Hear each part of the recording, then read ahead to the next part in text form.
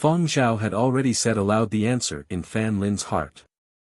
Now, Fan Lin was no longer able to preach about it. However, he reacted quickly and did not show any awkwardness, instead just laughing heartily. That's right. You think exactly the same as me. I most love watching them germinate. It is really vivacious, especially those arrow sunflowers.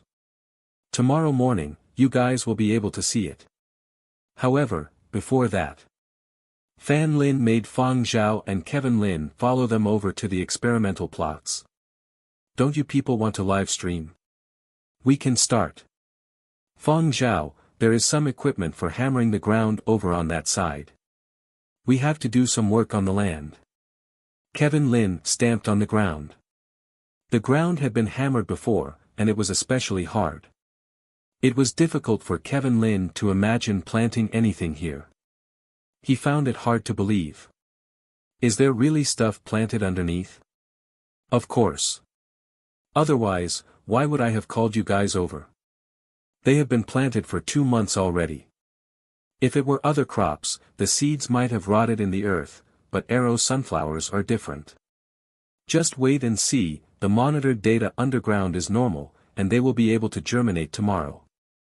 These 2 months, the seeds underground have already swelled up to many times their original size. What was the best way to ensure a plant's growth? They had accumulated 30 years' worth of experience growing arrow sunflowers. Till now, at this experimental plot, they had gone through over 20 generations of arrow sunflowers. As Fan Lin explained to Kevin Lin about this hybrid species, Fang Zhao had already dragged a sledgehammer out from the case beside the experimental plot. It felt heavy in his hands, but just like the pickaxe in the mining tunnel, it had propulsion appliances installed on it. It might be slightly heavy, but once the appliances were enabled and the hammer was being used, it would get much easier. Kevin Lin coordinated with Fang Zhao and turned on the live broadcast. Kevin Lin had originally looked a little gloomy, but he put on a warm smile in a flash. Greetings, everyone. The place I am at is the Academy of Science HQ's Professor Fan Lin's experimental plot on planet Baiji.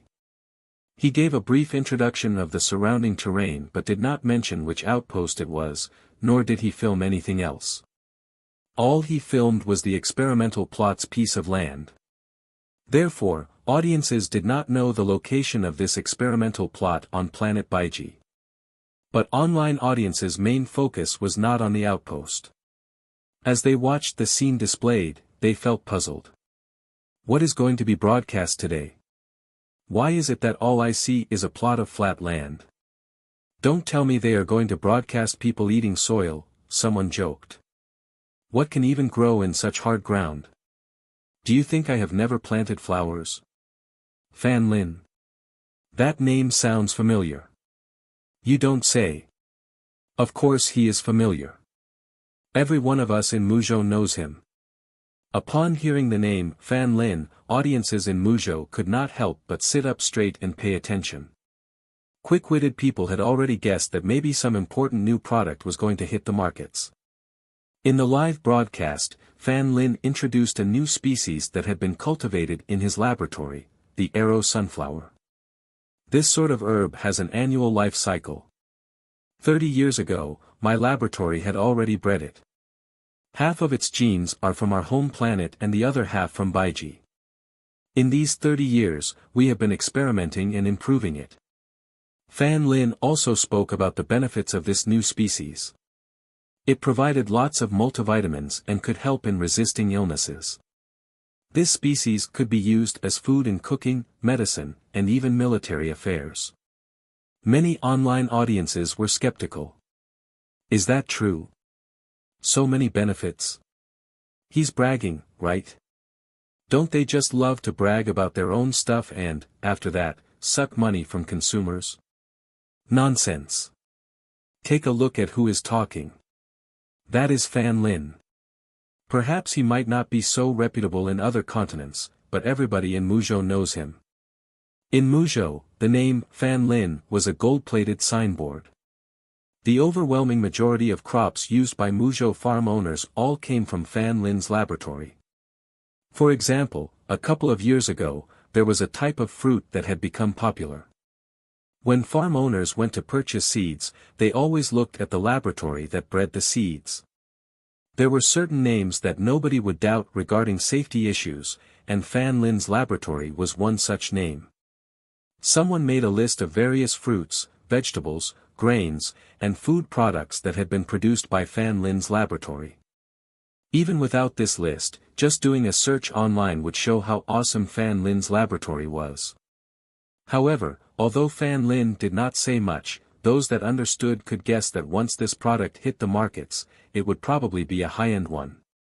When others in the same industry as Fan Lin received the news, they immediately switched over to Channel S5. Without saying anything, Fan Lin has actually gone to planet Baiji. Seems like it is indeed hallowed ground. The soil is definitely good, otherwise Fan Lin would not have even given it a glance. That means that Fan Lin had already invested in planet Baiji early on. 30 years ago, planet Baiji's land was dirt cheap. I think a 100-year lease contract cost about 100,000. Maybe 50,000 was enough. Renting the land then was just a steal. Now, if you don't have millions, you can forget about the idea. And even if you do, there are thorough investigations, and Planet Baiji's side might not even approve of it. In the past, getting a piece of land on Baiji to build a laboratory had been very easy. Baiji Base would surely have given a lot of leeway as long as it was not overboard, as they had wanted to attract more people. But now, applying for even a small plot of land was especially hard, and there was still the stingy Shanta there. Makes me green with envy. His luck is really good. Straight away applying for 100 years of usage rights. Now, only 30 years have passed.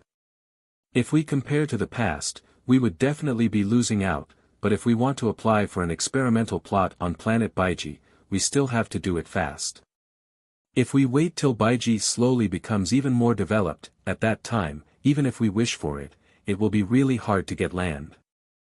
Is that fella Fan Lin flaunting? With that much land, even if his research on Baiji concludes and he no longer cultivate crops there, when he leaves the place, he can also earn a huge sum.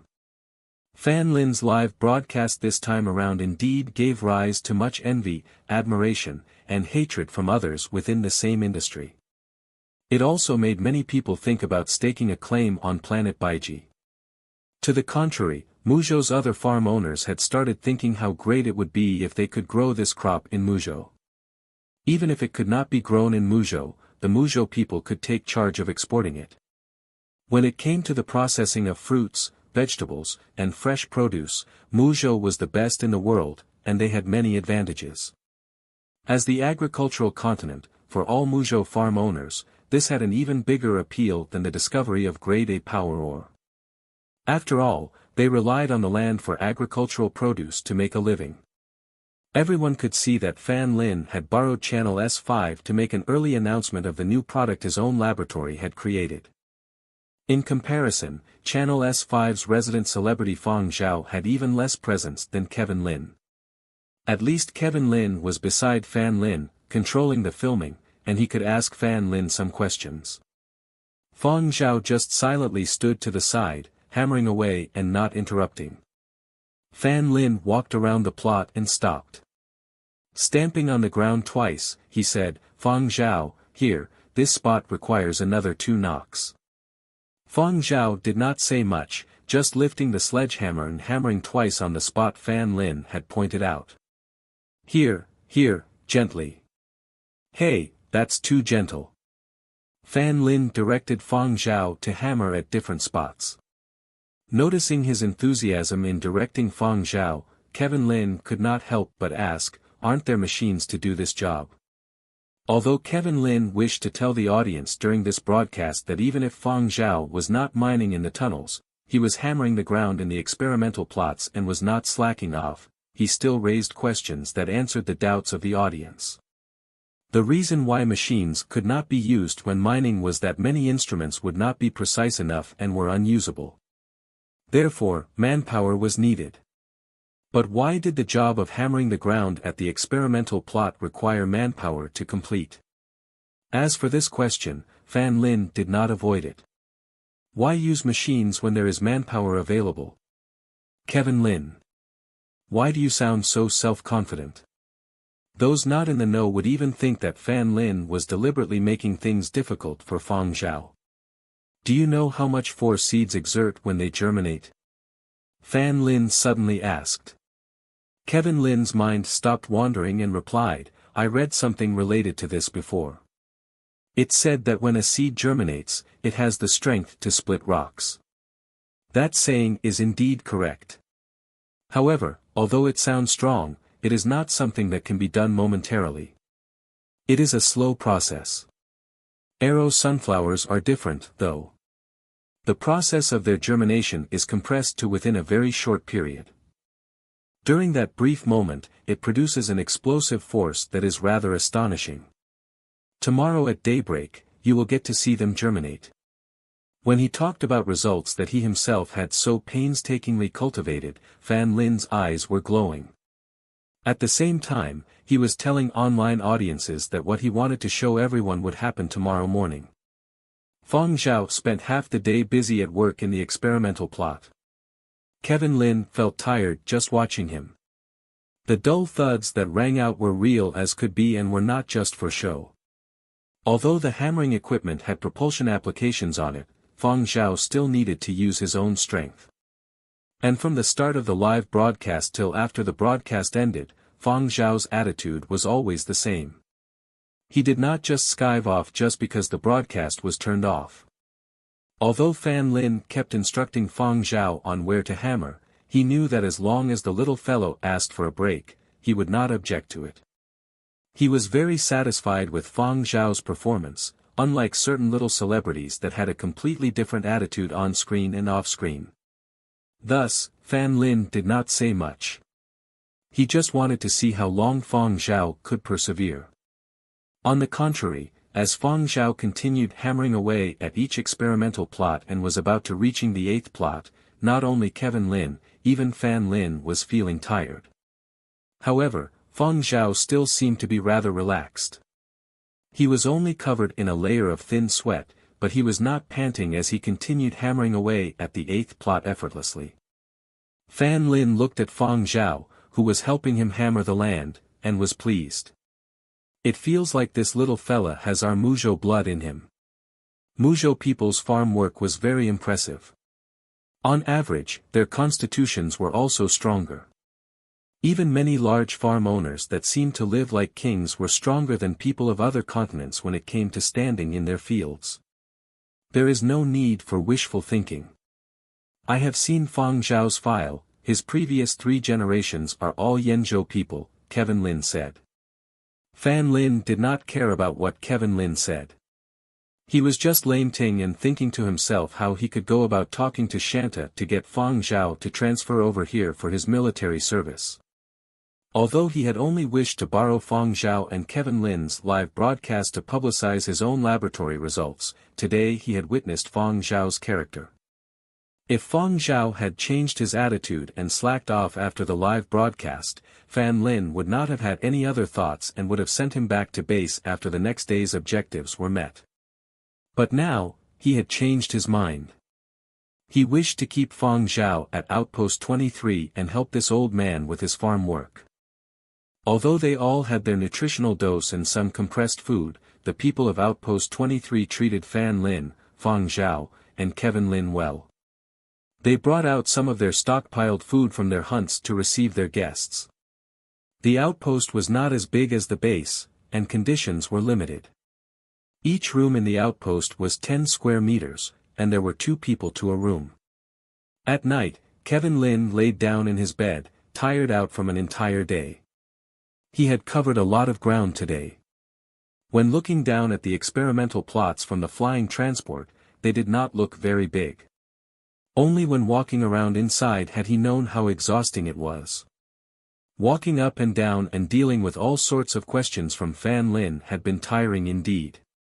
The outpost's rooms had a sort of cold metallic feel, just like a prison cell. Bases everywhere had similar conditions, but at least the rooms in the base were slightly larger and had more furnishings. Kevin Lin thought to himself, at least we are returning to base the next day. Enduring a night is not so hard. Writing in your diary again, Fang Zhao?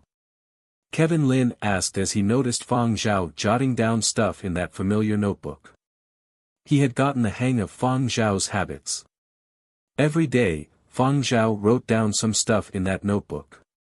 Fang Zhao had said they were song scores, but as Kevin Lin did not understand them, he just treated it as Fang Zhao writing in his diary. "Amincham.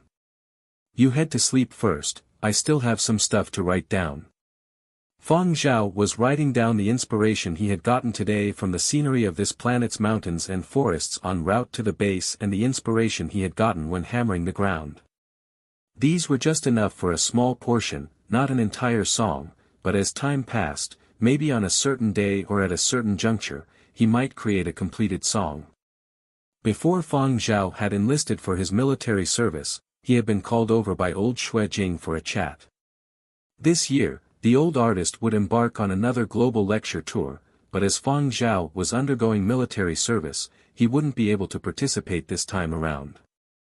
Xue Jing had advised Fang Zhao not to waste the bits and scraps of inspiration he got during his military service.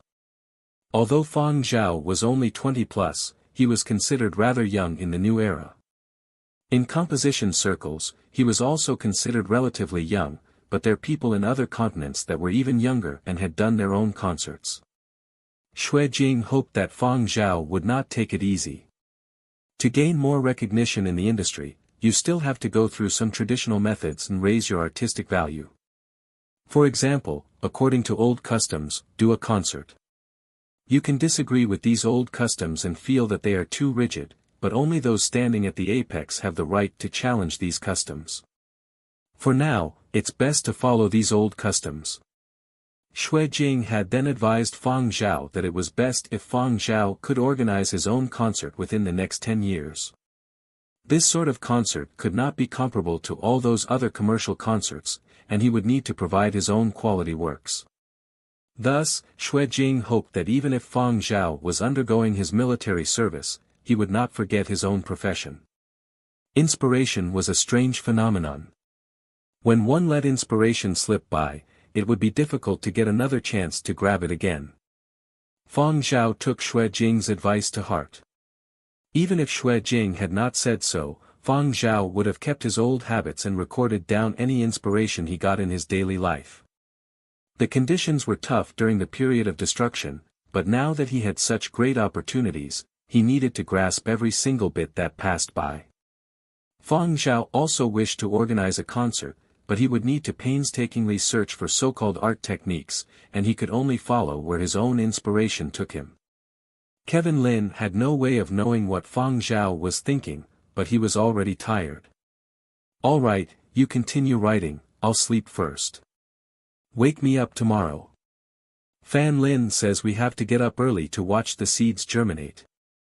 If we miss it, we will have to wait another year and would have come for nothing.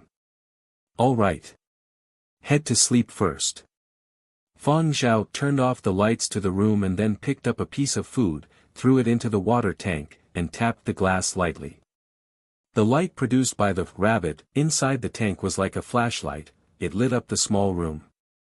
Fang Zhao had specially gotten this rabbit from Fan Lin. This little creature might seem sluggish, but it was actually full of vitality. If he threw a piece of food in, it would glow for a few minutes. The more food thrown in, the longer it glowed. Fan Lin had said the duration it glowed for was dependent on its mood. The more food thrown in when it was in a good mood, the longer it would glow for, but if it was in a bad mood, it would not glow no matter how much food was thrown in. Fang Zhao took a shirt and wrapped it around one side of the tank to prevent the light from shining on Kevin Lin. Watching the rabbit in the tank slowly chomp on its food, he arranged his thoughts and continued writing the uncompleted tune. After that, he amended the front portion. By the time Fang Zhao closed his notebook, Kevin Lin was already snoring. It seemed like the rabbit within the water tank was in quite a good mood. Fang Zhao did not know whether it was because he had been fed a lot or because it found its new environment exciting, as it had not extinguished at all. Fang Zhao gently knocked against the tank wall, and the light slowly faded till it was all black. Early the next morning, Fang Zhao received Fan Lin's call. Get up and head to the experimental plot. Don't laze in bed. Remember to bring the camera and make sure there is sufficient battery. Fan Lin urged.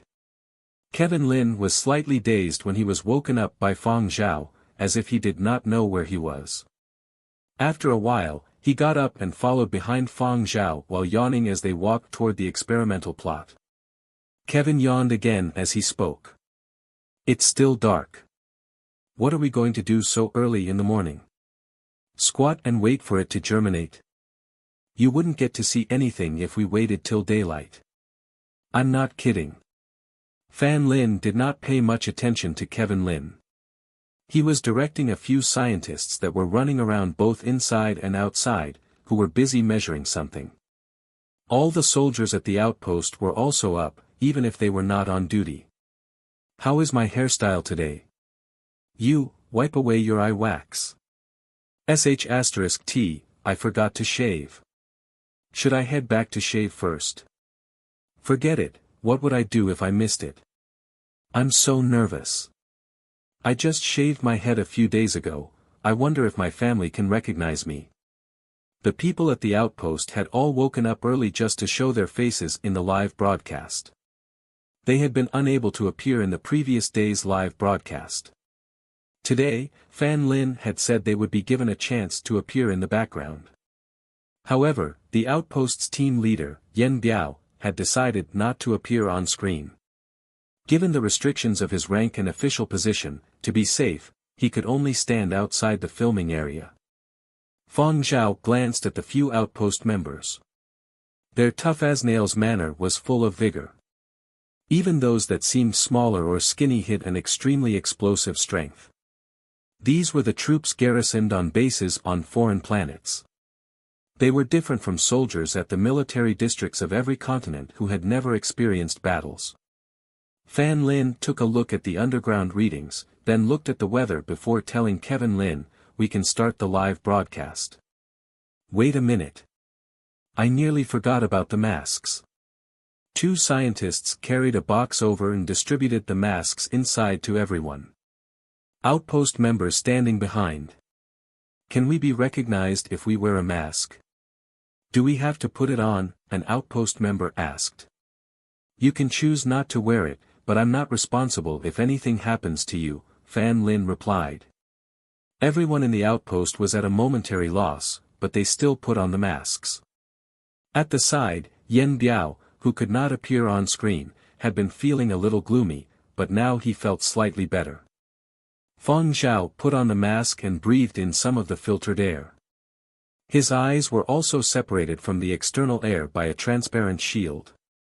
This offers too much protection. We aren't even in the mines, just filtering the air would do. Do we really need to cover our eyes? Kevin Lin grumbled. It burns the eyes, Fan Lin replied. Furthermore, the mask prevents allergies. Everyone's constitution is different. You might be affected even if others aren't. This is just an added precaution. Given your small physique. TSK. Fan Lin's tone was only missing the word loser. Kevin Lin was unconvinced. What about me? You aren't much better than me with your old body. He could not compare with Fang Zhao, sure, but he couldn't compare with Fan Lin, who was approaching old age. Fan Lin did not say anything and only laughed. After that, he lifted up his shirt, revealing his chiseled 8-pack abs. Kevin Lin. He went numb. I also do farm work. Fan Lin's manner was like educating the younger generation. Young man, train yourself more. Do not waste the genes your ancestors passed down to you. They were all descendants of people from the founding era. It was reasonable to say that there were none with especially weak physiques, but even the best genes were unable to withstand generation by generation of wastage. Kevin Lin's type was the result of those that seldom trained physically and were reliant on machinery. Summarized in a sentence, they were just lazy. Kevin Lin showed that he did not wish to continue talking to Fan Lin. He turned on the live broadcast and communicated with the audience. Some streaks of daylight had started to appear. Even if lighting was not used, the surroundings of the experimental plot could be seen. Online audiences were puzzled. What sort of battle array is this? Why do they need to wear masks to watch seeds germinate? Wasn't it said they would be watching seeds germinate? This looks more like they are preparing for a gas attack. Kevin Lin explained to audiences the reason they were wearing masks that Fan Lin had told him earlier. Glancing at Fan Lin, he realized that Fan Lin was not coming over to take over, so Kevin Lin cheerfully continued talking to the audiences online. 1 minute passed. 10 minutes passed. 15 minutes. Kevin Lin could not go on talking. Online audiences had started to get impatient. Some said they were going to play a game first, others said they would visit the washroom. Kevin Lin looked to Fan Lin, trying to get an explanation. Hadn't he said that they would be germinating shortly? 15 minutes had already passed, but nothing had happened. Are you teasing us? We are wasting live broadcast time. On the contrary, Fan Lin was not anxious. Keeping his eye on readings displayed on a circular device in his hand, he calmly said, "Almost there." Fan Lin's tone had just dropped when Fang Zhao raised his eyes to look at the experimental plot and said, "It's here." "What's here?" What did Fang Zhao hear again? Boom crack. Cracking sounds suddenly rang out, as if a blunt tool was being used to split open a wall. Boom crack. Boom crack. Boom crack. Boom crack. Loud sounds echoed out from every experimental plot in succession. A split appeared in the ground that had been hammered flat. White arrow shapes emerged from the cracks. It was as if time was running at extra speed. It was as if the sprouts were self-aware, forming two leaves in the blink of an eye and inching their way toward the rays of lights from the horizon. The originally bald ground, in a few breaths, had transformed and was now covered by a layer of young and tender sprouts. Fang Zhao watched the entire scene of the plant splitting the earth and sprouting without blinking. It was as if he had watched musical notes being illuminated one after another. It had gone from dull to dazzling, spinning and connecting to form an electric arc and reaching into every nook and cranny of his body. Many times, one might endure a dull and ordinary beginning, but all one needed was a little patience, to wait for the moment where it impetuously explodes and blossoms. Such was the power of life. The sky gradually became brighter. The field of view had already become very clear. Online audiences watching the large green area of young sprouts displayed on the screen could not help but feel like they had witnessed an unbelievable miracle. Were there really no special effects used? I just looked at the time. It really has only been 5 minutes. Otherwise, I would have thought that a few days had passed. The F***CK. I just went to the washroom, how did it become like this? Me too. I went to order some takeout, and when I returned to the broadcast, everything had changed. Brothers who have missed it can watch the video replay. How is that the same? The purpose of watching the live broadcast is to see those images at the first possible time. Replaying the video can no longer be considered a live broadcast, one will always feel a sense of lagging behind. But even if they were regretting, they could only watch the replay. There was no way time could be turned back. A missed opportunity could never be gotten back. In front of the experimental plot, Kevin Lin was at a momentary loss for words. He curiously looked at the little sprouts that had broken through the soil in a flash, trying to see if there was anything special about them. He really did not understand it, and so he did not speak much. Kevin Lin turned to Fan Lin. "Professor Fan, could you present a little?" Fan Lin looked at the readings on the circular device and removed his mask. "We don't have to wear the masks now. The group of over 10 soldiers in the background hurriedly took off their masks and put on serious faces that they thought were the most cool. Their faces were calm, but their hearts were screaming with joy. Finally, we can appear on screen. One of the reasons I gave them the name Arrow Sunflower is because the process of germination is compressed into a very short period of time, like an arrow being shot out. You all saw it for yourselves. The process happens very quickly. Blink and you will notice a sprout has appeared. However, during its germination process, a few gases are released. Some have a scent, while others are odorless. But some of these gases can irritate the human body. If we do not put on masks, in serious cases, it can lead to shock. As Fan Lin was speaking, a short distance away from the experimental plot, an outpost member came out from inside the outpost and scanned the area before running over to Yen Biao. The outpost soldier who had been about to give a report was given a scare when he noticed Yen Biao wiping away tears. Captain! Captain, are you okay? Who was Yen Biao? He was Outpost 23's team leader and captain and had experienced much fighting, but this iron-blooded man actually had tears streaming down his face. What exactly had he gone through? Was he moved or was he heartbroken? Yen Biao drew back the corner of his mouth. My eyes are burning. It stings. He also had not expected to be affected while standing so far away. A while ago, his eyes had suddenly felt a stinging pain, then his tears had started flowing uncontrollably. It was as if someone had thrown a tear gas grenade over. Now, he was feeling much better. Yen Biao rubbed his eyes and asked the outpost soldier, what is it? Message from the base telling every outpost to maintain the recent high alert and not goof off. Report to superiors should there be any unusual situations. Didn't they mention this yesterday? It's being emphasized again today. Yen Biao knit his brows. Got it. It seemed like the discovery of Planet Baiji's Grade A ore had attracted a lot of attention. That outpost soldier did not leave immediately after delivering his report, instead stretching his neck to look over at the experimental plot. Is that the little celebrity that came to our base for his military service? He looks rather average, not as good-looking as me. He had not gotten to see Fang Zhao yesterday, but after seeing Fang Zhao now, he felt a little disappointed. There are many people who are good-looking, but that fellow is popular. I hear he is very good at games, Yen Biao replied. I'm very good at gaming too. When I was younger, I took part in primary-level esports competitions, and I received awards, that outpost soldier jested. I heard he can detect the position of or just through listening. Oh, just now, when the seeds were germinating, he also heard that too. I feel that his ears are even more effective than the device Fan Lin has in his hands.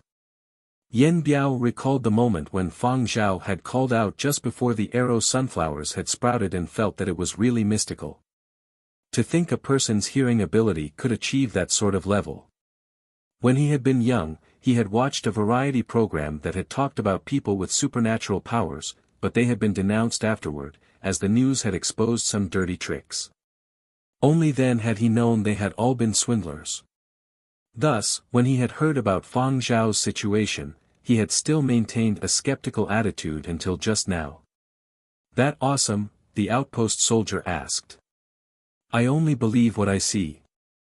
Yen Biao noticed that outpost soldier's gaze kept stopping at the experimental plot area and knew what the soldier was thinking. You want to appear in the background? Hee, I did have that idea.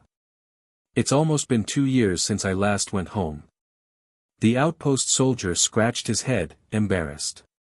If he had not had that idea, he could have relayed the base orders through the comms device. Personally running out was to see whether he would have a chance to show his face. He was just a little soldier without any presence. Unlike Yen Biao, it was all right for him to appear on screen. Yen Biao chided that soldier and gave him a little kick. Still playing mind games with me. I just knew you had that sort of idea. Go on, then. Whether you can steal a spot in front of the camera is all up to your own ability. Ha! Got it. The outpost soldier stealthily ran over to that side. Yen Biao glanced at Fang Zhao over at the experimental plot and couldn't help but click his tongue. Tisk. He really did not know how that fellow Fang Zhao had become famous. Fang Zhao did not look particularly eye-catching and did not seem to have much original presence. At this time, it was entirely Fan Lin and Kevin Lin standing in front of the camera and conversing. That little fellow totally did not know how to steal the spotlight and was actually holding on to his paperback notebook and squatting over at the side while scribbling something. Could that be an unconventional way of acting cool? Yen Biao shook his head. He had no idea what went through the minds of these sorts of celebrities. Yen Biao gave a muted sigh. However, we really do have to thank him. Planet Baiji's position in the development sequence had started to move forward. In the future, there would definitely be more troops. Yen Biao had been guarding Outpost 23 for so long, it was probably time for him to get promoted too. When he thought about this, Yen Biao could not help but laugh. He knew that he would be able to get promoted soon. He was really grateful to Fang Zhao. If not for Fang Zhao discovering Baiji or so quickly, their facilities would not have been upgraded and manpower at the base would not have been increased so quickly. His rank now was captain, and if everything went smoothly, within the year, he could surely rise to the rank of major. Even if he was discharged from the military in the future, his discharge fee would not be little. Over at the experimental plot, Kevin Lin and Fan Lin were taking turns asking and answering questions. The two coordinated very well. After continuously going through a few questions, Kevin Lin remembered Fang Zhao. Looking over, he saw Fang Zhao holding on to that familiar notebook. Seems like Fang Zhao realized something and is busy composing again. This was considered an explanation by Kevin Lin, telling the online audiences that Fang Zhao was not skiving off but rather was finding the time to compose new tunes. If Kevin Lin had not mentioned it, many people would have forgotten about Fang Zhao's composition background. However, some online audiences had some doubts. Why did he say, again? Is inspiration that easy to get? Some people lamented Fang Zhao's spirit in persevering with composing during his military service, but there were also some who said Fang Zhao was showing off.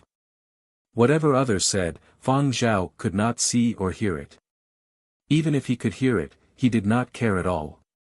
He was just jotting down all the inspiration that had flashed through his mind as he witnessed the scene of arrow sunflowers germinating. After he was done, he closed the notebook and kept it before once again working the land. He listened to Fan Lin's instructions and moderately sprayed the ground with water. "Oh right, Fang Zhao, I wish to transfer you over from the base. In the future, you can stay at Outpost 23 and undergo your military service here. What do you think?" Fan Lin asked. At this time, Kevin Lin had already shut off the live broadcast. Hearing Fan Lin's words, he nearly jumped. "Transfer over here." Kevin Lin was unwilling. The conditions at the outpost were much worse than the base. Fan Lin unhurriedly explained his analysis. "Do you guys still wish to return to the mines and film? It is better over here. You can film the flowers and grass. What can you film over at the base? You guys can't enter the mines right now, and even if you get allocated there, the base will not allow you to do a live broadcast in the mines. Could grade A power or and grade A-1s be the same? There would be even higher confidentiality when it came to extracting and mining. For example, the quantity excavated every day, the quality, and so on. At this moment, this information could not be public knowledge, so even if they went over, they would not be able to get information from that side. Not only them, even those newly dispatched military reporters had no way of knowing. Kevin Lin understood Fan Lin's opinion. Transferring over would make it easier to operate compared to the base, but the living conditions were slightly worse. Fan Lin looked over. If Fang Zhao agrees, I can speak with Shanta and change your military service allocation over from mining to here. I guess I will just have to trouble you for that, Fang Zhao replied. Ha, no trouble at all. Don't worry, you will find working here more meaningful than mining. Planting flowers and growing grass, and you can also follow the outpost team on their hunts and try some wild flavors. How great is that? It's much tastier than that compressed food. Fan Lin laughed heartily. In his heart, he pondered. Later, when he got back, he would discuss this matter with Shanta. After all, Fang Zhao was a member of Project Starlight and was different than other conscripts. The procedures would certainly be more inconvenient, and he needed to give prior notice. Kevin Lin saw Fang Zhao agreeing. Furthermore, what Fan Lin had said had aroused him. Although the accommodations at the base were slightly better, there were more restrictions. The outpost was different. There would be more freedom, and the things that could be filmed were more abundant. Looking at the benefits, this place was indeed better than the base. But since they would be moving over, he needed to return back to the base to pack his belongings. During the noon break, after they returned to the room, Kevin Lin gave a call to the base, wishing to request a flying transport come over and fetch them. The team and flying transport that had brought them over had already returned to base. Unfortunately, the request was not successful. They are temporarily unable to dispatch any unnecessary flying transports over. We have to wait who knows how long. So many flying transports and they can't dispatch one to come and fetch us. Surely Fan Lin had a hand in that. Kevin Lin angrily exclaimed. People with the Fan family name are all too sinister. Fang Zhao spoke as he threw food into the water tank. Perhaps there are real missions on their side. I heard from the outpost captain that they are on high alert everywhere. The flying transports might be dispatched on missions. Actually, since Baiji ore was discovered, it has been very hard to request flying transports. That time when Professor Fan got one was because he had collaborated with the base for a long time and has special privileges. That is why I just said Fan Lin is sinister. He had the idea of bringing us over here to advertise for him all along. Kevin Lin still couldn't secure a flying transport from the main base the next 2 days. He didn't want to beg Fan Lin for help either.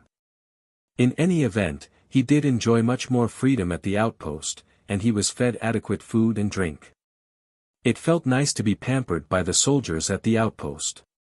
Even though Kevin Lin still be *ched in front of Fang Zhao, he had grown more and more attached to the outpost. The reason he kept applying for a flying transport was that he wanted to collect his things from base. Fang Zhao's assignment had been officially switched to the outpost. His daily workload was recorded on his personnel file and the person responsible for evaluating him was Fan Lin.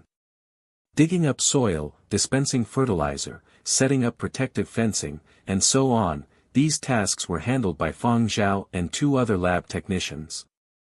Fan Lin sometimes worked in the fields too even though there were already 3 or 4 people working the plot. Breaking down their productivity, Fang Zhao accounted for 75% of the total work output. As for his downtime, Fang Zhao was always scribbling away in his notebook. It was a scene folks at the outpost had gotten used to. That kid is hardcore. He doesn't play around when he works, one of the sentries told Yen Biao. The soldiers were indeed biased against celebrities and the like. They had always thought that all celebrities only knew how to put on a show, that everything was fake, but their impression had changed drastically over the last 2 days. Kevin Lin behaves more like a celebrity. Even though they didn't go online, all the sentries knew that Kevin Lin got more screen time in the live broadcasts than Fang Zhao did. In reality, Kevin Lin was quite conflicted.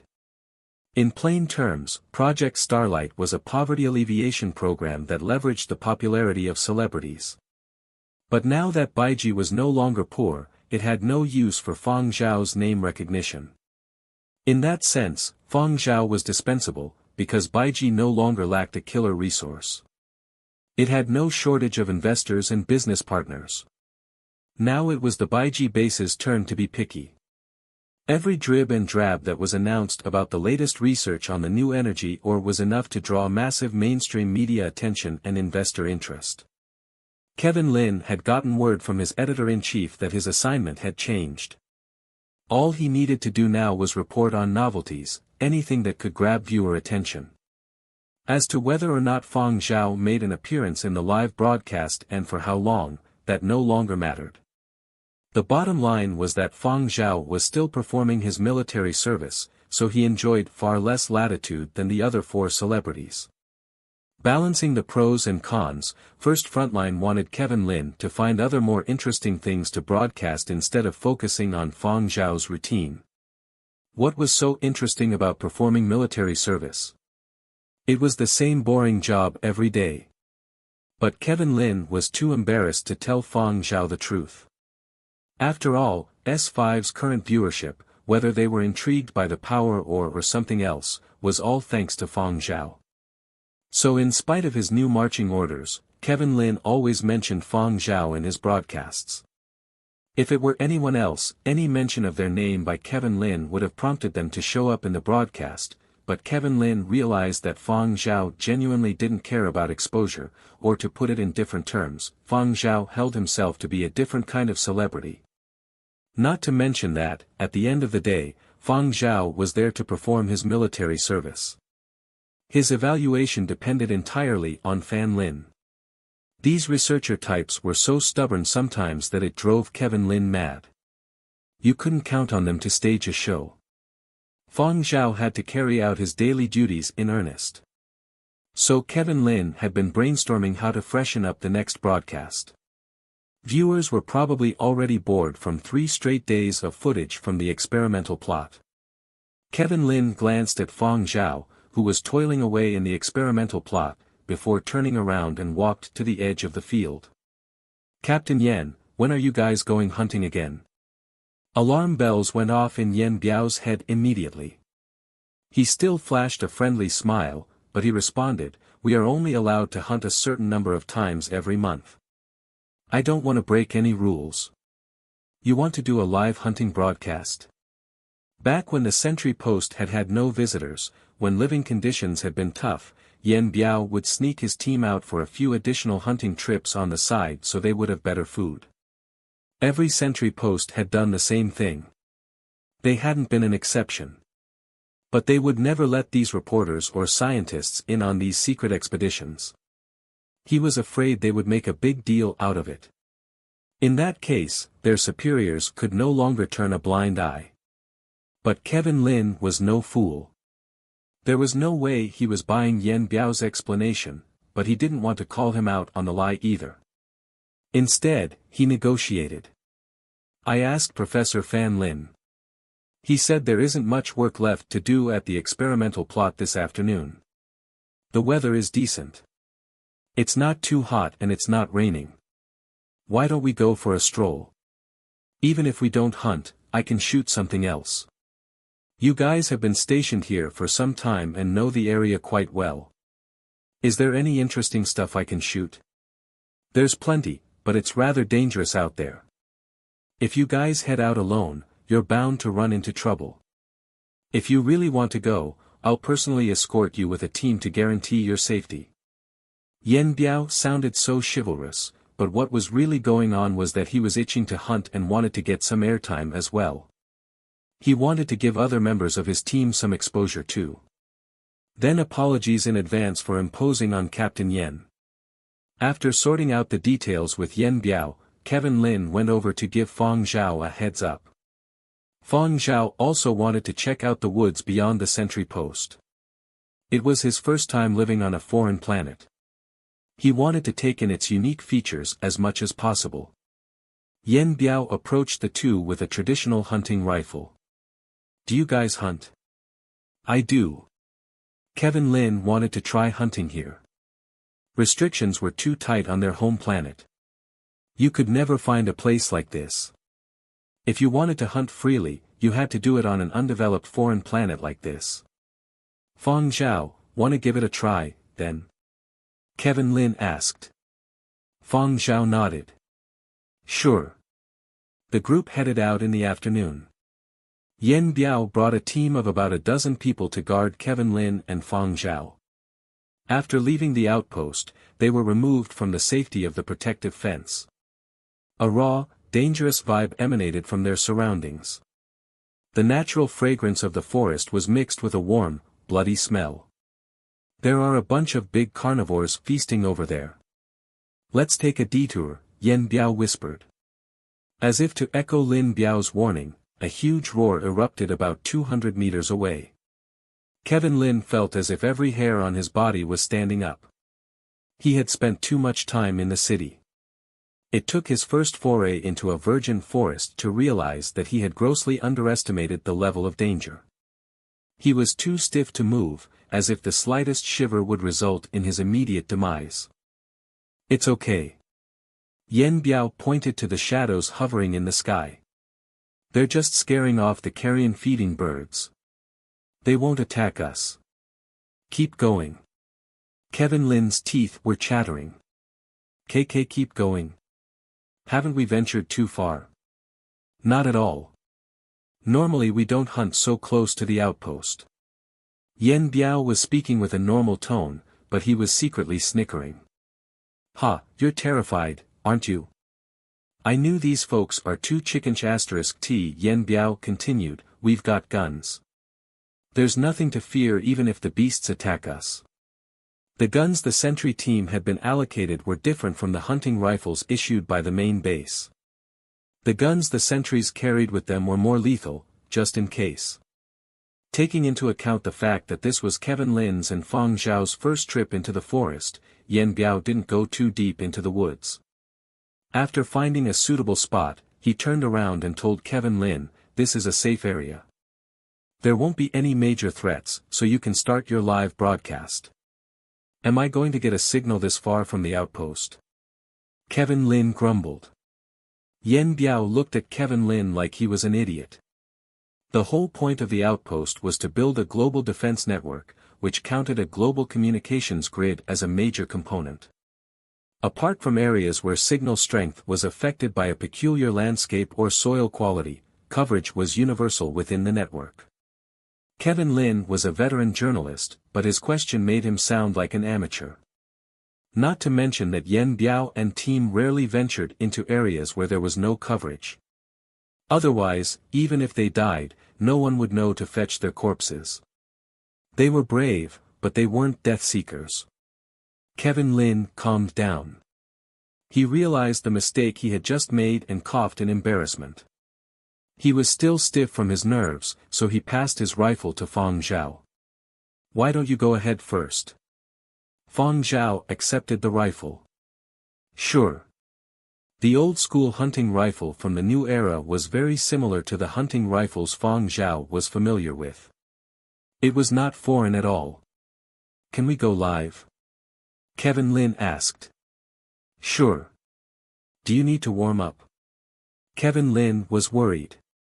No, I'm good. It wasn't that Fang Zhao was overconfident, it was just that he had noticed that Yen Biao was antsy and eager to start barking instructions. If they warmed up and he finished his spiel, then there would be nothing left to say on air. Of course, Fang Zhao was also confident in his abilities. Even if he missed his first few shots, he'd get the hang of it after a few tries. He wasn't worried about losing face. Then here I go. Kevin Lin switched his camera to live mode and gave a brief rundown of their location. Yen Biao also gave a briefing and offered tips on how to use the traditional hunting rifle, how to aim, how to seize the moment, and so on. I can't show my face, but I can sure as hell make sure my voice is heard. This time, Yen Biao got his fix. His family should be able to recognize his voice, no? He hadn't been home in years, so he wasn't sure. In any case, this was his way of getting on air at least once. The online viewers were also intrigued. Wow, so this is one of those storied virgin forests on foreign planets. I hear they're crawling with wild animals. Jealous. Who's the hunting instructor? How come he isn't showing his face? The camera panned past him a few times but missed his face. Still, I'm certain it's one of the sentries from the outpost. Duh. Who else would it be? A lab technician? Is Fang Zhao going to hunt on live broadcast? Will he be able to hit anything? Fang Zhao's meteoric rise to the top of the Battle of the Century rankings and the Black Street Scuffle had people wondering whether he had gang connections. There were all sorts of wild stories. Now, folks could finally see Fang Zhao use a hunting rifle for real. This time, the live broadcast drew gamers who typically weren't interested in the show. Gaming was just gaming, after all. As good as you were in-game and as much time as you put in on the practice range, it was no substitute for the real thing. Hunting was the real thing. So many online viewers were eagerly anticipating this moment. Many so-called professional marksmen were glued to Fang Zhao's every move and every gesture so they could analyze them like a precision instrument. Holding a rifle was one thing, but shooting it was another. Was he an accurate shooter? How would he compare to his avatar? The 50th floor of Silver Wing Tower. The Virtual Projects Department. Wow, boss is going to fire a real gun on live TV. Zhu Wen quickly spread the word within the department. This is for real. I'm so nervous. What's so nerve-wracking about hunting? Over in Muzhou, they have private hunting grounds. Word is quite a few professional marksmen go hunting over there. No, it's not that. You don't know the entertainment industry. Some of these folks are brutal critics. Boss did so well in Battle of the Century. If he falls short just a bit in reality, they're going to butcher him. Not to mention that Boss has been in the headlines for discovering the Baiji power ore. What do you think they will do if they see an opening? Of course, they would show no mercy.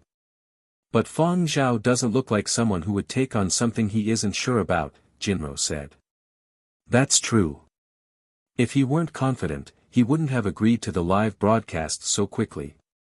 Considering the matter from a different perspective, perhaps this was an opportunity for Fang Zhao to show off his gunplay. The thought made Zhu Wen and company more relaxed. They started looking forward to the broadcast as well. I've never seen Boss use a real gun in real life. Me neither. Suiyu, have you? It's illegal for people without gun permits to shoot in public except for firing ranges, Suiyu responded. He had never seen Fang Zhao shoot a real gun, but even if he had, confessing to it would be the equivalent of announcing that his boss had broken the law. Meanwhile, in the live broadcast, Fang Zhao raised his old-school rifle and started aiming at a chubby bird that was resting on a tree branch under Yan Biao's guidance. Wait. Be patient. Calm down. Yan Biao was worried Fang Zhao couldn't maintain his composure, so kept whispering reminders. But when he turned his head, he noticed that Fang Zhao was surprisingly calm. He didn't look like a young man of his age raising a rifle for the first time. Wouldn't a normal person be excited and a bit nervous and uncertain at the same time? But Yan Biao cast aside his doubts when he felt the timing was right. Go for it, he urged in a whisper. The online viewers wouldn't risk so much as a blink lest they miss the scene. Right at that moment, the screen went dark and the following line appeared, signal lost. Reconnecting. Channel S5's comments section had exploded. There was so much anticipation. Many people had stopped what they were doing and were waiting for Fang Zhao to pull the trigger. Online bystanders, gaming fans, reviewers, entertainment media outlets, and many other sorts of people with different purposes were all waiting. In the end, at the most crucial moment everyone was waiting for, they got a signal lost, attempting to reconnect. During the black screen, vulgarities and abuse exploded from many people. Others that had slower reactions were dazed for a while when facing the black screen. Following that, just like everyone else, they went to the comment sections and forums to vent their dissatisfaction. F***CK. Your father thought he had not paid his network fees and the signal was cut, but when I switched to other channels, everything was normal. Only channel S5 is black. Same over here. Only channel S5 has no signal, all others are normal.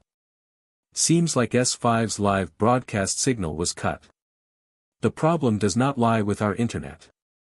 Wasn't it reported yesterday that Baiji's communications network has been upgraded? How could something like this still happen? In channel S5's comments section, comments that had a large proportion of unrefined language had been censored too. For voice comments, someone could select any of them and be able to hear a stream of censored beeps. As channel S5 belonged to Project Starlight's first frontline segment, at the moment, they were under heavy fire. Customer service was totally unable to cope. Call after call of complaints came in succession. We request channel S5's live broadcast signal be reinstated. Right now. Immediately. Don't come pretending to be poor to your father. Don't say that you don't have the funds to upgrade communications facilities. Was Baiji or mined for nothing? Was the ore eaten by you guys? Let me tell you this. You guys are all corrupt. Embezzlers. You better put back every single cent to be used for upgrading the communications facilities right now. A customer service staff wiped off the sweat on his forehead as he listened to a customer's complaints. In his heart, he was thinking, you can sue us, but it's no use, we aren't the ones in charge of constructing Planet Baiji's facilities. The segment's official platform had many messages full of grievances, catching them unprepared. The face of the chief editor in charge of the 5 channels was red with anger. He asked the technician, have you discovered the reason? It is indeed the other side's live broadcast signal that has been cut, and we can't reconnect. We aren't able to contact Kevin Lin. Should we try contacting Planet Baiji's base first? Then do that. The chief editor was furious. How does Kevin Lin do his work? Can't he find a place with a stronger signal for his live broadcast? If they were live broadcasting in the forest, so be it. Why had he had to pick a place with such an unstable signal? Furthermore, the signal just had to break at that sort of moment. Lots of people online had criticized them for using this method to purposely tease the audiences with the motive of attracting more viewers. What a load of hogwash. However, very quickly, the segment's chief editor heard even worse news. Boss, Baiji base cannot be contacted. How can that be? Didn't they just upgrade the communications network's receivers and transmitters? At that moment, in the forest close to Planet Baiji's Outpost 23. After Yen Biao had indicated that Fang Zhao could pull the trigger, he waited for a few seconds, but Fang Zhao did not do anything. Just as he was about to say something, he saw Fang Zhao putting the gun down and looking up at the sky. What happened? Yen Biao remembered that Fang Zhao's hearing was better than that of normal people. What do you hear? It doesn't feel good. Something is going to happen, Fang Zhao replied. Yen Biao was skeptical. You heard it? Fang Zhao looked straight at Yen Biao, intuition. There was no hint of a joke in his eyes. Yen Biao stopped smiling and decided to contact someone in the outpost, but he realized that there was no connection. No signal. No signal. Kevin Lin was also astonished. There isn't any live broadcast signal either. Is the problem with the base or with the outpost? Yen Biao did not reply. He switched his comms device's mode to the outpost's internal network. This time, it connected. Outpost, are there any anomalies? Nope, everything is normal, replied the outpost soldier in charge of alerts at the moment. However, we are unable to get in touch with the base. Are we able to contact the other outpost? Yen Biao asked. Unable to do that either. Only Outpost 23's internal network is working.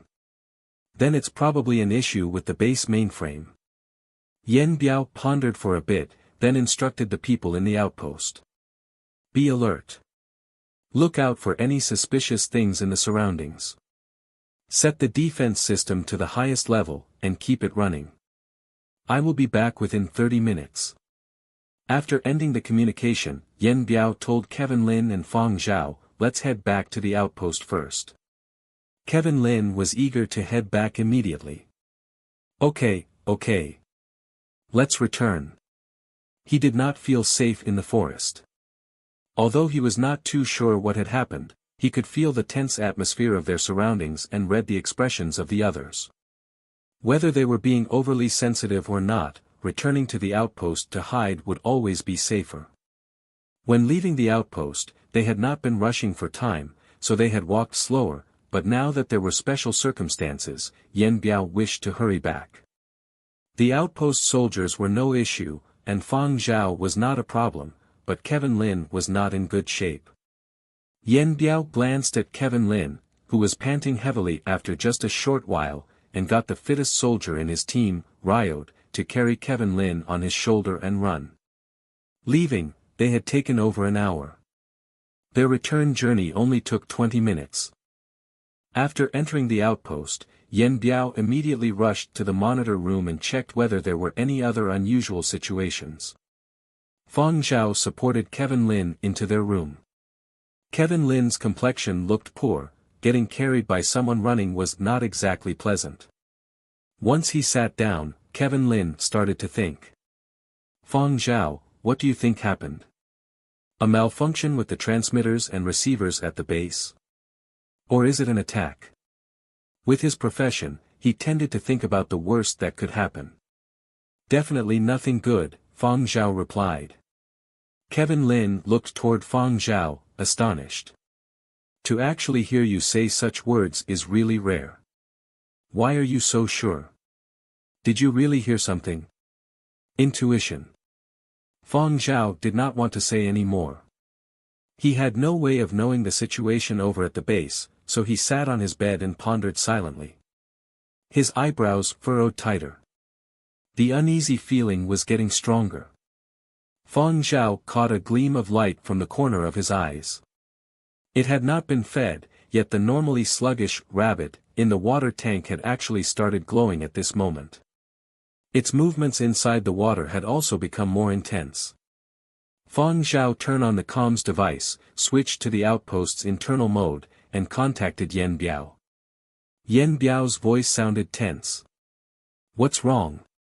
As if he had already sensed something and was not as carefree as he normally was. Something is coming, probably from the air. It's not safe here, Fang Zhao said. Yen Biao did not make a sound, probably deciding whether to listen to Fang Zhao's recommendation. He did not let Fang Zhao wait long. After 5 seconds, Yen Biao said, I will have someone bring you to the underground shelter. You will be safe from air raids there. Very quickly, a few outpost soldiers brought Fang Zhao and Kevin Lin to the underground shelter. In a short while, Fan Lin and those scientists were also led down. One of the outpost soldiers pointed to a floor plan on the wall. The floor plan showed all the details of the entire shelter. If the shelter isn't going to hold, head out through that side's emergency exit. As the oldest here, Fan Lin displayed an image of calm. He had to be calm. Understood. You all have to stay safe too. After the outpost team left, the underground shelter quieted down and the atmosphere became somewhat stifling. To ease everyone's nervous mood, Fan Lin laughed and asked Fang Zhao, why did you bring it down as well? When Fang Zhao came down, he had brought along the water tank. At the moment, the little chap in the water tank was glowing. It seems to be in an excited mood. No, it could be that it is afraid. It probably sensed danger. When Fan Lin said this sentence, the mood in the underground shelter became even more stifling. This place is too old. I wonder how strong it is, Kevin Lin worriedly said as he eyed the surroundings. The outpost's defense system and communication facilities had been upgraded, but its underground facilities had not. It looked really old, simple, and crude. Fang Zhao suddenly exclaimed, everyone, be careful. Boom. The entire underground shelter shook. What is going on? Boom. Kevin Lin had not finished speaking when another loud boom rang out, and the underground shelter started swaying. Those that had not been standing firmly were nearly thrown to the ground. Fragments of the ceiling came loose and fell, and a few items placed on the table also tumbled down. Fan Lin reassured the others. The outpost has been attacked. However, those two explosions were not direct hits. The outpost probably intercepted it in the air. Don't be so pessimistic, everyone, the outpost's defense system has been upgraded. Fan Lin had only spoken halfway when an intense explosion sounded. It was as if the entire outpost had been shoved into a box and violently shaken. The few scientists that had been standing or sitting were all thrown to the ground. If not for Fang Zhao supporting him, Fan Lin would also have fallen. Kevin Lin fell flat on the ground, and blood starting flowing from his nose. If Fang Zhao had not pulled him back a step, he would have been smashed on the head by falling bits of the ceiling. The lights in the shelter flickered for 2 seconds and then extinguished. Light from the water tank's rabbit lit up the room. Fang Zhao scanned the place. How is everyone? Someone's hurt, but it shouldn't be life-threatening, a scientist replied. Fang Zhao eyed the floor plan on the wall and headed to the corner where a toppled cabinet was. He pried open the cabinet and took out the first aid kit inside. Medical supplies are limited. Let's treat those that are injured first. The ones with more serious injuries take priority. Fang Zhao, what category does mine belong to? A bloodied-faced Kevin Lin asked. Fang Zhao glanced over. Minor injury, wait for now. Oh. After Kevin Lin's nervous mood passed, his occupational habit kicked in and he turned on his camera. Although it could not connect to the network for live broadcasts, it was still able to film. Kevin Lin switched to film mode and first filmed one round of the surroundings. Following that, he directed it to face himself. Raising a hand to wipe away the blood from his nose, he said, "Greetings everyone, it is your old friend Kevin Lin. My work ID number is LKW7986, from Huangzhou. Now, I am currently hiding in the underground shelter of Planet Baiji's Outpost 23. The outpost is under attack. We have no idea what the situation is like above us."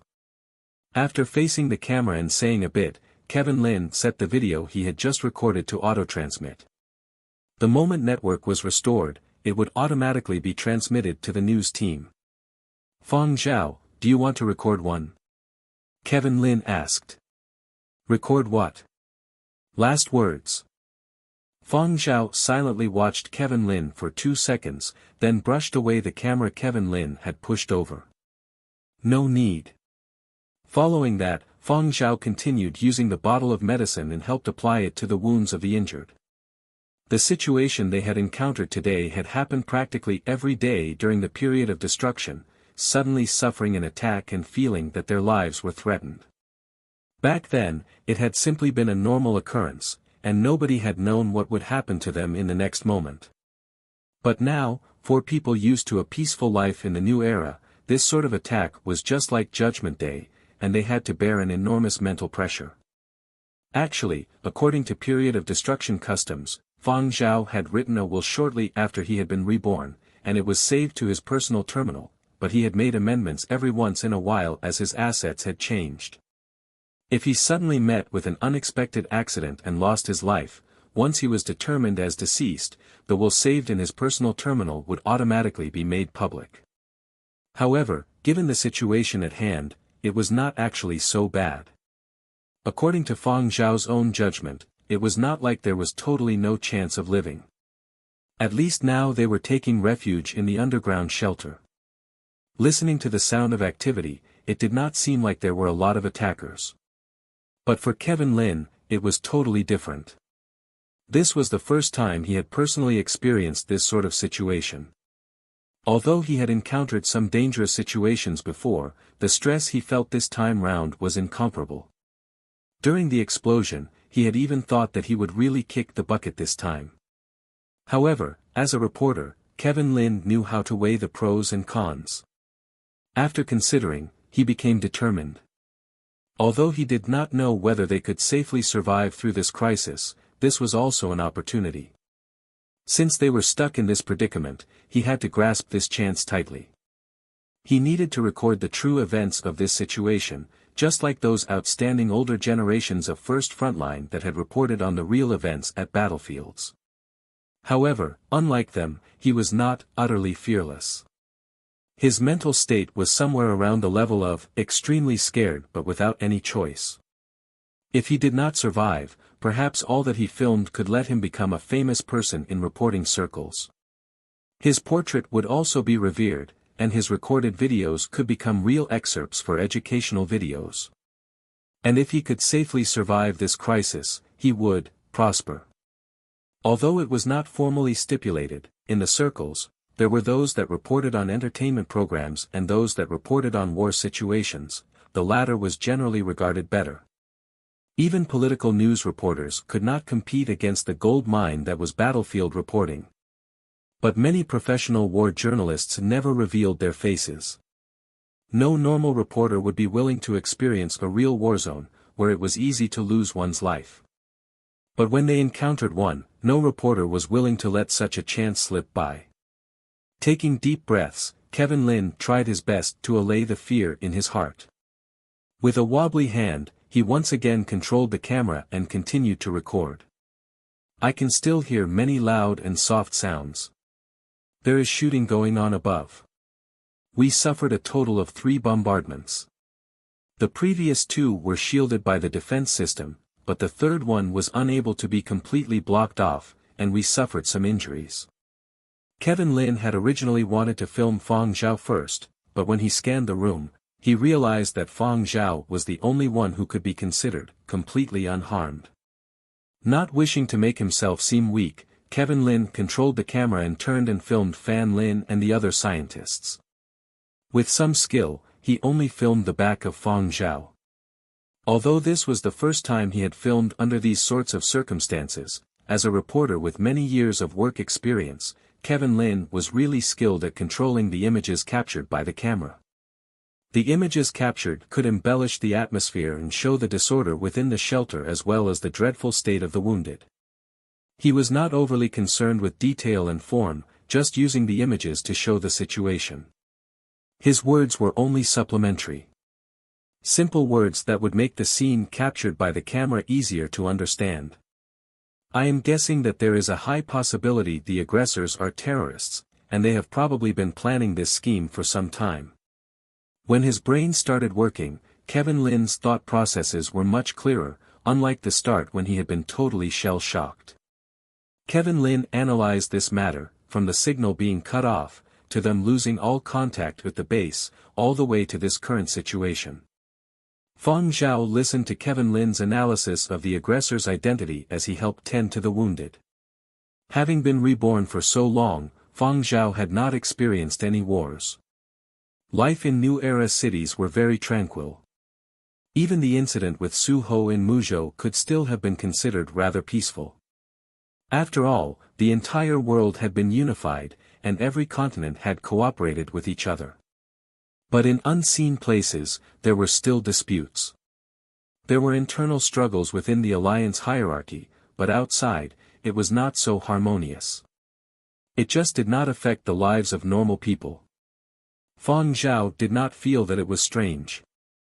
During the period of destruction, everyone had united to face the enemy, but after the founding era, benefits had been distributed unevenly.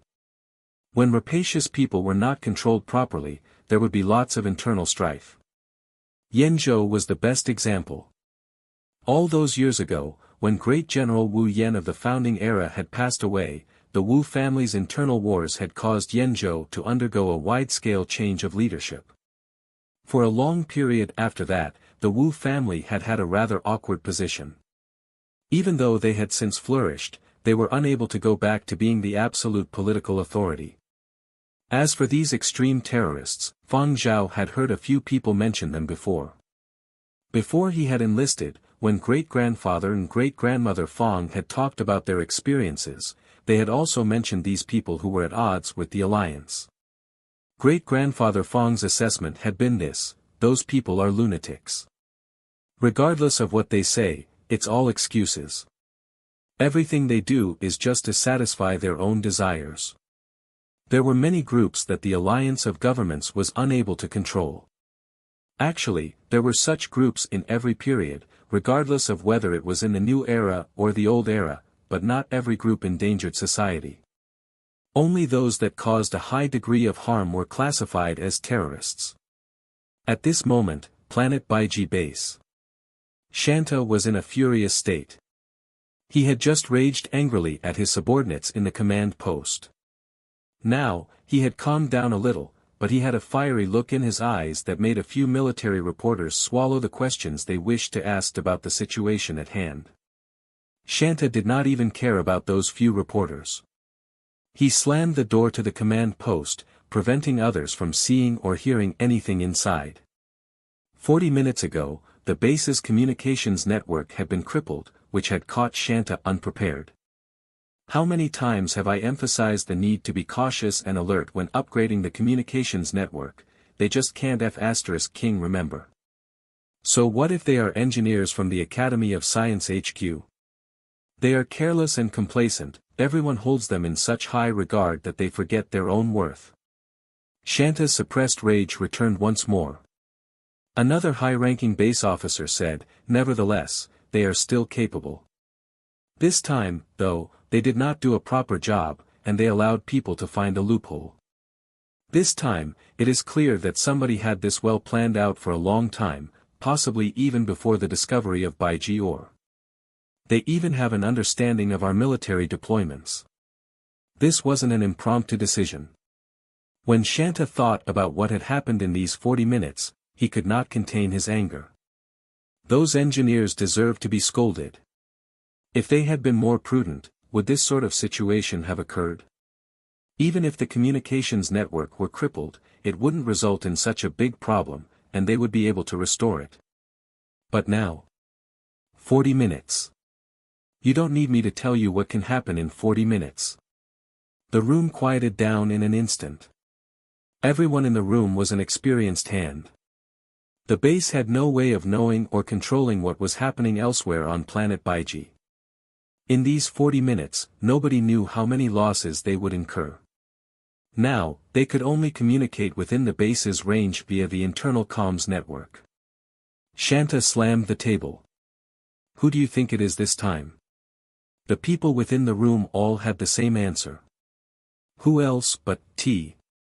The T organization was the abbreviation given to the extremist group known as Tomorrow's Empire. A new communication came in and Shanta hurriedly answered. The teams dispatched to nearby outposts for scouting have returned. Nothing is out of the ordinary.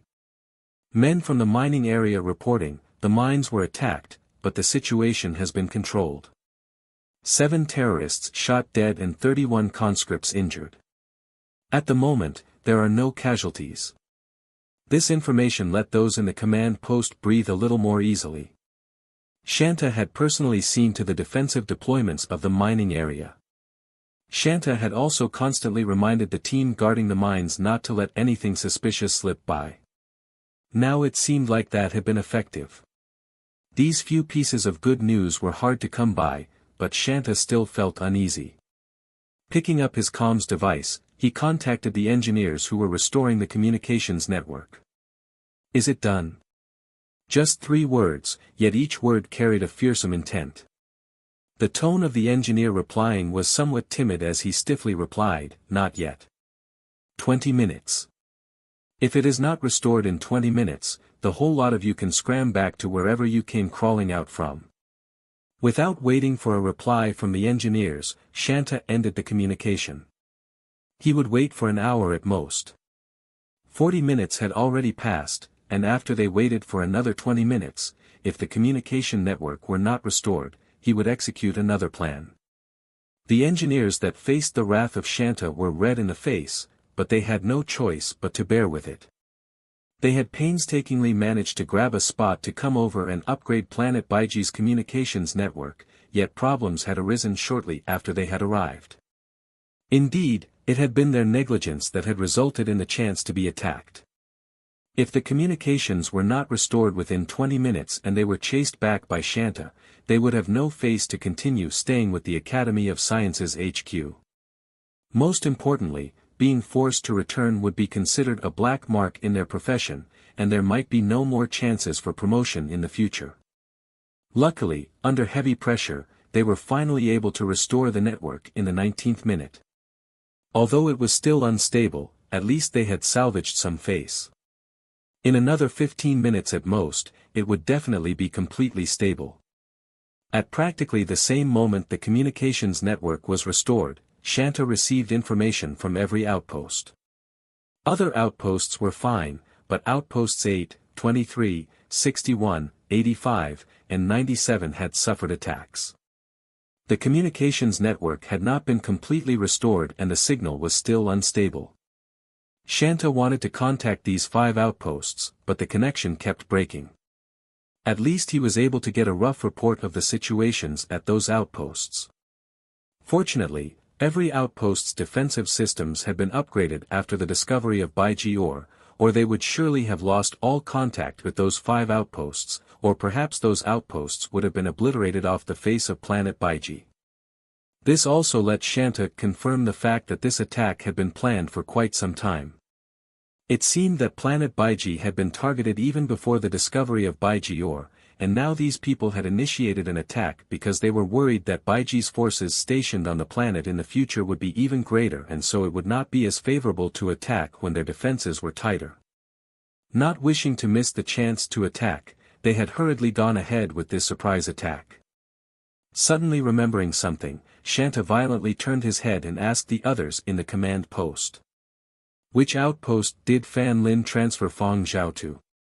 Shanta's assistant brought up Fang Zhao's military service files. At the column for his military position, active duty, were the words, Outpost 23. Silence befell the room and the atmosphere became grave. Fan Lin, a veteran professor at the Academy of Science HQ who had brought along large projects and was a famous person from Muzhou. The 8 scientists under Fan Lin were all his research elites. If anything had really happened to them, Fan Lin's laboratory would have been destroyed all at once. And there was still Fang Zhao and Kevin Lin, who were part of Project Starlight and garnered a lot of viewership. The matter could not be covered up if something had happened to them, not to mention that they had been doing a live broadcast before the signal had been lost. Fang Zhao, Baiji discoverer, could be considered the person who had changed the fortunes of planet Baiji. Shanta was also grateful to him, especially his ears. If something had really happened to Fang Zhao this time, it would be really unfortunate. Fang Zhao's vocation transfer was never publicized. Even when they were broadcasting, no information was revealed that Fang Zhao was at Outpost 23, someone said. Fan Lin's decision to come over here was made before the discovery of Baiji, so they would not have been the target. A colonel spoke up. These people only wanted to create a diversion and attack. The base defenses are too strong. They would be asking for trouble if they attacked the base. Rather than sounding us out and attracting our attention, they were simply better off picking outposts to attack.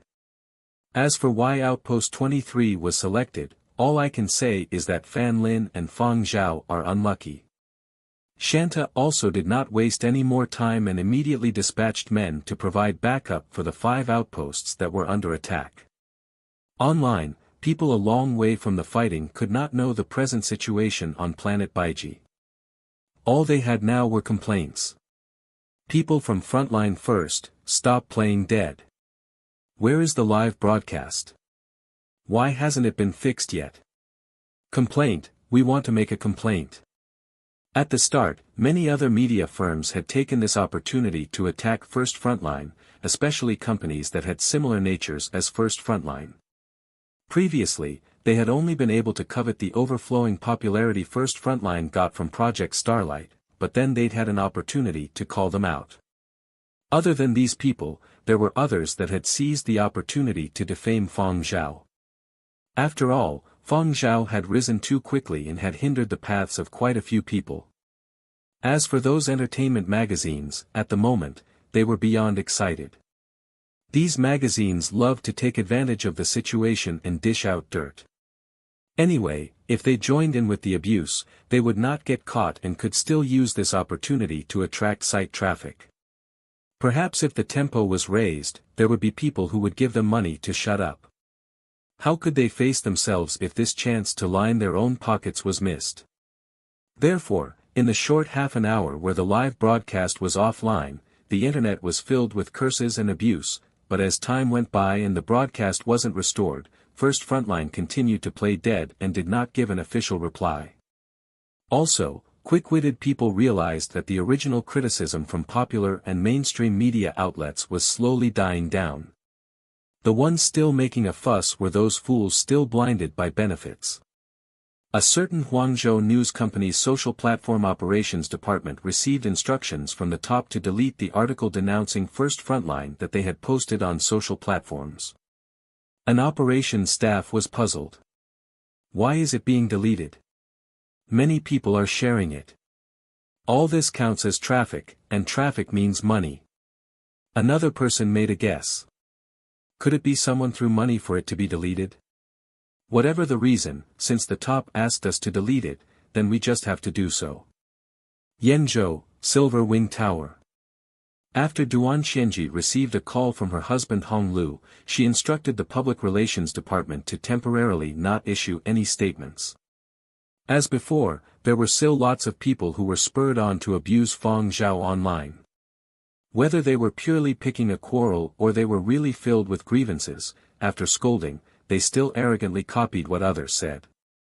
Silver Wing, come out and clean the floor one. After all, doing this was not against the law. Silver Wing 50th floor, Virtual Projects Department. Zhu Wen and a few other technical stuff were using dummy accounts online to refute others. Pang Pusong was suspicious. It's almost been an hour already, and the company's public relations department doesn't seem to be responding. First Frontline has yet to give an explanation as well. Not just them. Did you all realize that all the news medias that attacked First Frontline have deleted their remarks? Jinro mentioned. It's true. Not only were the posts deleted, they are all maintaining silence. Even those Yenzhou-based ones that are always at odds with us have shut up. Does that mean that the company and First Frontline have done something about it? Zhu Wen asked. No. Jinro's voice became deeper. I have a feeling that something may have happened. Silver Wing did not have the patience to make all its rivals maintain silence all at once. Unless a certain situation had occurred that could make so many large media firms in both Yenzhou and abroad keep their silence and not dare to post anything. Zhu Wen was prepared to investigate when he heard the sound of a push notification. Opening it, his eyeballs nearly popped out of his sockets. F***ck me. Terrorist attack. Jinro opened the link. It was Huangzhou's military news channel that was broadcasting the news right now. Planet Baiji has suffered a terrorist attack. The communications network is currently crippled and there are no means of contact. This news was like a large-scale frost magic spell being cast on the war of words online, as everyone stopped in their tracks. A foreign planet's base suffering a terrorist attack was not considered news. This sort of situation occurred once or twice every year, especially for remote planets with inadequate equipment. The poorer the conditions of a place, the easier it was to be targeted. But also because these incidents were so far removed, it would remain a talking point for a short time before passing. It was a matter that did not concern oneself, and only those people about to enlist for military service paid attention to them. Following that, they would try their best to be assigned to places as far away as possible. As for people who did not follow political news, they simply did not know about terrorist attacks. But this time around, Planet Baiji was highly trending, and there were too many people paying attention to it. Even though it was separated by the internet, everyone felt as if this incident had happened right in front of their eyes, so much so that many people were shocked senseless by the news. Terrorist attack. Looking at the time, it was when the live broadcast was interrupted. Are they really not acting? 5 minutes later. A piece of information appeared online. On it was a picture, a screenshot of Planet Baiji's publicity video, but on it was an extra-large T. In no time, every large media outlet reported on this matter and explained the meaning of that picture. Terrorist group, Tomorrow's Empire, aka the T organization, had claimed responsibility for the attack on Planet Baiji. Yanbei City Retirement Facility. Great-grandfather Fang was watering the plants when he saw the news. His hands trembled and the watering can fell to the ground. Great-grandmother Fang hurriedly picked up her communications device and contacted former comrades, hoping to get news on the latest developments on Planet Baiji. The two elders' faces were extremely pale. They were full of regret right now. They should not have agreed with Fang Zhao's decision to undergo military service on Planet Baiji. Although great-grandfather Fang always said that the younger generations should head to more arduous places for military service, there were times when he would close an eye, meaning that he actually doted on his descendants. When Fang Zhao had made his decision then, the two elders had been delighted, but at the same time, they had worried that Fang Zhao would meet with some problematic situations. The discovery of Baiji Or had let great-grandfather Fang feel very proud in the retirement facility for a period. Never had he expected that after being proud for a few days, this sort of incident would occur. Little Zhao is the discoverer of Baiji Or and is also a celebrity. They probably assigned many people to protect him. He should be fine. Definitely fine, great-grandfather Fang muttered. He did not know whether he was reassuring his wife or convincing himself. After that, he rushed to pick up the communications device and continued to contact people to help him get information. Over at Planet Baiji, Kevin Lin received a notification of a successful transmission and a wave of ecstasy swept across him. Successful transmission signified that the communications network had been restored and meant that the base surely knew what was happening here and would dispatch people over to provide assistance. Even if the base was too occupied with the situation, at least over here he could send his report back and make a call to people he was close to.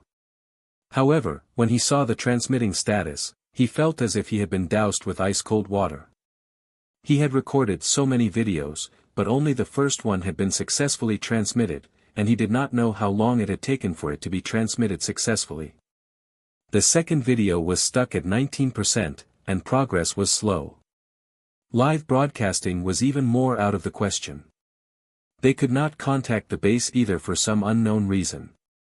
Is the signal underground too weak? Kevin Lin asked.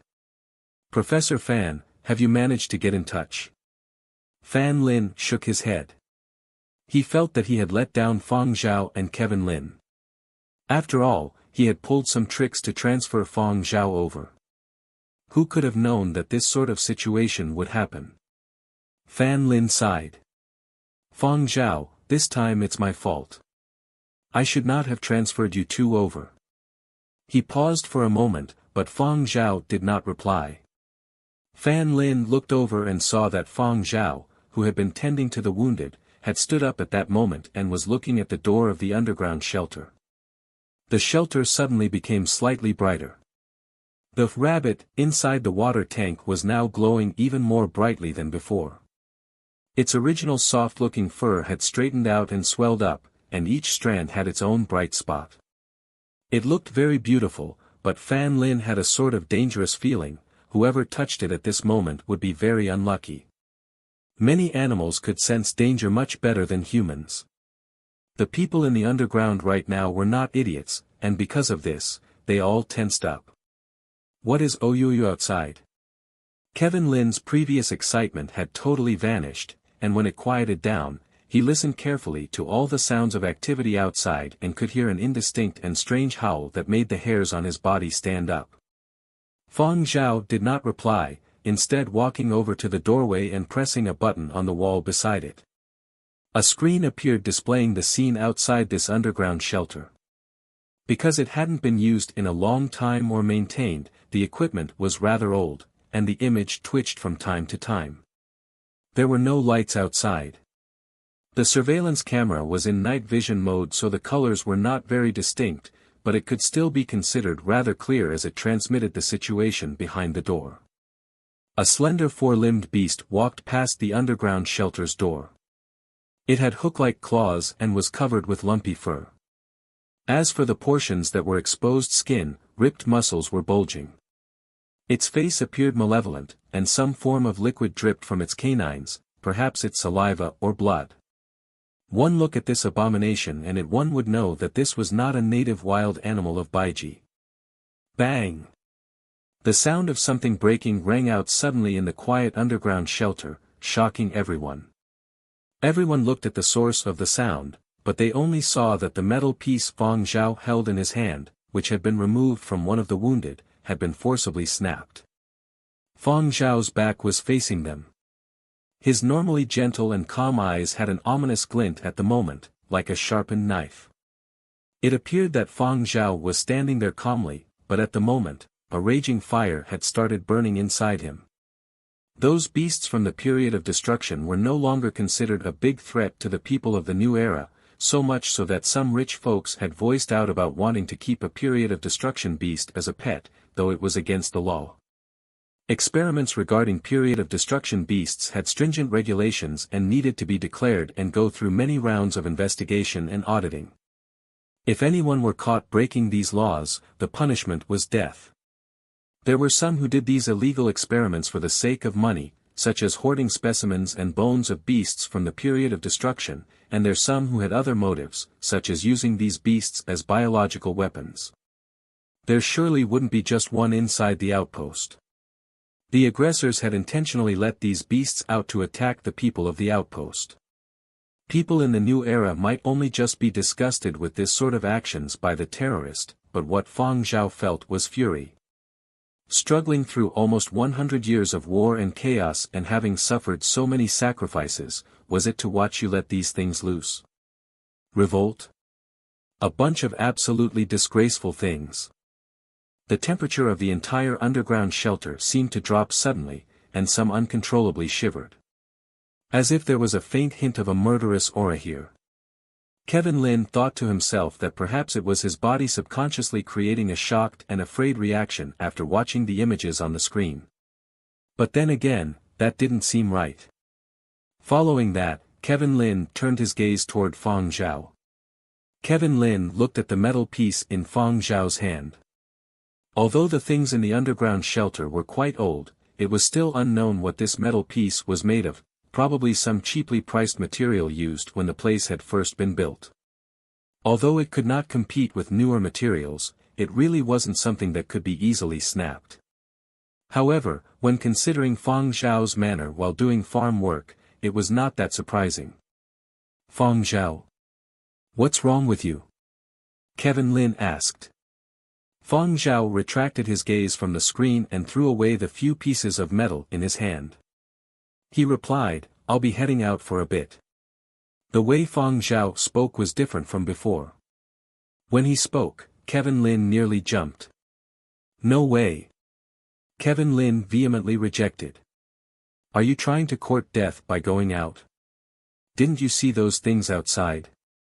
Even if you had a few lives, it wouldn't be enough. Originally, Fang Zhao had not had any intention of going out. Even if he had wished to head out to help those outpost soldiers, there were also people here that needed protecting. Although the underground shelter had protected them from a few rounds of bombardment, what if something happened? The people here did not have much fighting strength. Therefore, Fang Zhao's original intention had been to stay here with Kevin Lin, Fan Lin, and the small team of scientists. If anything happened, he would be able to help. But now, having seen those things roaming outside, Fang Zhao could not suppress the raging fire burning in his heart. Fang Zhao was certain he could handle these things, but he still had to take into consideration the others. He knew that now was not the best time to leave, that he needed to wait for the things to move further away before heading out. Probably because it had caught the scent of humans, the thing outside the door raised its head and sniffed, then turned and came closer to the door. Kevin didn't dare speak despite there being many things he wanted to say, as he was afraid the thing outside would hear him. He did not know how effective the soundproofing here was, so to play it safe, he could only shut up. Crash! Crash! The banging on the doors made the people inside even more nervous. Kevin Lin was sweating profusely as he kept his eyes peeled on the door. He felt as if the nerves in his entire body were trembling in sync with the sound of the beast crashing against the door. All he could now do was pray that the door was sturdy enough to withstand the battering and had not been damaged during the aerial bombardment. The scientists were equally nervous, their bodies tensed up like stone. Luckily for them, the underground shelter had been constructed meticulously. The beast outside smashed against the door a few more times and then let out a loud, unresigned howl. Following that, it sniffed the air and, probably picking up other scents, followed the passageway and left. The shelter was filled with the sounds of deep breathing. They knew that they would be fine for the time being. Only now did Kevin Lin realize his legs had gone soft. He checked the camera. Good, the scene had been recorded. Kevin Lin, who at the moment was looking at the camera and lamenting, heard Fang Zhao say once again, "I am heading out to take a look." "Are you crazy?" Kevin Lin could not understand why Fang Zhao still wanted to go out after witnessing such a nerve-wracking scene. Fan Lin also tried to persuade Fang Zhao. "Fang Zhao, don't be impulsive. I know you wish to help out, but it would be best to leave those things outside to the outpost team, they are professionals." "That's right, leave it to the outpost team. Furthermore, restoration of the communication network seems to be in progress. The base has found out about the situation here.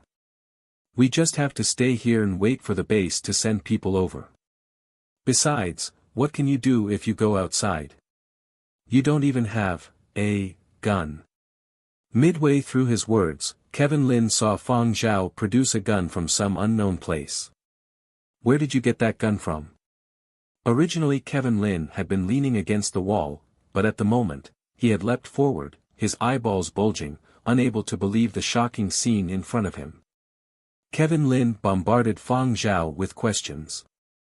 Whose gun is this? How did you bring it in? Or did you find it in the underground shelter?" Fang Zhao did not explain. "I will head out for a bit, and," Fang Zhao pointed at the camera, "remember to cut out the portion you just filmed."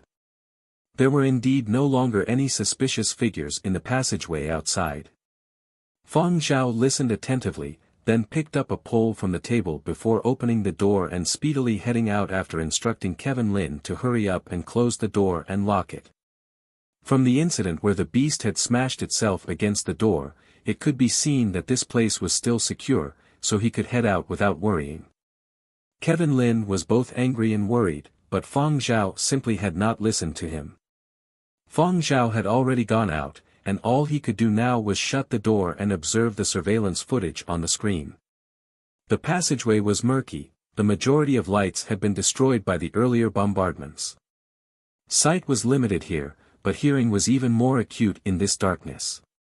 Fang Zhao listened attentively for the sound of activity and then took quick steps and ran forward in the passageway. At the end of the passageway, the area that had originally been sealed off had collapsed. A person wearing the uniform of the outpost team was half buried under the rubble. Walker felt that today was probably his last day alive. One of his arms was basically crippled, and both his legs were buried. When he tried to move, acute pain flashed through his body. He totally could not exert any strength. Just now, his team members had wanted to come over and help, but he had rejected them. Currently, they simply had no time to waste on him. Only one of his arms could still move, albeit weakly. Shooting a gun required a great deal of effort, let alone aiming accurately for heads. Walker sighed softly and looked at the round black object in his hand. This was his last grenade. Even if he died, he would at least take one along with him. He could hear the frenzied breathing in between piercing howls coming from the passageway. This was the excitement of bloodlust. Walker moved his fingers and flipped the switch, releasing the safety on the grenade. His finger positioned itself over the button in the middle as he looked toward the passageway. From the bright area into the darkness, he could not see anything and could only use his hearing to determine the distance to the target. A piercing pain coursed through his arm every time it moved. What if his throw was not accurate and it did not blow the beast to bits? Then just wait for it to get a little closer. Just a little closer. After all, he was going to die anyway. Walker counted in his heart. He could already see the blurry outline of the monstrous beast rushing over. The shape of the beast gradually became clearer, and he could see its malevolent face and its sharp fangs. However, Walker pricked his ears.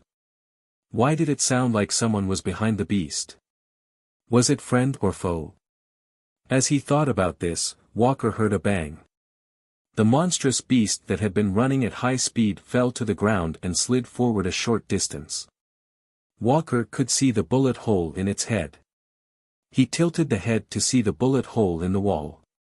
That high-speed bullet had gone straight through that monstrous beast's skull. A strange sound of gunfire and an unfamiliar bullet hole. It was not a gun model that the outpost or the base used. Who the heck was it? Walker, who was still clutching the grenade, had intended to rain curses before going out with a bang and dying as a martyr, but now he was dumbstruck. He widened his eyes to try and see who it was, but the other party was not in a rush to come over. Dong! Dong! The sound of a metal rod knocking against the wall reverberated within the long passageway. Grrrr. The sound of low growling came from above. Walker carefully raised his head. Above, at the edge of the area that had sunk in, there was another one of those beasts standing there. However, that beast had been attracted to the knocking sound and wasn't looking at him. Dong, dong, dong. The knocking sounds became more urgent, and the beast let out a series of low growls. After that, it leapt down from the top. Walker had started to think of as many ways to escape the predicament before his eyes, but he had only begun using his head when he heard a bang. Blood splattered on Walker's face, carrying with it an unfamiliar pungent smell that made one nauseous. However, Walker simply paid no heed to that. He was staring blankly at the beast that had just landed and had not yet steadied itself before its brains had been blown out. He stiffly rotated his neck to look down the passageway. The knocking on the wall had stopped after the shot had rung out. The sound of footsteps neared. Walker glanced over as the other person came closer, and an unexpected figure appeared in his field of vision. Fang Zhao. Walker looked as though his neck was trapped in a headlock. Worried that his eyes were playing tricks on him, he shut them tightly before violently opening them. No mistake. It was Fang Zhao. How could it be Fang Zhao? At this moment, all sorts of guesses, both positive and negative, flooded Walker's mind. In the few days since Fan Lin had brought Fang Zhao over, the soldiers in the outpost had all met this person who had changed the fortunes of planet Baiji. Walker had also discussed Fang Zhao with his comrades in private. He knew that this person was a gaming and composing celebrity. However, in the few days Fang Zhao had been here, many people had gained favorable impressions of Fang Zhao. He did not put on airs, and he treated others warmly. Sometimes he would even help out the outpost team and give them more opportunities to appear on the live broadcast. This was just an upright and grounded youth. Remove his celebrity tag and Fang Zhao would not be any different. The reporter named Kevin Lin, on the other hand, was even more of a diva than Fang Zhao. This was what they had thought of Fang Zhao. However, now, Walker felt as if this was his first time getting to know Fang Zhao. He only met Fang Zhao's gaze for a brief moment, yet Walker could feel a chill going down his spine. There was not a speck of blood on Fang Zhao now, yet Walker felt as if there was a dense smell of blood permeating the surroundings. Walker. Fang Zhao had only been at the outpost for a short time, yet he remembered the names of the outpost team members. It's me. Walker was filled with doubt. For example, where had Fang Zhao gotten the gun in his hand from? Why was his shooting so accurate? Why had he appeared here? These and many other questions filled Walker's head, yet he did not know where to start. Fang Zhao walked over and, with one glance, was able to roughly determine Walker's current state. Pushing aside Walker's fingers, Fang Zhao took the grenade from Walker's hands and flicked the safety back on for the grenade, which could have blown at any moment. Fang Zhao helped extract Walker from underneath the rubble and brought him back to the underground shelter. Having gone out for a round and brought back a wounded person, the people in the shelter saw Fang Zhao in a strange light, as if it was the first time they were seeing this person. The items in the shelter were limited, so they could only give Walker some simple treatment. For further treatment, he could only wait till the situation was resolved and he was sent to the base. After inquiring a little about the situation above, Fang Zhao took Walker's gun and handed it over to Kevin Lin. "I'm heading up for a look." As soon as Kevin Lin heard Fang Zhao's decision, he objected. "No way. Didn't you just get back? You were lucky enough to come back alive, let's just stay put. I'm sure the soldiers from the main base will be here soon." "I agree, Fang Zhao. Let's just stay here. Don't go out," Fan Lin seconded. Walker looked at Fang Zhao and said, "If you head up to ground level, you might be mistaken for the enemy. On the battlefield, even if you were a friendly, you might be shot by mistake." If Fang Zhao headed out in his current state, he could easily be mistaken for a terrorist and killed in combat. Naturally, Fang Zhao was aware of these risks, but he still decided to leave. Fang Zhao left the bunker again. All Kevin Lin could do was glare at him. Kevin Lin then turned to Fan Lin's lab technicians and asked, "Which one of you is the better marksman?" The lab technicians all shook their heads. "Then I better carry this. I have done shooting practice before, after all." Kevin Lin had never seen combat, but at least he had practiced on a firing range. After glancing at a resting Walker, Kevin Lin couldn't help putting on his reporter's hat again. He started interviewing the wounded soldier. At an unknown location on the first floor of the sentry post. The sirens kept sounding following a series of explosions. A silhouette emerged. It was a terrorist who had been part of the attack on the outpost. The terrorist was in a good mood and was wearing a cocky and crazed smile. Unlike his two incompetent comrades who had been killed by snipers as soon as they had entered the sentry post, he had managed to infiltrate the complex and locate the storage room where the food, medicine, and other supplies were stored. Judging from their expiration dates, the inventory had just arrived. They were still in very good condition. Daily necessities like that were extremely hard to come by on a foreign planet. He had just blown up a few of the interconnected storage rooms. He felt like a bona fide hero, admiring his handiwork. He still wasn't satisfied. Noticing locations that were left unscathed, he set another fire. The security system started malfunctioning after the attack. It could only sound the alarm but not extinguish the fire. The repeated bursts of fire alarm sirens were unnerving, but to this terrorist, they sounded like celebratory bells extolling his achievement. It was such a shame they couldn't go blow up the main base. If the Baiji ore hadn't been discovered, if the military presence on the planet hadn't been reinforced, and if its defenses hadn't been beefed up, they probably would have blown the Baiji base to pieces. That would have made for huge news. But once he thought of the fact that the outpost they had bombed was where that minor celebrity was broadcasting live from, the terrorist was ecstatic again.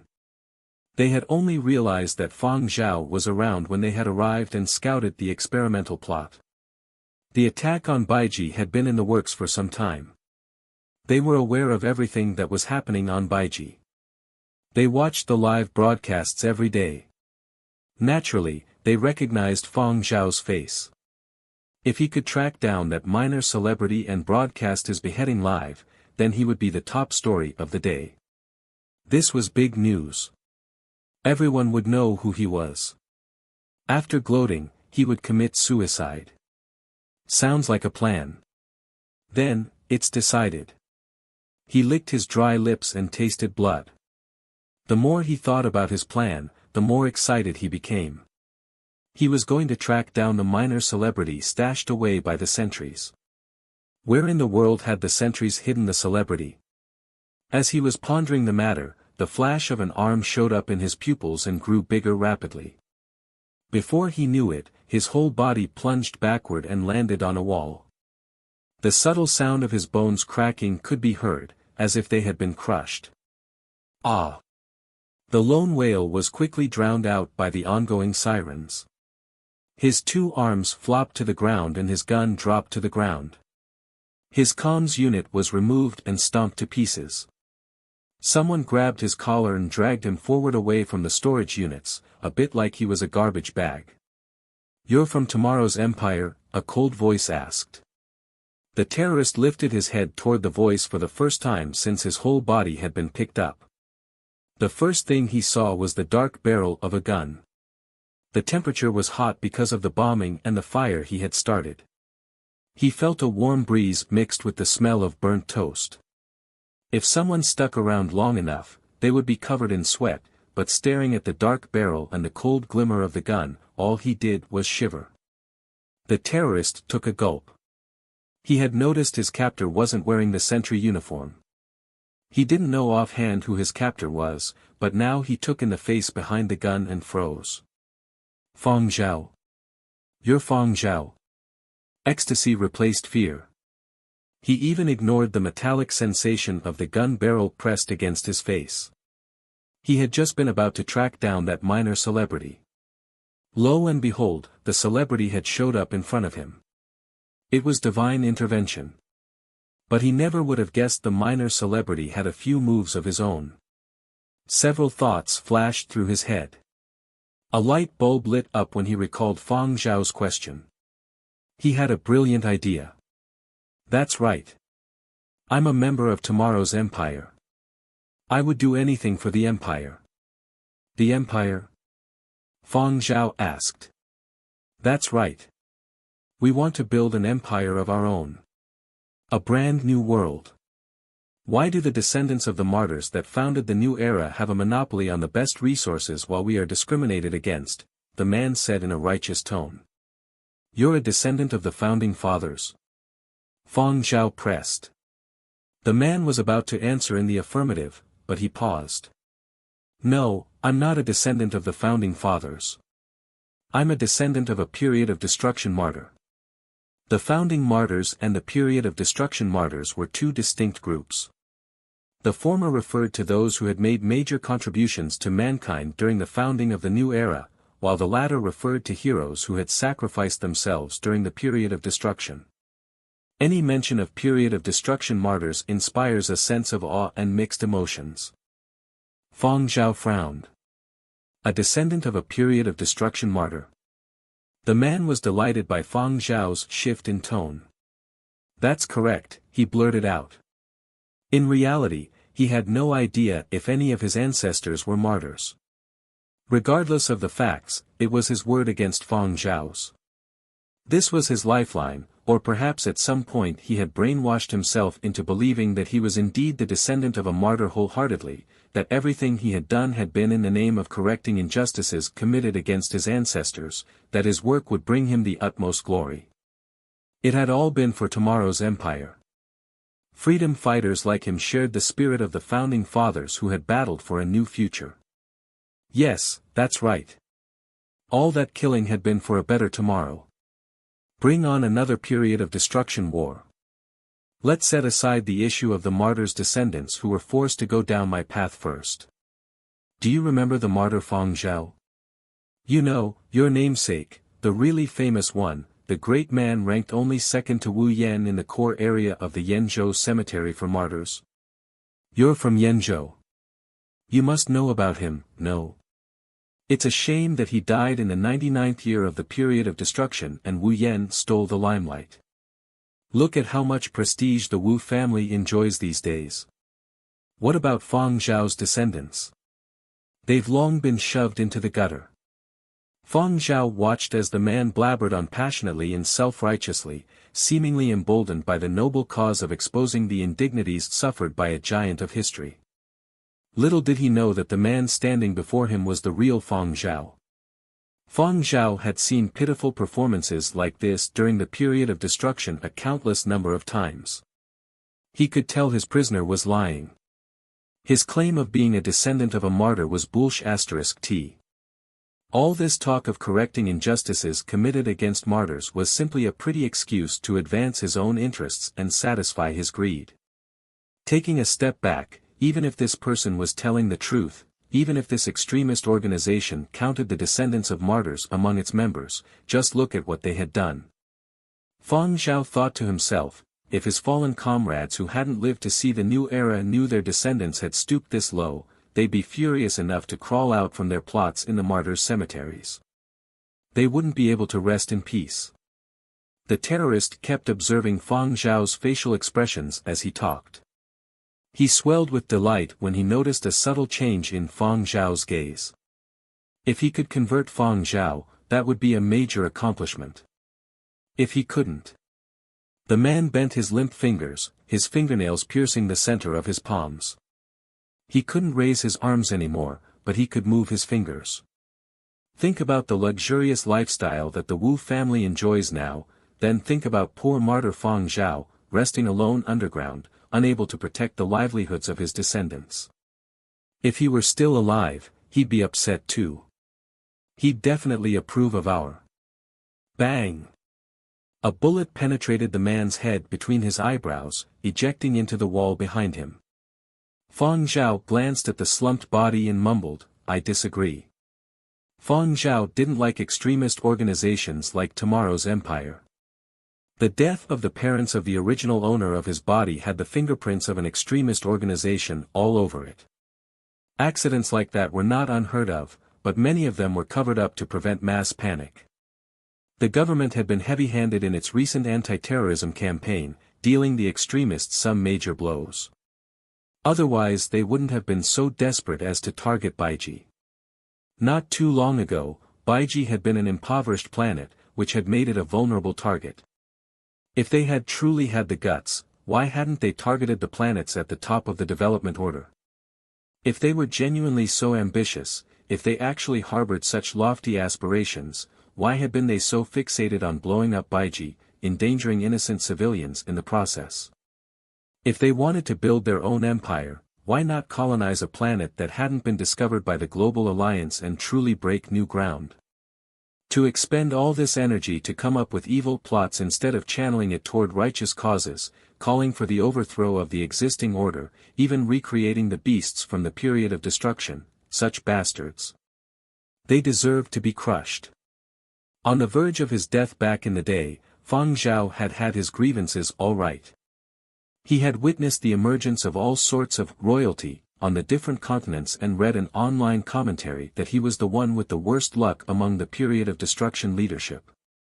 He'd be lying if he said none of it had gotten to him.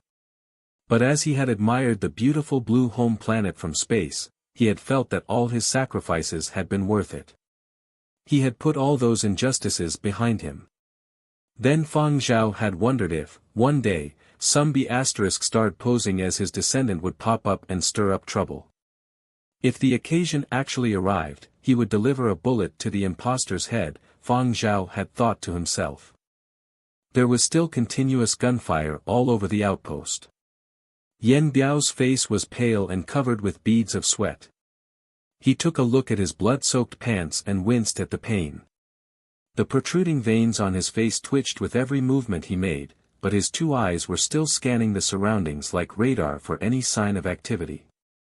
Yan Biao used his comms device to ask those who had stayed behind in the command post, how did the base reply? His chest was heaving violently, and his words had some urgency to them. Base says that reinforcements are on the way. Captain, you should get some treatment first. With your current condition. A few other voices came through the comms device. Captain, you are hurt. Captain, don't delay treatment. Base reinforcements are en route, we just have to hold them off a little longer. The comms channel they were using was in multi-user mode. Hold your own positions. Do not get distracted. I know my own condition best. Yan Biao wiped away the droplets of sweat that had almost reached his eye. His sharp gaze was focused on the ruins in front, trying to detect where the two terrorists had concealed themselves. These two were just too crafty. Yen Biao did not dare to get careless. Although his perception was not as strong as a cemetery guard's, he could rely on his own experiences and intuition to deduce a few things. The two hiding themselves were surely the leading members in this attack. Even if they were not leading the operation, they were still crucial personnel and could not be allowed to get any closer to the outpost. But those two had really sharp senses, and every time, they managed to slip away just as the snipers were about to fire. Because of this, Yen Biao was even more determined to shoot these two terrorists dead. If he were to be brought to a safe place for treatment, surely manpower would be needed to transport him over, and there would be others required to cover him. That would make it more difficult to kill these two. If he were to receive medical treatment, he had to get rid of these two terrorists first. He could not rest easy till they were dead. At this moment, through his earpiece, he heard a message from the command post. "Captain, the surveillance system shows some beasts headed your way." Yen Biao's heart dropped. He suspected that the two hidden terrorists ahead had used some sort of method to attract over more of these beasts to increase their firepower. This way, it would be more difficult to kill off the two terrorists. "How many?" Yen Biao asked. "Coming from your right. There are 7, 6, 5, 4. Hearing the voice on the comms channel, Yen Biao's face stiffened. The veins on his face were protruding even more than before. Yen Biao bellowed, "Are you King counting down?" This wasn't the time. I'm not, Captain. I'm really giving a serious report. There were really 7 on your right headed over, but the numbers are dropping, there are still 2, 1, no more. The right side is clear. Yen Biao violently exhaled. How long had it been since this exchange of words? 7 beasts, completely wiped out. When had their outpost team had such a godly marksman? Who did it? Yen Biao asked. No idea. You didn't see it? Are none of the surveillance cameras working? They are working, but all I saw in the footage was the beasts falling one after another. I couldn't tell who shot them. However, it doesn't seem like it's someone from our outpost team. The sound of the gunfire was different, not the gun model we use at the outpost. The sounds it made seemed like they were from an even older model. Hearing this, Yen Biao was even more skeptical. Could the person be in cahoots with the attackers? But if he were from that side, why had he shot those beasts? Had reinforcements arrived? That seemed unlikely. If people from the base were here, it wouldn't only be one. Who the H*LL was it? Get to the bottom of this. Yen Biao ordered. Even without Yen Biao's instructions, people in the command post were searching seriously. The sharp sensors of the detection system could capture the activity of any living beasts. The people in the command post stiffened up as they watched the bright spots displayed by the surveillance system change. Hurriedly, they exclaimed, "Ryode. The person is headed over to you. It's unclear whether he is friend or foe." The line, "unclear whether he is friend or foe," astonished Ryode. Generally, they would always assume worst-case scenario. But now, whether friend or foe meant that in the current circumstances, the other party's actions were beneficial to him. At the moment, Ryode was leading men to clear out terrorists and those beasts that had entered the outpost. Hearing this message, he replied, "Which side?" "Never mind, I already hear gunfire." The passageway's surveillance camera was damaged, and those in the command post had no way of watching the situation, but through the detection system, they were able to see the bright spots of life forms on the map. Blue dots were humans, and red ones were beasts. Ryode's team consisted of 5 people, 5 blue dots. In the middle of this long passageway, there were 6 red dots, and they were moving quickly in Ryode's direction. There was another blue dot at the other end of the passageway who was moving at an even higher speed and was catching up to those red dots. And during this process, the red dots were decreasing. As an eyewitness to this scene, Ryode's thoughts overwhelmed him. Flapping sounds as the 6 beasts ran at high speeds were accompanied by low growls and howls that flooded the passageway. However, every time a shot rang out, a beast fell. Ryode did not let his men fire. They were only to be on alert as they watched the person heading over eliminate the beasts. Whenever they encountered these beasts, they would open fire from a distance. They would absolutely avoid engaging them in close combat, as they did not understand these beasts and could only be passive. Aim at the head. That was easier said than done. When it came to reality, the difficulty was much higher.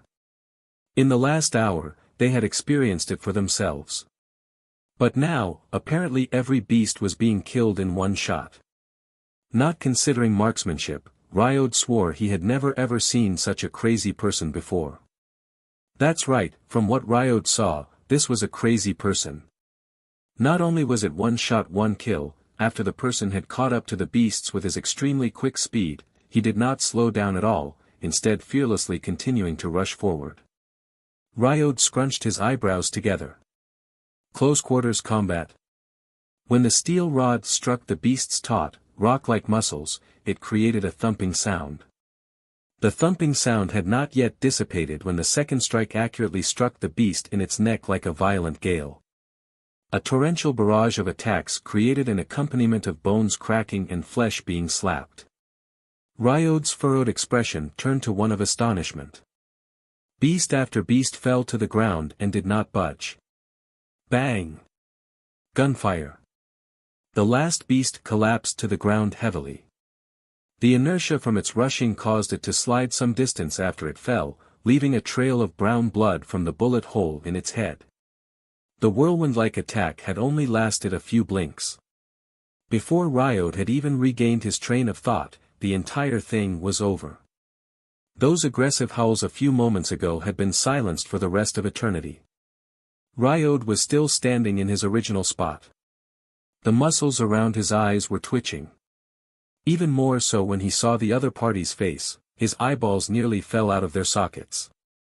Those in the command post saw the 6 blue dots on the screen and anxiously asked, "Ryode, what's the situation over there? Who is the other party? Is he friend or foe?" Others who were in the same comms channel pricked their ears up. Ryode heard the questions through his earpiece and opened his mouth. With great difficulty, he spat out 2 words, Fang Zhao. When everyone in the comms channel heard this name, they spoke almost simultaneously. Who? What? Ryode swallowed his saliva. When he saw Fang Zhao look over, he was a little startled and nervous for no reason. A layer of sweat had actually formed on his back. At this moment, Fang Zhao's entire body seemed to be oozing a viciousness that was entirely different from how he normally was. Ryode recalled the scene he had just witnessed. The kind that went all out to beat the enemy to death without even giving them the tiniest bit of time to take a breath. In the past, how had he reckoned that Fang Zhao was a gentle and harmless person? I must have been King blind. Why are you even here? Ryode asked. Fang Zhao flung the blood off his steel rod. I came out to take a look. What's the situation like right now? It's already under control. People from the base should be arriving shortly. Ryode briefly spoke a little about the current situation. There was nothing confidential, and he did not need to hide any information. From where you came from, besides these beasts, did you encounter any terrorists? Previously, 2 holes were blasted in the outpost and some infiltrators entered, sabotaging a portion of our surveillance system. The command center had no way of finding them. I encountered one when I came over from the storehouse. Ryode had also mentioned Yan Biao's situation, and Fang Zhao decided to go over and see if he could help out. Does Yan's squad require help? I'll go over. The conversation between the two was also transmitted to others through Ryode's earpiece and receiver. When Yan Biao heard the conversation, he was still unconvinced. 2 minutes later, he had a complicated expression as he saw Fang Zhao appearing in front of him. This old soldier had made an oversight, let alone the others. Glancing at the gun in Fang Zhao's hands, it was indeed an old model that had already halted production. This was a gun model that garrison troops had used a few decades ago. The question was, where had this little fellow gotten a hold of it, and how had he even brought it here? Even bringing a gun for military service? You need medical treatment ASAP, Fang Zhao said as he took a look at Yan Biao's wound. We don't have to worry about it right now. Fang Zhao, the command post said that many of the beasts inside the outpost were killed by you. 19, until now, I have killed a total of 19, Fang Zhao replied. Yan Biao's face twitched when he heard this figure. According to rough estimates, during this round of attacks, the terrorists had released 8 cages here. Each cage had held approximately 15, thus totaling 100 plus such beasts. If what Fang Zhao had said was true, then he alone had gotten rid of a sixth of them. If anyone had told Yan Biao this before, he definitely would not have believed it. There was the sound of concentrated gunfire in the surroundings, and a number of beasts approached. This was the reason they were defending this area and were unable to move forward to the ruins ahead. These beasts did not know pain. As long as they were not dead, they would engage in slaughter till the very end. You have good marksmanship. Do you see that area in front? Within those ruins are 2 terrorists, we cannot let them get any closer to the outpost. You can cooperate with Bi Liao. Do you know Bi Liao? He is our sniper. Those 2 terrorists are really crafty, so it is very difficult. Bang! The gunshot rang out beside his ear. The sound of gunfire from the old gun model was too loud, and Yan Biao was deafened for a moment. He stared blankly for 2 seconds before recovering. It was also because he was weak from his injury, otherwise, his reaction would not have been like this. The dazed Yan Biao heard Sniper Bi Liao's voice crackling through his earpiece. Captain, one of the terrorists has been hit. Judging from the bullet wound and the spurt of blood, he should already be dead. Yan Biao looked slightly more at ease.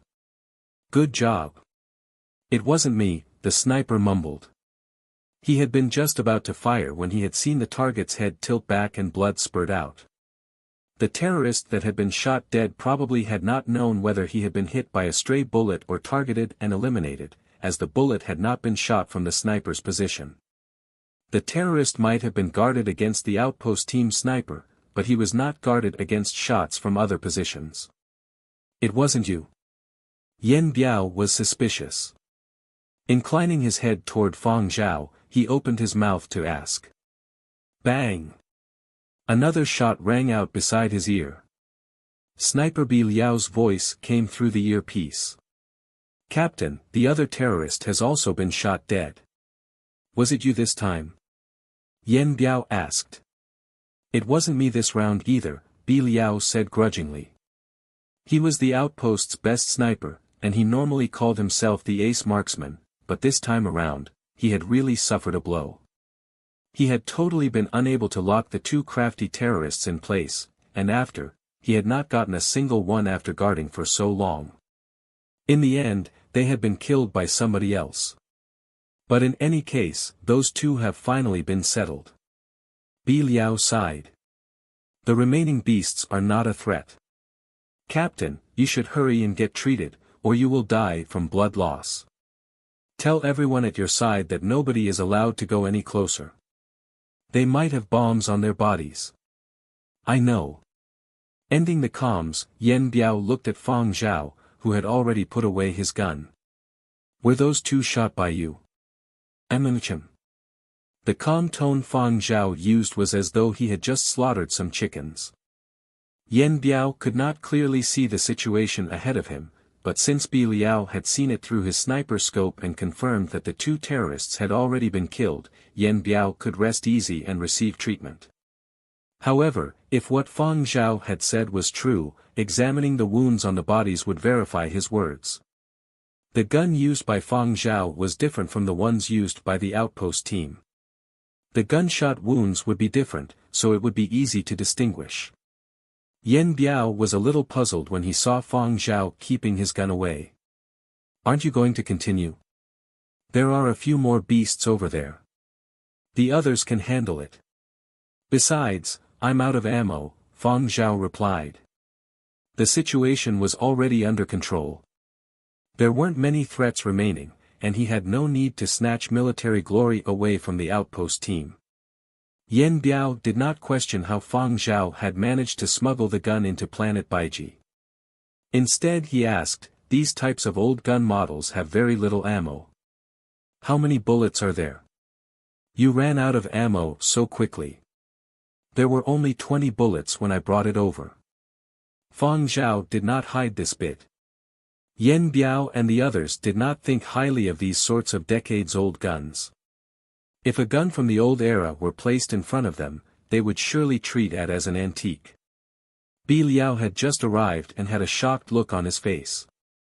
You dared to head to the battlefield with only 20 bullets? Was it enough? Yen Biao too was used to high-capacity magazines and also found it utterly unimaginable. What can you do with so little ammo? But when he remembered how Fang Zhao had shot the terrorists and the reports of how Fang Zhao had killed those beasts with one shot, he swallowed his words. That's why I brought a steel rod. Fang Zhao brandished his already deformed steel rod, which was now full of brown bloodstains. Not every beast had been shot dead, some had been bludgeoned to death. Yen Biao silently watched Fang Zhao for a few seconds, then handed his own gun over to Fang Zhao. You use it first. I no longer have the strength to use it. Fang Zhao did not accept it. He looked up at the sky in a certain direction. Should be reinforcements from the base arriving. Yen Biao felt delighted inside and looked over, but he did not see anything. But when he remembered Fang Zhao's biting ears, he largely believed it. He still pushed the gun toward Fang Zhao. Even if personnel from the base have arrived, you hold on to it just in case. Indeed, after a short while, a black speck appeared in the distance. Yen Biao switched the modes on his comms device and received a new signal accessing the outpost's communications network. It was the personnel dispatched from the base. After reporting the situation over here, Yen Biao checked his comms device again. There were 2 missed comms from Kevin Lin. Yen Biao had set up a few communication channels in the network. Channel 1 was for personnel with a squadron leader position or above, including the command post. Channel 2 was for team leaders and above. Channel 3 was solely for communications with the command post and to understand the current situation. Channel 4 was for personnel not part of the outpost team, like Kevin Lin and the rest. Previously, he had been in the outpost internal comms channel and been set to combat command mode, so those in other channels could not interfere. Yen Biao switched over and immediately heard Kevin Lin's anxious voice asking. Fang Zhao went up. Have you seen him? He's here beside me. He's all right. Base personnel have also arrived, but we still need time to make sure the danger has passed. You people stay where you are first and don't come out. When it's safe, I will send men to fetch you. Yen Biao's words were undoubtedly good news to those in the underground shelter. They signified that the situation was roughly under control. Yen Biao did not say much else. 2 soldiers came over and prepared to carry him off for medical treatment. He no longer needed to maintain his position. As he relaxed, he felt his vision blurring as he faded in and out of consciousness. Of the 2 terrorists, one of them was indeed armed with explosives. Furthermore, the explosives were embedded within his body and were difficult to remove. After the personnel dispatched by the base determined the identity of the 2 terrorists, they moved the bomb-laden corpse far away for detonation. The explosion in the distance shook the earth, vindicating Yen Biao's judgment. If those terrorists had infiltrated the outpost's interior, the consequences would have been even more dire. Now that there were reinforcements, Bi Liao held his gun and sat at the side. He was really tired, yet he could not control his curiosity. He asked Fang Zhao. Were those two terrorists really shot by you? Bi Liao had seen the gunshot wounds on the two terrorists' bodies. Both had been killed with a single shot, and the wounds had not been made by the gun model issued by the base. On the contrary, the gunshot wounds seemed similar to those found on the bodies of the beasts Fang Zhao had shot dead. Because of this, Bi Liao found it unimaginable. If it was an old experienced soldier around 70 or 80, Bi Liao would only have had admiration for him, but Fang Zhao. How old was Fang Zhao? Those two terrorists were experienced hands with sharp perceptions. Bi Liao had kept an eye on them for so long, yet he had been unable to succeed. Every time he had caught sight of their shadow, the other side seemed to have sensed it and had evaded, so Bi Liao could not get a lock on them. Not just himself, Bi Liao reckoned that if it had been any of the few ace marksmen from the base, they would not have been able to do it either. Timing, speed, decision-making, mental state, external factors, and other factors affected the final outcome. Bi Liao was not finding excuses, it was indeed very difficult. However, today, the scene that had unfolded in front of Bi Liao's eyes was like a lesson for him. Even if Bi Liao was unwilling to admit it, he had to accept this fact. In less than a minute, Fang Zhao had used a gun that was no longer in production and 2 bullets to shoot dead the targets that Bi Liao had been unable to hit for 20 minutes. This skill was really extraordinary. Furthermore, from what Ryode and the others had said, given Fang Zhao's skill, marksmanship, and temperament, if he joined the military, anywhere he went, he would be the absolute trump card. If I had your ability, maybe even just half, I would have become a senior officer long ago. I wouldn't still be stuck as a lieutenant like now. Bi Liao lamented to Fang Zhao. This little fellow, why did he not think things through?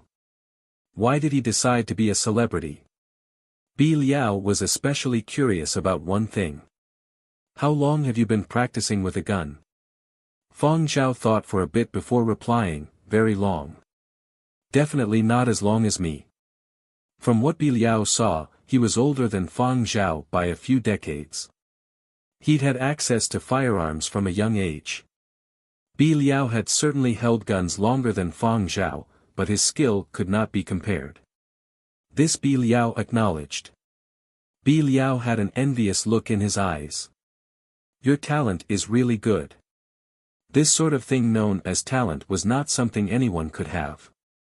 Some people could just use a shorter time to achieve more dazzling results.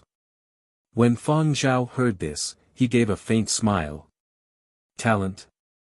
These technical abilities and skills were gained from experiencing living hell for close to 100 years and from the accumulation of many wounds and injuries. Technical abilities did not drop from the sky. How much had his body and mind gone through to achieve the level of skill he had today?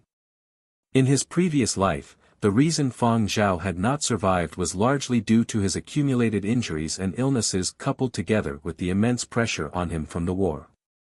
As the leader of a large war zone, he had been unable to avoid many affairs. Before his death, his body had already reached its limits, and even if the battle where he had died had not occurred, he might not have made it to the founding era. Fang Zhao's rebirth had let him feel pleasantly surprised, but ultimately, his soul was still the same one that had gone through close to 100 years of the apocalypse. During that period where they'd had to make sure every bullet counted and where danger had lurked around every corner, where they'd had to stay alert both day and night and a person's life could have been lost at any moment, he had lived for close to 100 years. This was something Bi Liao would never be able to imagine. When Fang Zhao faced those beasts, his soul and body combined to create an instinctive reaction. But Fang Zhao could not say any of this. Noticing Fang Zhao not speaking, Bi Liao did not mind. He continued, the magazine for that gun of yours is way too little. But speaking of that, for old-era guns, their bullets were big, and the magazine capacity was really little. I heard that some of the gun magazines could only load 10 shells. I have no idea how those people from the period of destruction could get by. If it was me, I would have fallen into despair. Fang Zhao nodded. Yeah, they probably wished they could have broken a single bullet into many more. Oh right, I forgot that you were a godlike player in Battle of the Century. I heard that Battle of the Century is set during the period of destruction, and things during that period were recreated. I will try it if I get the chance. Godlike player, and so on were the words entertainment media used to describe Fang Zhao. When Bi Liao had first seen it, he had felt that it was rather exaggerated, but looking at things now, even if it was exaggerated, it was not beyond reason. Bi Liao decided that, when he got the chance, he would go online and search for Fang Zhao's dazzling game videos. I heard that some units have already been allocated the latest gun model, the sort that shoots beams. That sort of gun doesn't require bullets at all, and the firepower is even greater. There is even a vertigo mode and a heat mode. A look of yearning crossed Bi Liao's face. It sounds so cool. I wonder when would our side will get to use it. Equipment will get better and better in future, Fang Zhao said. That's for sure. If we were the planet Baiji of old, all we would be able to do is dream. But now, it's different. We can look forward to it. If we'd had equipment of that sort of grade, we would have beaten these attackers to a pulp. At this point, Bi Liao once again thanked Fang Zhao. It was all thanks to you discovering Baiji or that our systems and equipment were upgraded. Otherwise, during this attack, maybe half of us wouldn't have survived. But what can we do? Resources are limited, and there are positions in the development sequence. You see, we, Planet Baiji, were poor and had lousy equipment and so were placed at the back. It's little wonder we got targeted by terrorists. Bi Liao lame-ted for a little bit before asking Fang Zhao, "Oh, do you have any interest in developing in the military?" "Nope," Fang Zhao replied. "I'm in the art industry." He just wanted to enjoy this new life that was hard to come by. The attacks all over Planet Baiji were already under control. Reinforcements from the base had reached all the other outposts in succession. The communications network had not yet been fully restored. Although the network was still unable to support a live broadcast, information transmission was no longer obstructed. However, people online were unaware. The matter of Planet Baiji being attacked by a terrorist organization had become something that everyone was following closely. The military would not publicly reveal all information, so for those that wanted to know the latest developments at Planet Baiji, they needed to find relevant parties. If not, all they could do was worry. The large majority of netizens were like this. They were worried, and all they could do was vent in all the large forums until Channel S5 released a video. It had been sent to the company by Kevin Lin on Planet Baiji. In the video, Kevin Lin was in a dusky room, his face bloodied. He cut a sorry figure. Ever since the live broadcasts had started, this was the first time he had appeared this way in front of the audience, but nobody mocked him. "Greetings, everyone, it is your old friend Kevin Lin. My work ID number is LKW7986. Kevin Lin's voice was heavy and trembling slightly, as if he was saying his last words. In no time, every continent's various internet or television channels synchronized to this broadcast. Channel S5's viewership hit an unprecedented height. Did you hear that Planet Baiji has come under attack? You mean the planet that was the center of attention a while back after discovering the new power ore? Yes, yes, yes. I heard it's a terrorist attack. So be it. It's no big deal. For many folks, Baiji was a faraway planet, and what happened there didn't affect their daily lives. In addition, this was not the first terrorist attack in the history of mankind. They didn't pay much attention. As for the handful of folks who followed political and military news, even they went about life as usual when they learned about the attack from their friends. At most it was a fallback conversation topic during social gatherings, and they would make a perfunctory donation to the military on Memorial Day. That was it. But this time, things were different. You've heard of Fang Zhao, right? The dude who was the top-ranked player in Battle of the Century. He is performing his military service on Baiji at the exact sentry post that was attacked. I heard that he was broadcasting live at the time and his signal was cut off. He might have been hit. They still don't know whether he's alive or dead. What? For many gamers, both professionals and amateurs alike, Fang Zhao's departure from gaming was a sad development. The void at the top was a frequent subject of discussion in online gaming forums. Now the global rankings for Battle of the Century were a full-on slugfest day in day out, with the former number 1 and number 2 both out of action. Fang Zhao had to serve in the military, and Marshall had decided to focus on his professional shooting career instead. Now that the two strongest players were out of the picture, everyone else naturally went all out trying to advance their rankings. Given the prevailing dynamics, gamers would bring up Fang Zhao from time to time and reminisce about his stranglehold on the number 1 spot in the first 6 months after the game had launched. When Fang Zhao had announced he was quitting gaming to serve in the military, some had cheered and others had mourned the news. Likewise, news that the location where Fang Zhao was serving had been attacked by terrorists sparked mixed reactions. Some folks wished for Fang Zhao's death so that their competition would be eliminated for good, while others prayed for Fang Zhao's survival. A third group just followed the latest developments for the heck of it. Regardless of their motivations, none of the gamers were in the mood to play anymore. Fiery Bird noticed that the number of gamers online playing Battle of the Century was much lower than usual, and the figure was continuing to dwindle over time, especially after Channel S5 played the footage it had received from Baiji.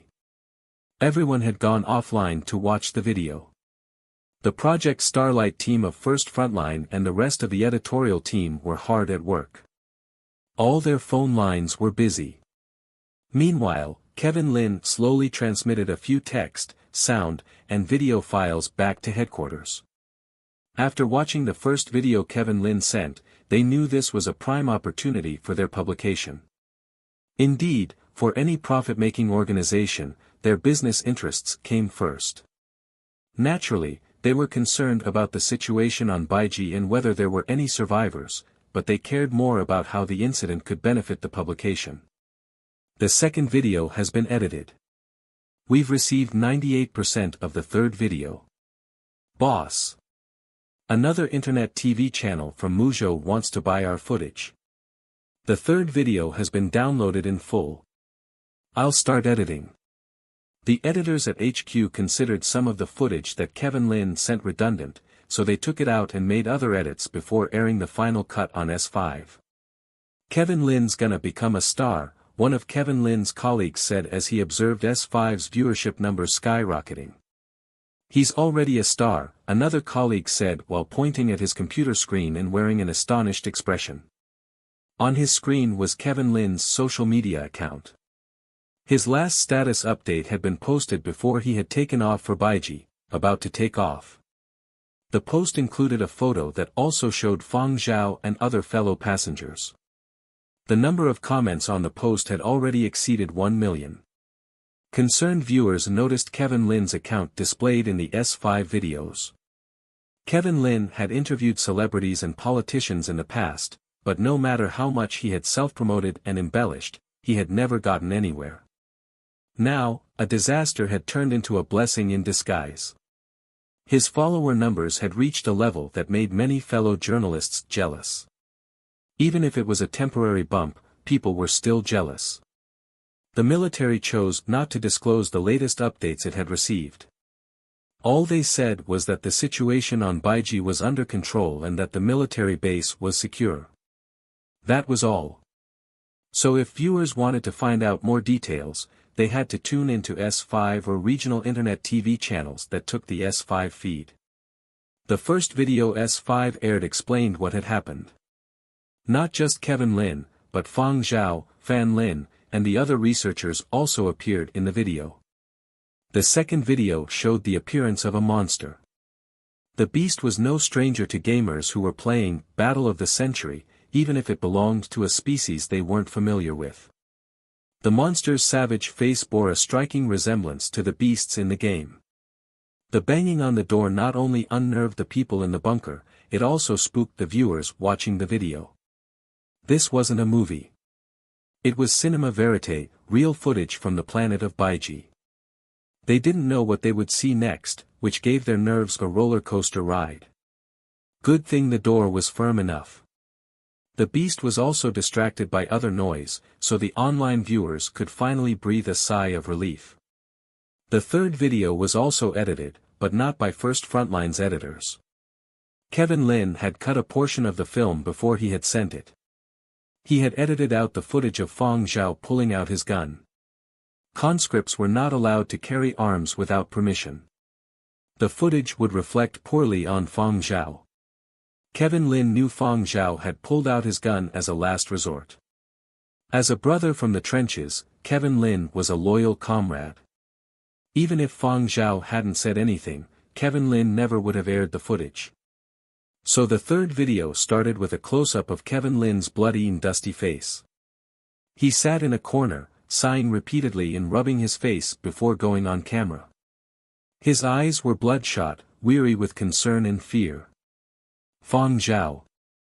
Perhaps it was dehydration and the pressure, but Kevin Lin's voice was a bit hoarse. He paused shortly after starting his sentence. The online viewers became even more anxious. Yeah, where is Fang Zhao? The viewers could see the lab technicians behind Kevin Lin, but there was no sign of Fang Zhao. They thought he was simply off camera, but Kevin Lin's tone of voice seemed to suggest otherwise. Countless viewers stopped what they were doing in anticipation of the rest of Kevin Lin's sentence. Kevin Lin cleared his throat before continuing. Fang Zhao headed out. He said he wanted to take a look. The viewers froze. Some **ched that Kevin Lin was a tease. What the hell are you doing, gasping for breath before he finished his sentence. The pause made us think that Fang Zhao had sacrificed himself in combat. Wait. Something doesn't sound right. He headed out. Fang Zhao left the underground bunker. What for?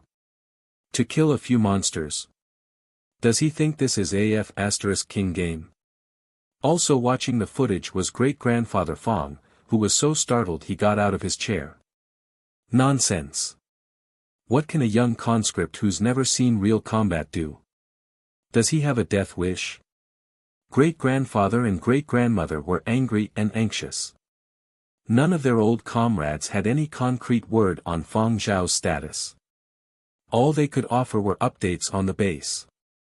But all the two elders cared about was the latest status of Outpost 23. The only source of news about Fang Zhao was S5's video footage. All they could do was wait.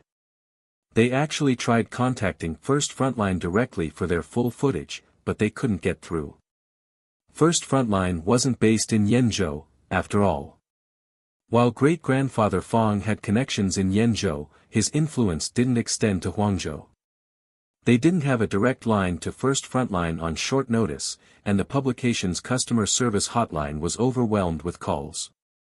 Grandfather Fang wanted to take a number but gave up after he saw that the queue was in the tens of thousands. Lord knew how long that would take. Thankfully, they didn't have to wait long. Fang Zhao appeared in the next video. Not only did he return to the bunker safely, he brought with him a wounded comrade. Many folks breathed a sigh of relief, but before they could relax, Fang Zhao headed out again. Great-grandfather Fang gasped for breath. Why is he going out again? During the period Fang Zhao was gone, the video showed Kevin Lin and a few others who were only lightly injured treat the wounds of the rescued soldier. They did the basics. His wounds were too severe and there was only so much they could handle. But the wounded soldier, Walker, didn't stay silent. He didn't know if he was going to make it, so Kevin Lin filmed him giving a blow-by-blow of Fang Zhao's rescue attempt. A gamer watching the video beamed. That is to say that Zhao God killed two monsters. Fang Zhao was such a badass in the game. He couldn't fare too poorly in reality, right? There were dissenters. Did you forget about the earlier news reports? The virtual world is different from the real world. Some people were only cocksure online, whereas in reality they were pussies. Entertainment news items casting gamers in an unfavorable light had surfaced in the past. For example, an entertainment magazine broke the story of a superstar fighting game player who was hospitalized after getting the crap beaten out of him by a small-time black street thug. There was also the shooting gamer who tried to play hero in real life only to be killed instead. Regardless of the controversy, everyone wanted to know how Fang Zhao fared. Did he come across any monsters or terrorists during his second outing? Was he injured? Was he still alive? When Kevin Lin finally got through to Yen Biao and learned that Fang Zhao was safe and that backup had arrived, the online viewers couldn't help but cheer as well. But S5's live broadcast broke off abruptly again at that moment of rejoice. Just as viewers started be *ching and threatened to file complaints, they saw the following line appear on their screen: live signal connecting. The previous footage had all been delayed. What they had witnessed had happened earlier. Now that there was a live signal, who cared about taped footage? The viewers stopped whining and stared at their screens. Their screens flashed, successful connection, and then Kevin Lin's bloody face appeared, but this time, his grim, unsettled look was gone. Now he was emotional, ecstatic. Someone is here to pick us up, finally. The camera swung toward the entrance to the bunker. A small team of soldiers filed in. They carried out the heavily wounded while Kevin Lin and the others followed on foot. Kevin Lin kept filming, capturing on camera the charred interior of the outpost and the bodies of several monsters. Some of the footage was too graphic, so Kevin Lin reminded viewers, "Our channel is only suitable for viewers 15 and older. Please switch channels if you're under 15. Parents, please check if any children in your household under 15 are sneaking online. I'm gonna track down Fang Zhao now. I wonder if he's injured," Kevin Lin said as he followed the soldiers. He was flooded by daylight when he left the sentry post. He took a deep breath and scanned his surroundings when he saw the flying transports dispatched from the main base and the other reinforcements, then approached a soldier who looked familiar. "Excuse me, have you seen Fang Zhao? Where is he?" "Fang Zhao? He's over there. Someone took him to get a change of clothes," the soldier responded. "New clothes? What for?" Kevin Lin was about to press the soldier for details when he saw Fang Zhao disembark from a freight transport. Fang Zhao had changed into a uniform similar to the outfit worn by the sentries and held a gun. Kevin Lin had seen Yen Biao with the same gun. "Fang Zhao, what's this all about?" Kevin Lin asked. "I'm heading back into the woods for cleanup. A few monsters escaped into the forest." Before Kevin Lin could respond, he heard Bi Liao shout, "Hey, Fang Zhao.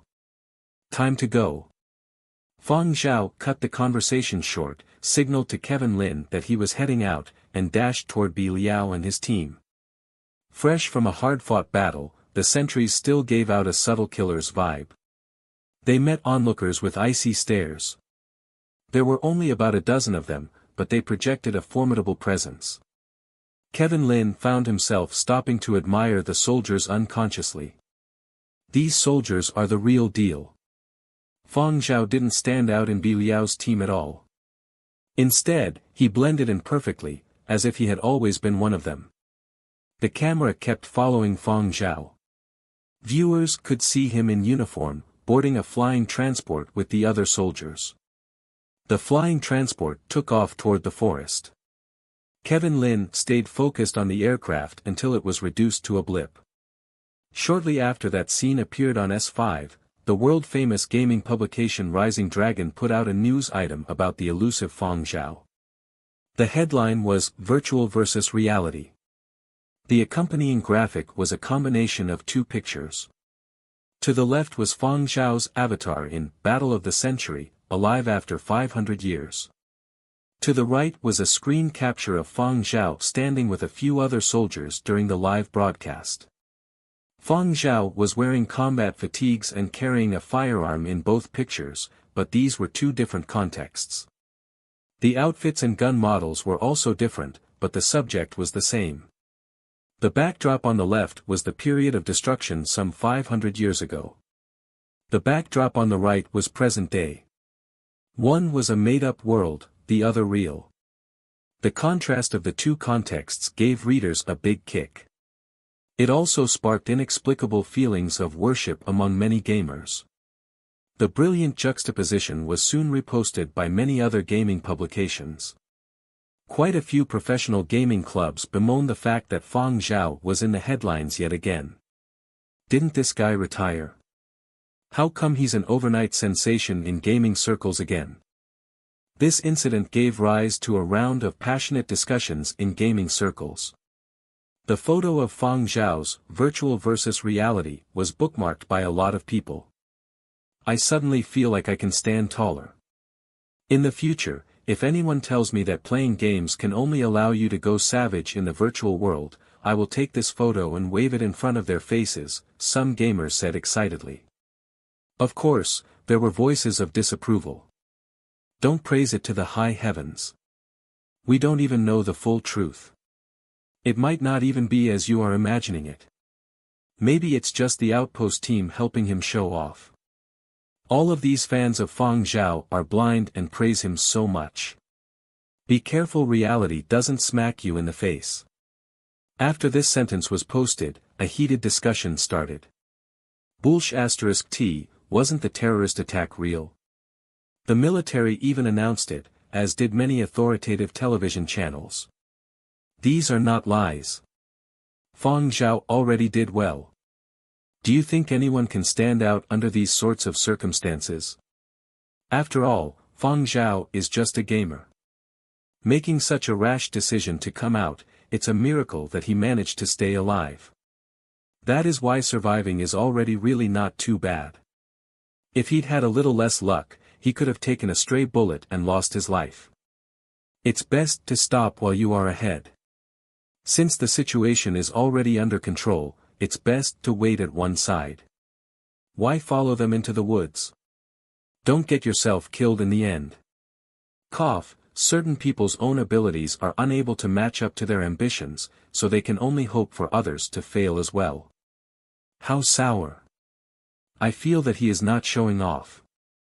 Also, the soldier that was saved by Fang Zhao when he previously went out mentioned that, if not for Fang Zhao's timely arrival, he would have long been dead. Seems like Fang Zhao has done some meritorious deeds this time and will surely receive a medal. It will probably be an outstanding service medal or a memorial badge. I also have a memorial badge.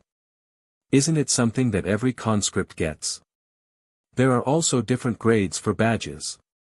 Your kind is probably the normal one. Nobody would even want it if you put it up for sale. There might be some under-the-table manipulations for this, someone said. There might be, but how much can they falsify? Fang Zhao is a celebrity with lots of presence, and so many people are watching him. How can they fake it?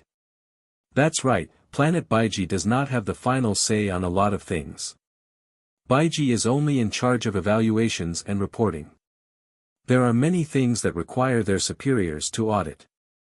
Given Fang Zhao's high presence in the media, the top brass will surely audit it very strictly. The forums discussed topics ranging from how many shots Fang Zhao had fired to how he had managed to survive.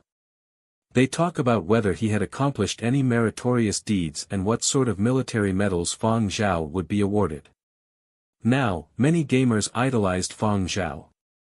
In the past, they had only idolized his gaming skills, but now, they idolized him as a person. Currently, Fang Zhao had no idea of the discussions about him online. He had followed Bi Liao and the others as they had ridden the flying transport to do a cleanup of the woods. Some of the beasts had slipped into the woods. These dangerous beasts could not be ignored and had to be cleared. Ryo tried to restrain himself, but he could not help it and said to Fang Zhao, "Brother, just asking. Later, if we discover any beasts, could you not make your move first?" When they had entered the woods, the moment a beast had been spotted, Fang Zhao had immediately fired 3 consecutive shots before anyone else had even been able to place the beast in their sights. He had been firm and decisive, without even a tiny hint of hesitation. This had completely been Fang Zhao's subconscious reaction. 3 shots, and all had buried themselves within the beast's skull. Although it was not so godly that the 3 bullets' wounds had been in the same spot, it had been enough to amaze Bi Liao and the others. The beast had been running and the transport flying. For all 3 shots to have accurately hit the head was really no easy feat. If it had been any other old soldier from the base or outposts that had achieved this sort of result, everyone would have been full of praise and not have been so astonished. However, the person that had shot was Fang Zhao, a conscript. Furthermore, he had just gotten this gun from Yan Biao. No matter what, there should have been a period of getting used to it. To think that he would actually have achieved this sort of result his first time using this gun, was his gun sense that strong? But when recalling how Fang Zhao had shot dead the 2 terrorists, Bi Liao was no longer that surprised.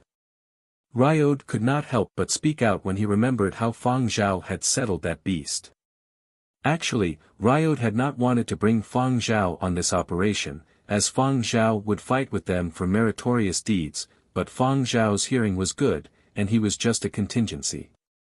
If any equipment failed, they could rely on Fang Zhao.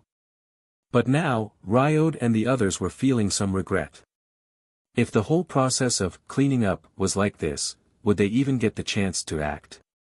They had decided that, after cleaning up, they would report to the superiors and take credit, but if everything stolen by Fang Zhao, what credit could they even get? Fang Zhao understood where Ryode and the others were coming from, so he nodded. All right.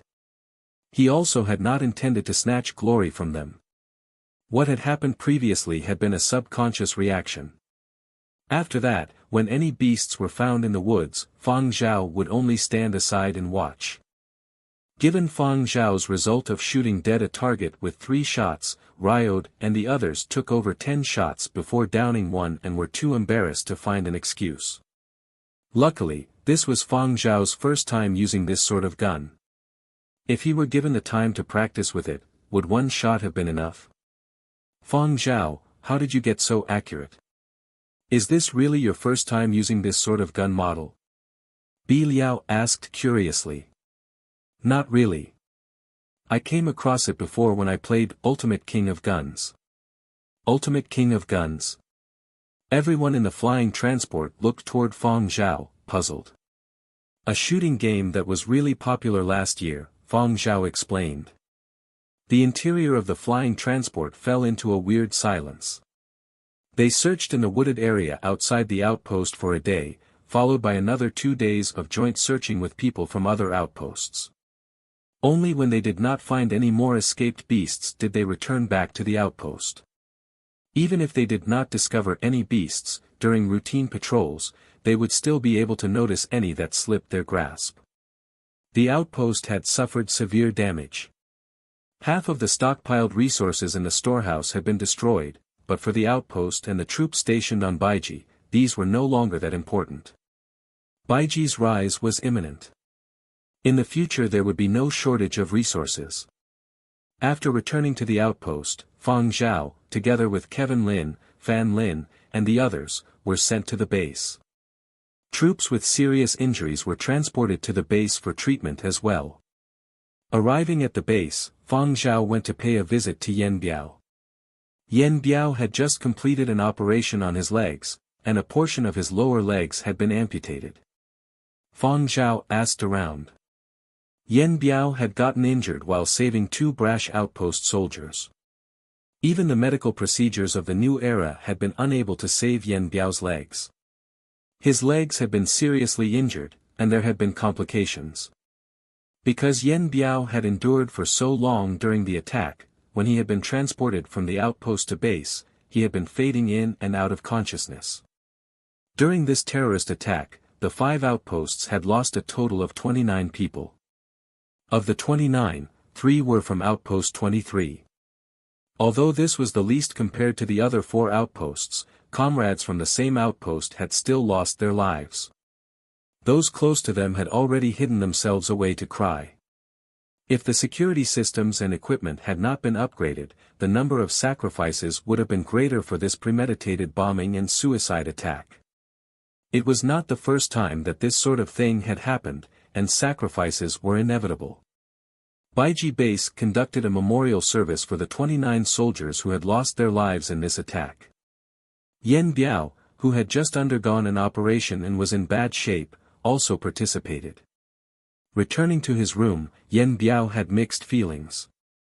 With a heavy heart, he felt sorry for the comrades that had lost their lives and bemoaned his own injury. Yen Biao knew that he could no longer continue serving here and would need to be discharged early. Yen Biao had only returned to his room for a short while when Bi Liao, Ryode, and the others came to visit. Watching Yen Biao lying there, Bi Liao and the others did not know what to say. Yen Biao spoke first. "I heard that you guys appeared on the live broadcast." When this was mentioned, Bi Liao and the others' gloomy moods were somewhat lifted. "Don't bring it up. We just had a talk with the political instructor." Bi Liao looked remorseful, but looking closer, his eyes had a trace of happiness. Not just Bi Liao, Ryode and the others had the same sort of reaction. Yen Biao frowned. "I heard that you guys didn't put on helmets and your faces were revealed. A full-body shot in high definition, too. Did you all forget your own ranks and the rules?" Bi Liao defended himself. "We didn't voluntarily reveal our faces. That reporter was too excited and forgot to either keep away or censor it." "Yeah, that's right. It wasn't our fault. We are all victims," Ryode hurriedly added. Yen Biao absolutely did not believe them. "What nonsense. If you guys really had the intention, wouldn't you guys have avoided it? Especially you, Bi Liao. You called out to Fang Zhao on purpose, and rather loudly too. Don't tell me you didn't notice Kevin Lin holding the camera. And when you realized it, you didn't evade? After all, these soldiers all served under him. Having worked together for all these years, how could Yen Biao not know what they were thinking? He could tell what sort of tricks they were trying to pull with one look. You guys are thinking about the immigration policy, Yen Biao said slowly. Planet Baiji was going to construct a large military district. Although no concrete news had been leaked, given their political sense of smell, which had been trained for many years, they could guess it. Following in the footsteps of the few planets at the front of the development sequence, when constructing a large military district, housing, schools, hospitals, and other basic facilities would surely be constructed.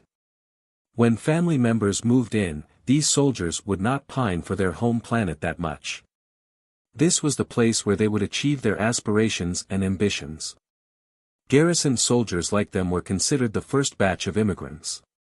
However, family members moving over would surely begin from the high-ranked officers, at least around Yen Biao's rank. Bi Liao and the others' ranks were not high enough yet. They had been in the military for a long time already and had engaged terrorists numerous times. This time, they had been exposed due to negligence and unexpectedness. To protect their families, the base would surely prioritize looking after them. If Yen Biao could see these little intentions of theirs, would Shanta and the other high-ranking officials not be able to realize this? Actually, everyone was clear on this, and what words were said and actions done were nothing more than formalities. Bi Liao and the others did not quibble and just laughed. They knew they could not have hidden it and decided not to. When they thought about their families moving over after the military district was constructed, they could not help but be excited, and their eyes glowed. Watching their expressions full of anticipation, Yen Biao felt a little envious and helpless, but he had no regrets. All he could do was sigh and feel sorry for himself. He would not get to see the day where Planet Baiji's military district was ready. After this round of treatment, he would have to be discharged from the forces. His comrades would have bright prospects, while Yen Biao would still need to talk about the future. Getting discharged under these sorts of circumstances, Yen Biao would surely be taken care of and would be allocated a job. He might not necessarily like the job, but at least his situation would not be miserable and he would at least have a large pension. After Bi Liao and the others calmed down from the excitement, the mood became a little awkward. Wiping the smiles off their faces, they told Yen Biao, "Captain, you will always be our captain. When Planet Baiji opens up, you can come over and visit us." These were just words, but Yen Biao knew that Planet Baiji would not be opened up to the public and currently did not have any tourist districts planned. After leaving, it would be very difficult to return. Furthermore, the costs of traveling to and from Baiji were not cheap. Leaving the place, even after many years, it was still uncertain if he would ever have the means to return. When Bi Liao and the others left, Yen Biao stared at the ceiling. He had just gone through an operation, and his body was weak. He actually felt quite weary, like he could fall asleep if he closed his eyes. He seemed like he was trying to find fault with himself and was exerting all his strength to keep his eyes open as his mind thought about a lot of things, in both the past and the future. Actually, he still felt a little regret. He had thrown away his glorious prospects to save others. Although it sounded like he had lost a lot, if he got the chance, he would gladly do it all over again. That's life. Yen Biao sighed softly toward the ceiling. After sighing, Yen Biao decided to rest. At this moment, someone else came to visit him. Fang Zhao. Yen Biao was surprised. "I'm just visiting." Fang Zhao sat himself down on the stool beside the bed. "What are your future plans?" "I'm going to be discharged for sure. With my condition, there is no way for me to continue with the forces. In a few days, the base is going to send a special wounded back to Earth to continue with follow-up treatments arranged for us. After that, I will get prosthetics and a job will be arranged for me." Yen Biao had a sanguine outlook. "Therefore, you don't have to pity me, really." He did not need others' sympathy. It was not as if he had no way of living on, and compared to his comrades who had lost their lives, he was considered lucky. "I'm still lacking a bodyguard," Fang Zhao said. Duan Qianji and Zhu Wen had both said that having one bodyguard beside him was too little. Zuiyu was also having to juggle being a driver and assistant as well. Once Fang Zhao's military service was over, there would be many more things to do. When the time came, Zuiyu would not be able to cope. Yen Biao was silent for a few seconds. "Actually, I'm really pathetic. Honest." Yen Biao was no fool. After reacting to Fang Zhao's comment with a momentary freeze, he quickly broke down the pros and cons in his head and concluded that this was an excellent job. It wasn't that he had never considered his prospects after quitting the military. His initial plan if he retired before 50 had been to become an Indiana Jones-style explorer or something exciting like that. Who knows, he might even discover some treasure and become an overnight billionaire, but considering the severity of his injuries, this was not a realistic goal anymore. He had considered working as a bodyguard before.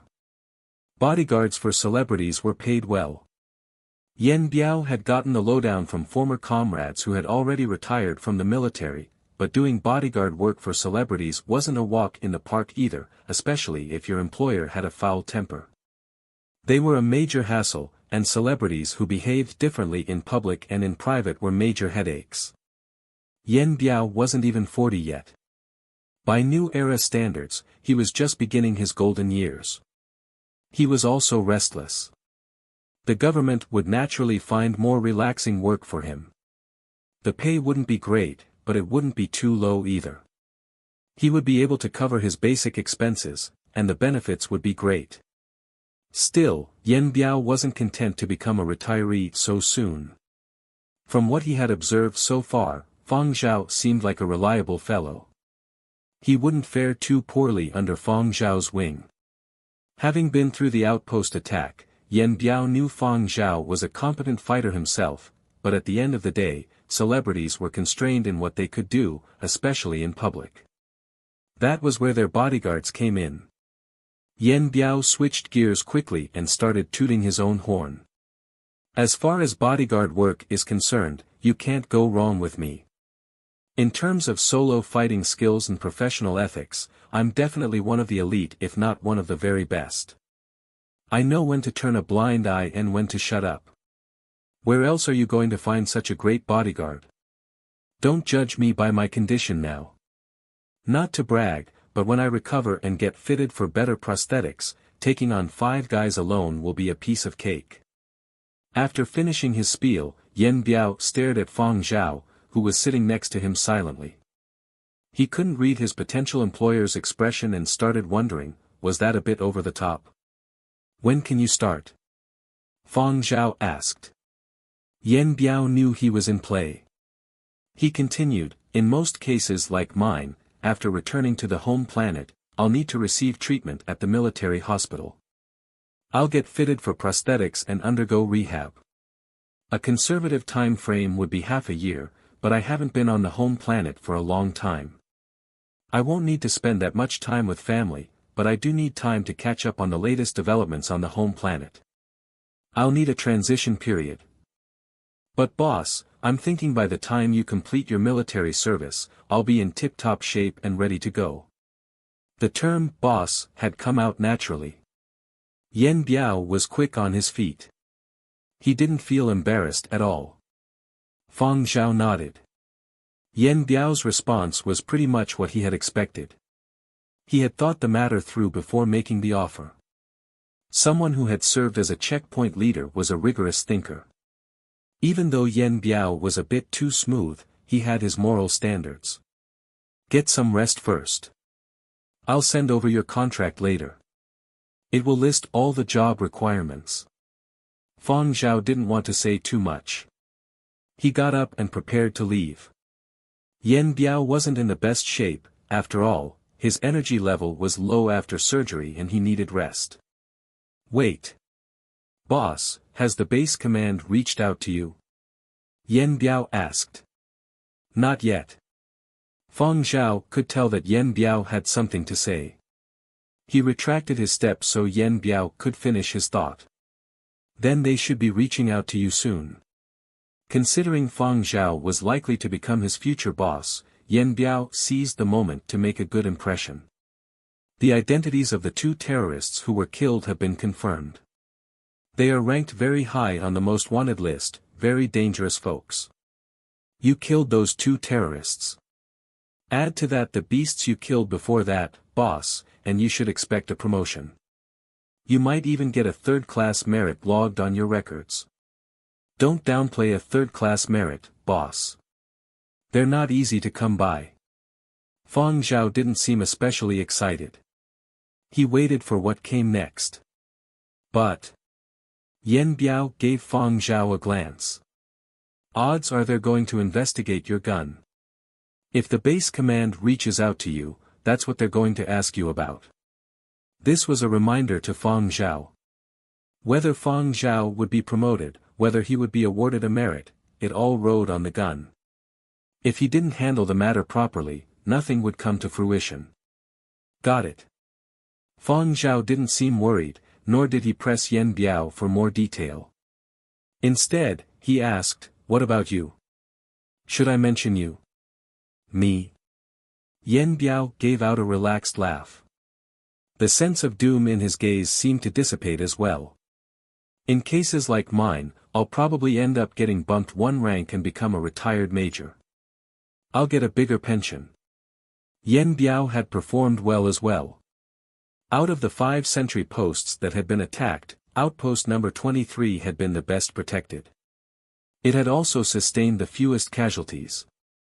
Of course, Fang Zhao was a big part of the equation, but under Yen Biao's command, his men had fended off 2 attackers. The storage rooms that had been bombed weren't that important. So be it if they were blown up. The command post and the engine room were the key locations, and these 2 sites had been defended well. Fan Lin and company had also survived the attack.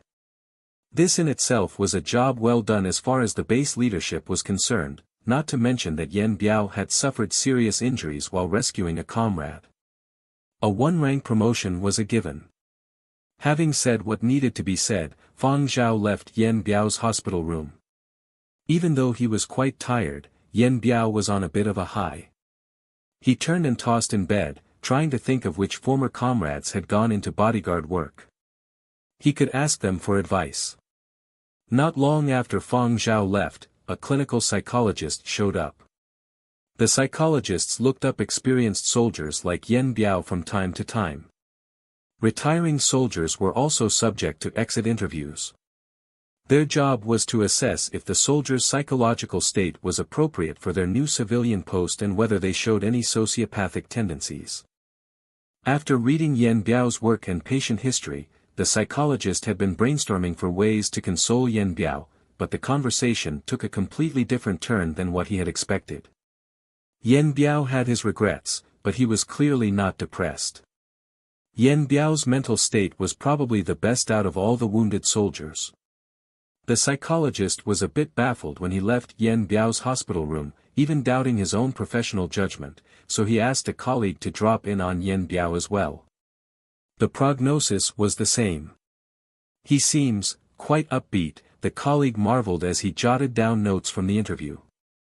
Yen Biao hadn't disclosed his conversation with Fang Zhao.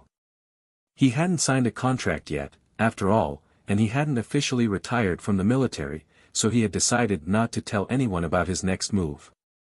Still, he was in a totally different mindset now, especially when he got the contract Fang Zhao sent him. His smile then was as wide as a Cheshire cat's. The contract listed various requirements. Yen Biao studied them carefully in typical fashion and couldn't find anything he took issue with. The pay was especially generous. His pay level during probation was already higher than what he had expected his permanent salary to be. Still, Yen Biao didn't think being a bodyguard was straightforward, that it was easy money, but at least it was better than early retirement. All he hoped for now was a quick recovery so he could start his new job in the best shape possible. Fang Zhao's other bodyguard was former Special Forces, after all. As a retired major once stationed on a foreign planet, he had to measure up as well. That's right, in a year, Baiji might become a full-fledged military installation. As a retired major from the Baiji military district, he couldn't afford to lose face. Just as Yen Biao was looking forward to the next stage in his life, Fang Zhao was summoned to a conference room on base. As soon as he entered, Fang Zhao saw 5 members of the base senior command, including Shanta. The farewell ceremony for the fallen soldiers had concluded. Security protocols for the base and the various outposts had been upgraded. Everything was returning to normal. It was time to tally merits. But some of the candidates for merits who were still on active duty had to be interviewed. Fang Zhao was the first one. Under normal circumstances, meetings between the base's senior command and rank-and-file soldiers took on a serious tone. The top brass would posture as well, but somehow, they couldn't play their parts in front of Fang Zhao. After all, Baiji's advancement in the global development order was all due to Fang Zhao. When Fang Zhao entered the room, everyone couldn't help but burst into smiles, regardless of the expressions they had intended. It was a lost cause. Every time they saw Fang Zhao, they were reminded of the Baiji power ore, after all. Thoughts of the Baiji ore led to rosy predictions for the planet's future. Fang Zhao performed a standard New Era-style military salute in accordance with his service manual. "Sit down first, Fang Zhao. Relax. We just want to have a chat," Shanta said. Once Shanta set the tone, the others gave up all pretenses and stopped suppressing their smiles. Fang Zhao sat down in the chair reserved for him. He wasn't nervous, but he didn't ignore decorum either. Shanta was secretly impressed. The way Fang Zhao carried himself, it definitely grew on him. Still, procedure had to be followed. Shanta's gaze shifted to the box on the conference table. "Let's talk about your gun." The box contained the firearm that Fang Zhao had voluntarily surrendered after the terrorist attack. A quick run of the model and the serial number had already revealed its owner. "The gun is my great-grandfather's. It's for personal protection. Prior to the attack, it had only been fired on a shooting range. It has never been used publicly on the home planet." Fang Zhao said he had taken the gun from his great-grandfather, but he didn't volunteer that it was a gift from great-grandfather Fang.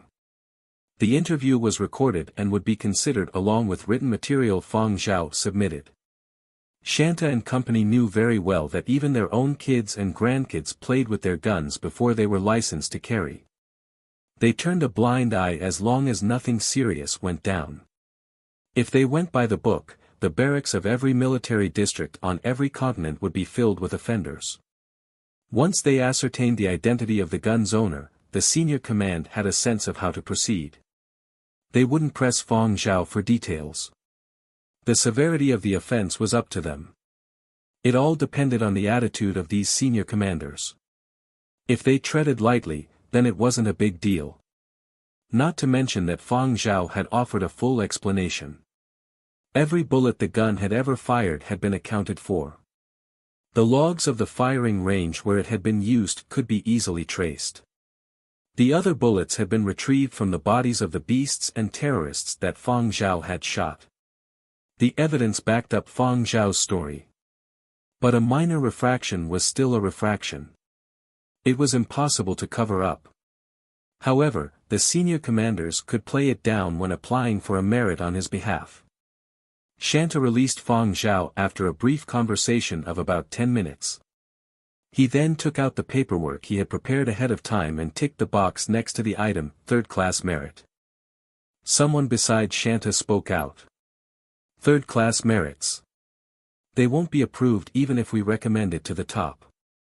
If it was someone else, it would probably be approved and the audit would not be too stringent. In the past, as long as we decided and recommended, it would be approved, but Fang Zhao has too many people watching him, another person in the conference room said. If it was a soldier stationed at the base, there would definitely be no issue. Being stationed at the outpost falls a little short. Of course, the most important thing is Fang Zhao's military service duration. He only just started, so it may be an obstacle. Third-class merits would probably be approved, but promotion? The possibility of this being approved is not high. Didn't he discover Baiji or as well? That's a really huge service. That cannot be considered a meritorious deed. Shanta, who had been silently listening to everyone discussing, knocked on the table and said, I feel that if we recommend it, the possibility of it being approved is very high. The others all kept quiet and waited for Shanta's analysis. Shanta drummed his fingers on the table and said 3 words, exemplary model soldier. Exemplary model soldier. The others all understood when they heard this. Indeed, the attitudes of the top were changing. In the past, they had never thought highly of the entertainment circle, but hadn't they rolled out Project Starlight this year for the purpose of letting idols and celebrities garner more attention? Furthermore, the benefits arising from Project Starlight were very obvious. This time, there was a chance for an exemplary model soldier, from what Shanta saw, so the chances of approval were extremely high. Indeed, they need to find a benchmark. An example is something that words cannot compare with. In the past, so many publicity films were created, and everyone can see the result they achieved. Why else would the top brass have launched Project Starlight? If you think this way, it makes sense. This little fellow Fang Zhao has such good luck. This promotion is an exceptional case. But back to the topic, ever since the military service reform where they decreased the duration from 2 years to 1, the only one who would have gotten promoted so quickly is Fang Zhao. Fang Zhao did not know he was being discussed after having left the conference room, nor did he particularly care about meritorious deeds. Killing those beasts and shooting those terrorists had not been for the purpose of garnering meritorious deeds, it had just been instinct that had been carved into him during the period of destruction. Returning to his dormitory, Fang Zhao once again picked up his little notebook and started composing. Matters had temporarily come to an end and he could feel at ease and arrange his thoughts and inspirations. However, Fang Zhao could not compose for long. In the afternoon, Shanta came looking for him for a chat. Not on official affairs, but a private talk. Shanta had looked for Fang Zhao to speak about 2 matters. The first was to inform Fang Zhao that the third-class meritorious deeds had been reported to the top and a promotion application had been submitted. The other matter was to inquire if Fang Zhao was familiar with anybody in Yanzhou's military district. After this surprise attack, more troops would surely be sent to reinforce planet Baiji. This time, Shanta could not put it off. Every continent's military district would dispatch some people over. Since reinforcements were inevitable, Shanta definitely wanted to find parties he could collaborate with. There were no especially satisfying collaborating parties over in Yanzhou. As long as the other parties could satisfy certain conditions, anyone was fine, so Shanta used this pretext to ask Fang Zhao for a favor. As long as he did not have any adverse reactions to the person put forward by Fang Zhao, Shanta would just approve of it. I only know Major General Hong Lu over in Yanzhou's military district. We have collaborated in the past. Fang Zhao told Shanta about Hong Lu, about how Hong Lu had given him some welfare during military training and had purchased one of Fang Zhao's movements for the military district's publicity film's BGM. Fang Zhao felt that Hong Lu was competent and was rather upright. Moreover, there was Hong Lu's relationship with Duan Qianji. For an officer-ranked military personnel, Fang Zhao could only think of him. Hong Lu. Shanta racked his brains for information about this person. He did not know much regarding Hong Lu, but there was no animosity, so he would check it out later. Oh, right, other planets have asked for you a number of times already. They want to ask you to go over to their mining districts and take a look around. If you don't have any other plans, how about taking some time to go and visit, Shanta said. When other planets of a similar grade to the planet Baiji of the past saw Baiji's development rate, they were also envious. Even if they had impetus from Project Starlight, how could it be compared to Grade A power or and their position on the development sequence? Now, many places wanted Fang Zhao, but during his military service, if his base's highest-ranking officer did not agree, nobody could even dream about it. Borrowing was fine, but transferring over was absolutely out of the question. Shanta still felt that he should leave Fang Zhao here as insurance. Actually, they have already used the latest models of detection equipment to probe but did not discover anything. However, they aren't willing to give up and want to borrow your guiding ears. When Shanta spoke about this, he seemed very pleased with himself for choosing to defend Baiji and not some other planet. Fang Zhao nodded. Sure. Going over was not necessarily a bad thing. He would surely be unable to avoid this. Even if he did not go now, in the future, those people would think up all sorts of methods to make him go over. Fang Zhao did not think his own ears were better than the newest models of detection equipment, but it would save a lot of trouble if he could make them admit defeat. Shanta's actions were quick. After finishing his chat with Fang Zhao, he went to check on the Yanzhou military district's Hong Lu and got a few trusted aides to analyze this person. He felt that it was feasible, so he contacted the Yanzhou military district.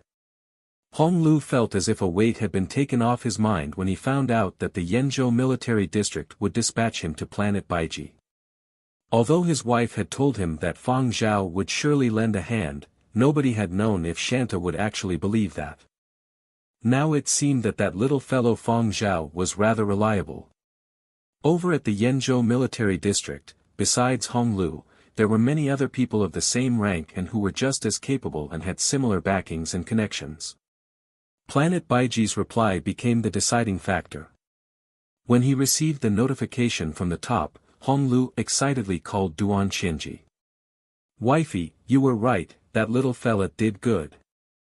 Duan Qianji went blank for a bit but quickly responded when Hong Lu told her what had happened with a laugh. Have the personnel been confirmed? It's fixed, it's fixed. Let me make preparations and bring troops to planet Baiji.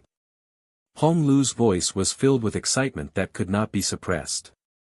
After people from all 12 continents were sent over, there would be news of planet Baiji establishing a military district. The home planet structure was already fixed, and these people with ambitions did not have much room for growth if they stayed here. However, heading out would grant them a wide area for development. Don't forget to assign a few more people to protect Fang Zhao, Duan Qianji reminded. Say no more. I will surely do so. I will definitely assign the elite. Hong Lu guaranteed. Every continent's military district was beginning to stir, but this did not affect Fang Zhao too much. He would only serve on Baiji for a year, as he would leave after that. However, he felt happy for planet Baiji. Shanta had shown him a set of development blueprints for Baiji. Once it was established, the housing district would be enlarged and there would be many more choices. Even if situations occurred, they would not be trapped on the planet and stuck in a desperate fight for survival. The living hell of the period of destruction would never happen again, and this made Fang Zhao feel gratified. A week later, Fang Zhao, who was participating in the reconstruction of Outpost 23, was summoned to Shanta's office. There are too many things to handle, and special times call for special measures, so everything is being simplified. We won't be holding a commendation ceremony, so this is yours. Shanta handed over a case with the Alliance's emblem on it. Recently, Shanta had been busy dealing with parties from all the 12 continents' military districts. Fang Zhao could see that Shanta attached great importance to this and had specially taken the time to hand it over to him personally. Fang Zhao opened the case. Lying inside was a golden third-class merits medal as well as an epaulet with the rank of second lieutenant. There was also a gun of the same model that Yen Biao and the others used. From now on, you have the lawful authority to possess a gun, but your previous one cannot remain in the base. Shanta personally helped Fang Zhao put on the epaulet. Strive hard. Perhaps your rank might rise by the time you are discharged. Shanta's words did not carry the tone of a leader but rather one of a senior. This way, their relationship seemed closer. Originally, Shanta had decided to urge Fang Zhao on with a few meaningful and heartfelt words. He raised his hand and wanted to pat Fang Zhao on the shoulder to show some encouragement, but when his eyes met Fang Zhao's calm eyes, he could not bring himself to go on. His raised hands paused in the air before returning to his side. Finally, he choked out a sentence. Young man, have more vigor. Don't be too gloomy. Understood. Fang Zhao saluted and left Shanta's office. Shanta watched the door as it closed and thought about that weird feeling he'd had. Why had it seemed like there had been a little something missing? What exactly was it? Could it be that he had been so busy with official duties that it had affected his body's condition? But Shanta did not have long to ponder, as he received a call. I heard that another inspection team is heading over, the person at the other end asked with a laugh. Shanta groaned coldly. Inspection team. I didn't agree to it and yet they still can force their way. In the past, they had inspected others, but now they were the ones being inspected. With too many matters to handle, Shanta did not think any further about that uncomfortable feeling a while back. Elsewhere, Fang Zhao returned to his dormitory in the base after leaving Shanta's office and opened a different case. The other case was similar to the one he had received. Inside was the gun he had received from great-grandfather Fang. Shanta had returned it to him. Fang Zhao wrapped up the case for the military medal in the gun case, wrote down an address, and attached Shanta's clearance before handing it over to the specialized people in charge of the base's postage system. Any packages to and from the base required stringent checks. Without clearance, firearms could not be sent out. The address written on it was Yenzhou's Yanbei City Retirement Facility. That gun could no longer be used here, so he was mailing it back to great-grandfather Fang. The merit medal was mailed as well. The two old folks would really love this. When Fang Zhao returned to Outpost 23, Kevin Lin was in the middle of a live broadcast. Fan Lin and the others were repairing the experimental plots. During this surprise attack, many of the arrow sunflowers that had sprouted had died, but there were still some that had survived by luck. Recently, Fan Lin had led people to try and save the experimental sprouts that had not yet stopped breathing. Without Fang Zhao around, Kevin Lin had to personally work the fields. Given his constitution, he was panting and gasping for air after a little while. Spotting Fang Zhao returning was like catching sight of his savior. Fang Zhao, you have returned. Ha! Kevin Lin had good eyes and had noticed the rank on Fang Zhao's shoulders. When Fang Zhao came closer and Kevin Lin could see it clearly, he did not say more and simply adjusted the camera to face Fang Zhao so even more people could clearly see the epaulet. Many online audiences did not understand military ranks, but among them, there were still some who recognized it. After that, the comments section exploded. What the F***ck? Are my eyes playing tricks on me? The rank on Fang Zhao's shoulder, someone tell me I'm not seeing things. I just double-checked, and it is indeed a second lieutenant rank, without a doubt. Second lieutenant is quite low, but it is considered an officer rank, right? The question is, how long has he been in service? Has it even been a month? And he has risen through the ranks. There is this sort of thing, for military service. Many people never thought about promotion during military service, as it only lasted 1 year. If this was the period right after the new era had been founded and military service was still 2 years, this sort of thing would be more common. However, most promotions nowadays happened in the second year of military service, and normal people required second or third class merits to rise up the ranks quickly. People like Fang Zhao, who had not graduated from military school and yet received third-class merits a short while after enlisting, were extremely few. That was why Shanta and the others had said that this was an exceptional case, because he was an exemplary model soldier and set a benchmark. This sort of opportunity had not been seen for many years and had to be grasped. Of course, the reactions online were indeed very huge. Forget about his rank for a second. I'm not sure if you noticed the gun Fang Zhao was holding, it was different from the one he held in the morning. The serial number is different. I didn't get to see the serial clearly, but the first letter is different. Speaking of that, according to regulations, if he got promoted directly, he would be able to wield a gun, yeah, a gun of his own. After he is discharged, he can also apply for lawful gun ownership. Lawful gun ownership. This attracted many people's attention. That means to say that even after Fang Zhao completes his military service, he will be able to carry a gun everywhere he goes. Wicked. Now I feel like heading over there for my military service. I used to attend special martial arts classes and have basic training in that area. Perhaps I can garner a few meritorious deeds so I can lawfully own a gun after I complete my service. People who had some genuine ability started to dream about this. Fang Zhao had managed to achieve some meritorious deeds, so they likely would not be worse off than him. I'm already in year 2 of university. I had already prepared to enlist in October and made plans, but now I have changed my mind. Me too, I'm changing mine as well. Luckily, enrollment hasn't started. When the time comes, I want to apply for Planet Baiji. And become comrades with Fang Zhao. Stop thinking from your asses. Young people are just too impulsive. Do you know how tough military service is? If you have the means, it's better to find a more relaxing place to serve, those who had served in difficult places advised. Can this be called being impulsive? No. This is called a sense of responsibility. It's called being honorable. I want to do my part for the construction of Planet Baiji and contribute to the great cause of the immigration plan. I'm not afraid of terrorist attacks and I want to go. I might not have ice-cold blood running through my veins, but my heart is fiery and I live and breathe for the mission. The person above, you are 2F** king dramatic. Actors aren't even as engrossed as you. Actually, how could there be so many terrorist attacks?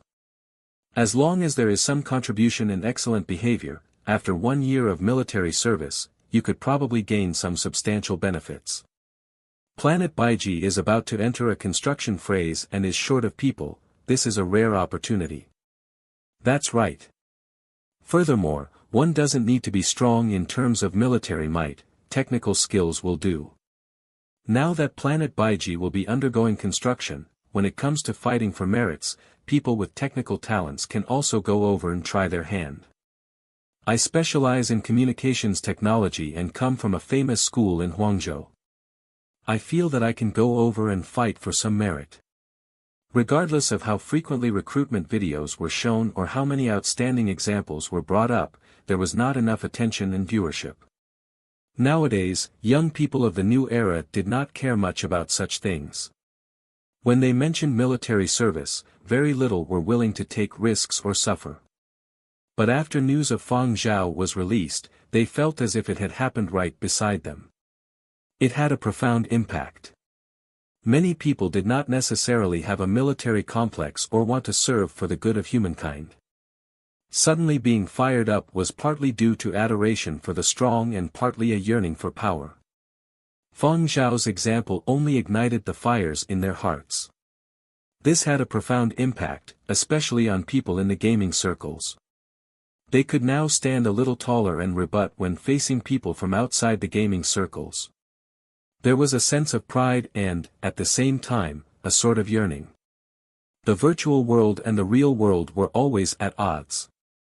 A lot of people thought that the virtual world and real world were completely separate, gaming gods of the virtual world and kings of the real world had nothing in common, but now, Fang Zhao was like a miraculous point and was blurring the lines separating the virtual world and the real world.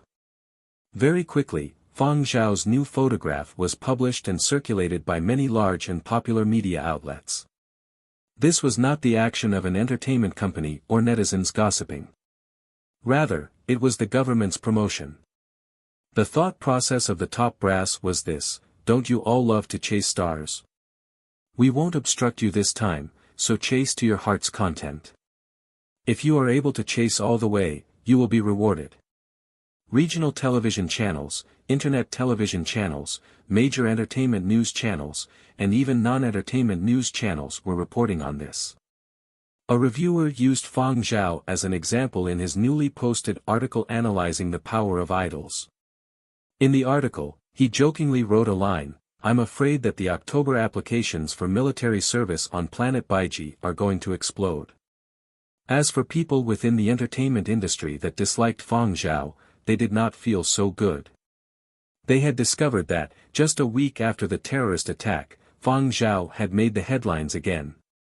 And this time, it was a damn government-approved headline. Even hiring the Internet Water Army wouldn't be able to suppress it.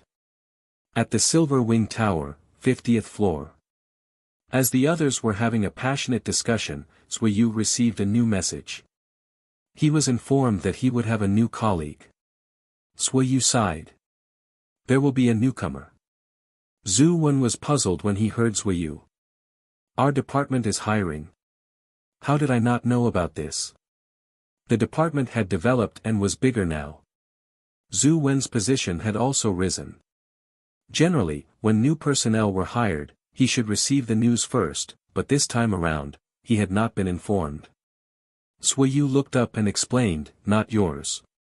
Strictly speaking, I don't belong to the virtual idol department.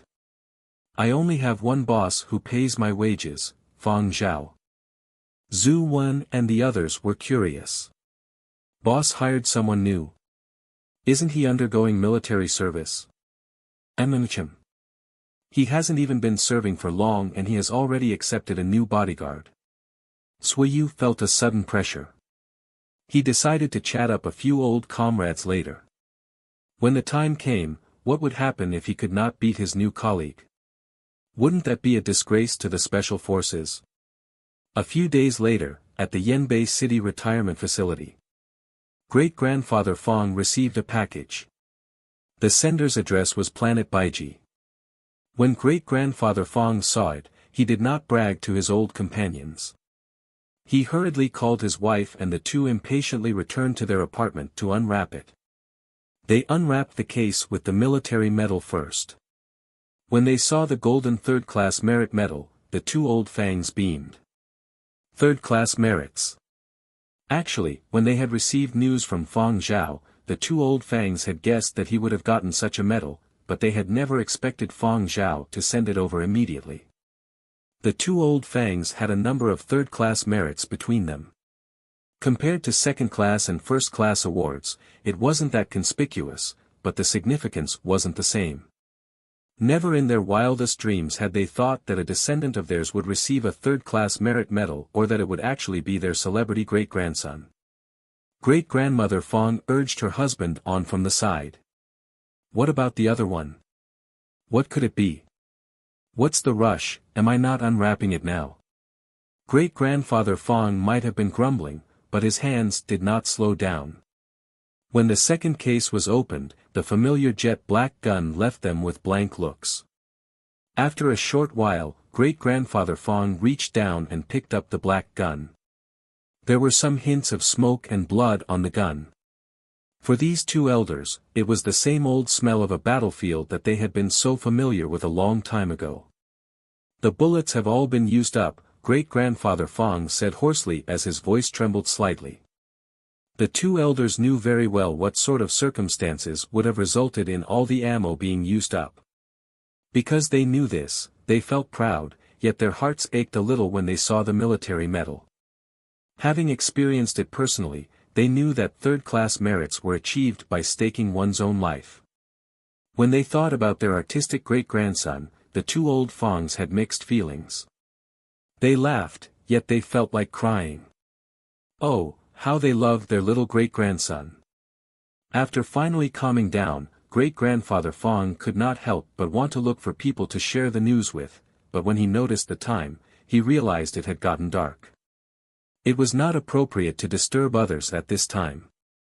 He was really excited and had originally wanted to brag to others but was forcefully dragged back by his wife. Great-grandfather Fang paced a few times in the apartment. This feeling of being unable to go out and share the news was unbearable. How about you post it online? Great-grandmother Fang suggested. Oh right, there is still the internet. Great-grandfather Fang logged into his social platform that he rarely used and posted an elaborate photograph of the third-class medal. The two old Fangs had spent an hour trying to get the perfect shot. Accompanying the photograph was a coolly written line, "Just received a package mailed by my great-grandson from planet Baiji." Not long after it was posted, people began to circulate it. The first to share the post was Silver Wing's gaming department manager Wayne. When Wayne had sat with Fang Zhao during Fiery Bird's annual gala, he had found out that a treasured knife does not age, who had been bidding, was actually Fang Zhao's great-grandfather, so he had searched the social platforms and found great-grandfather Fang's account and followed it. However, great-grandfather Fang never updated his status, so Wayne had forgotten about it. Wayne was browsing the entertainment news at night when he noticed a sudden notification from the user "A treasured knife does not age" and tried to recall who this was. When he saw the contents of the post, he came to the realization that this medal was probably Fang Zhao's third-class merits medal. A while ago, he had seen some netizens discussing Fang Zhao's promotion. Some had been saying that since they had not seen a military medal, they were wondering whether the news was fake, but now Wayne saw this post. Immediate share. There were not a lot of people following great-grandfather Fang, but as Silver Wing's gaming department's manager, many people followed Wayne, and there were popular characters in Silver Wing's gaming department. Jinro, Dorian, Milo, Schwarzer, and the others also shared the post in succession. As always, Schwarzer did not forget to bootlick and also added a line, "Boss is mighty." When they shared the post, a lot of people saw it. Every entertainment media outlet was quick to catch on, and with the recent discussions, it was shared more and became trending. In less than 30 minutes, the number of shares broke the 5-digit mark. A shocked great-grandfather Fang got up to get a glass of water. When he returned and clicked open the web page with a trembling finger, he was stunned. 6 figures. And it's picking up speed. Great-grandfather Fang had not expected this. All he had wanted to do was share some of his own joy. He had not expected that, at his age, his post could actually become a trending topic. Great-grandfather Fang's post, which had reached trending in only a short while, was circulated by a number of media outlets. Some people managed to get great-grandfather Fang's contact details using some unknown method, and they immediately contacted him to request an interview, but they were all rejected. After rejecting yet another interview, great-grandfather Fang grumbled, "How irritating. Non-stop calls the entire day." But paying closer attention to great-grandfather Fang's expression, although this old man's tone did not sound pleased, there was an uncontrollable smile on his face, and his creases had deepened. Today he had not even needed to head out and brag. A number of old companions in the retirement center had run over upon seeing the news. Great-grandfather Fang had not left the military medal case inside today. He brought it outside to flaunt to others. When people were young, they compared their careers, military deeds, military ranks, and positions. When they retired, they compared their children, then younger generations. It was not that the Fang family had not produced any outstanding descendants but that their achievements had not been in the military. Fang Zhao was a rare case. Great-grandfather Fang's many years of desire had been accomplished, and if he did not brag with all his strength, he would be letting down his hopes and aspirations of so many years. After ending the call and just as he was about to head out, great-grandfather Fang saw another old fellow from the retirement center carrying a case in.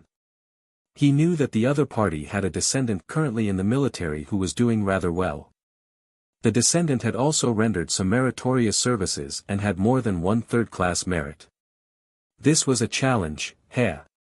However, great-grandfather Fang did not feel embarrassed at all. Rather, he was all smiles and praise. "This guy from your family is not too bad. In the future, his achievements will surely be even greater than yours. My great-grandson cannot compare with the one from your family.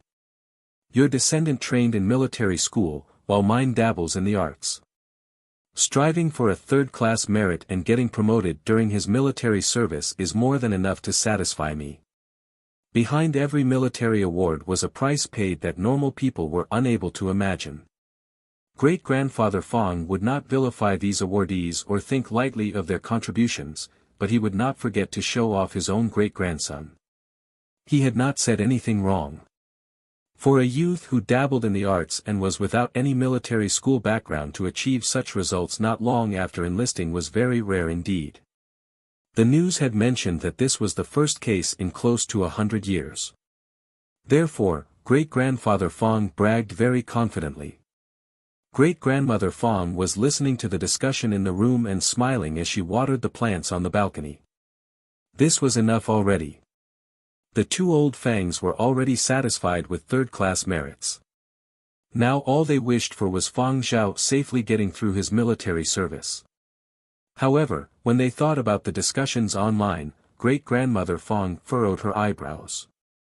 She was worried that all the flattering would go to Fang Zhao's head. Fang Zhao was too young and did not have a stable enough mentality. It would be easy for him to stray off his path. Too much flattery would also cause others to be disgusted. Some of the discussions under her husband's status might seem like honeyed words, but they were actually hypocritical and sarcastic. Great-grandmother Fang decided to remind Fang Zhao to stay grounded the next time he called back. Yet the person everyone expected to have his head in the clouds from all the praise was actually more calm than anyone else. Far away, on planet Baiji, Fang Zhao had heard from Kevin Lin about his current popularity and had seen some of the adulation he was receiving from reports, but he did not really have much of an opinion about this. Fang Zhao understood clearly that this situation was just based on the power of a celebrity and chance. It just happened to be the case that the top brass had needed to set a benchmark, which had given rise to the current state of affairs. Fang Zhao did not think his own actions had been that outstanding. This wasn't being modest, compared to the efforts of older generations, this couldn't be considered a big deal. However, gaining lawful gun ownership was very convenient. This bit pleased Fang Zhao. Now, he just did whatever needed to be done. After helping Fan Lin tidy up the fields, Fang Zhao participated in the expansion of the outpost. In the formulated design plans for Planet Baiji's development, the 5 outposts that had been attacked were part of the first batch of outposts due for expansion. During the day, Fang Zhao took part in the construction of the outpost. At night, after returning, Fang Zhao found the time to record his daily inspirations and make amendments to what he had written down previously. Kevin Lin had already gotten used to this sight. Some nights, before he slept, Kevin Lin would record and send a short 30-second clip to let everyone know how hardworking Fang Zhao was off-screen. Kevin Lin was hot stuff now. He had never dreamed of this much popularity when he managed to snag the special reporter assignment. Plus, given that Fang Zhao was not someone who acted and showed off in front of the camera, during every live broadcast, Kevin Lin actually had more screen time than Fang Zhao. However, Fang Zhao did not nitpick this. From time to time, Kevin Lin also filmed things that could help Fang Zhao raise his popularity. Project Starlight's column released the received videos on the same day, and they immediately led to passionate discussions by netizens that happened to see them. Still composing at night? Is Fang Zhao going to release new works? I nearly forgot about Fang Zhao's composing background until I saw this. What, composing background? Wasn't Fang Zhao a gamer? New fans should check up on how Fang Zhao became famous early on. Fang Zhao has a composing background indeed, and he has some reputation in Yenzhou music production circles. It was only later on that he made a name for himself in gaming. Am I the only one that is more interested in the light beside Fang Zhao? I see it too. Previously, when the outpost was attacked, it appeared in the video Kevin Lin took while in the underground bunker. That isn't a light. That's a sea slug. It's a choppy-haired variety, but we prefer to call them sea rabbits. Sea slug owners should all know this. A living light. Anybody know where I can get something similar? I wish to buy one. The pen and notebook Fang Zhao is using, does anyone know where I can get them? At the start, the online discussion about Fang Zhao's profession changed to discussions about Fang Zhao style merchandise. Everyone knew that celebrity merchandise was the hottest marketing term.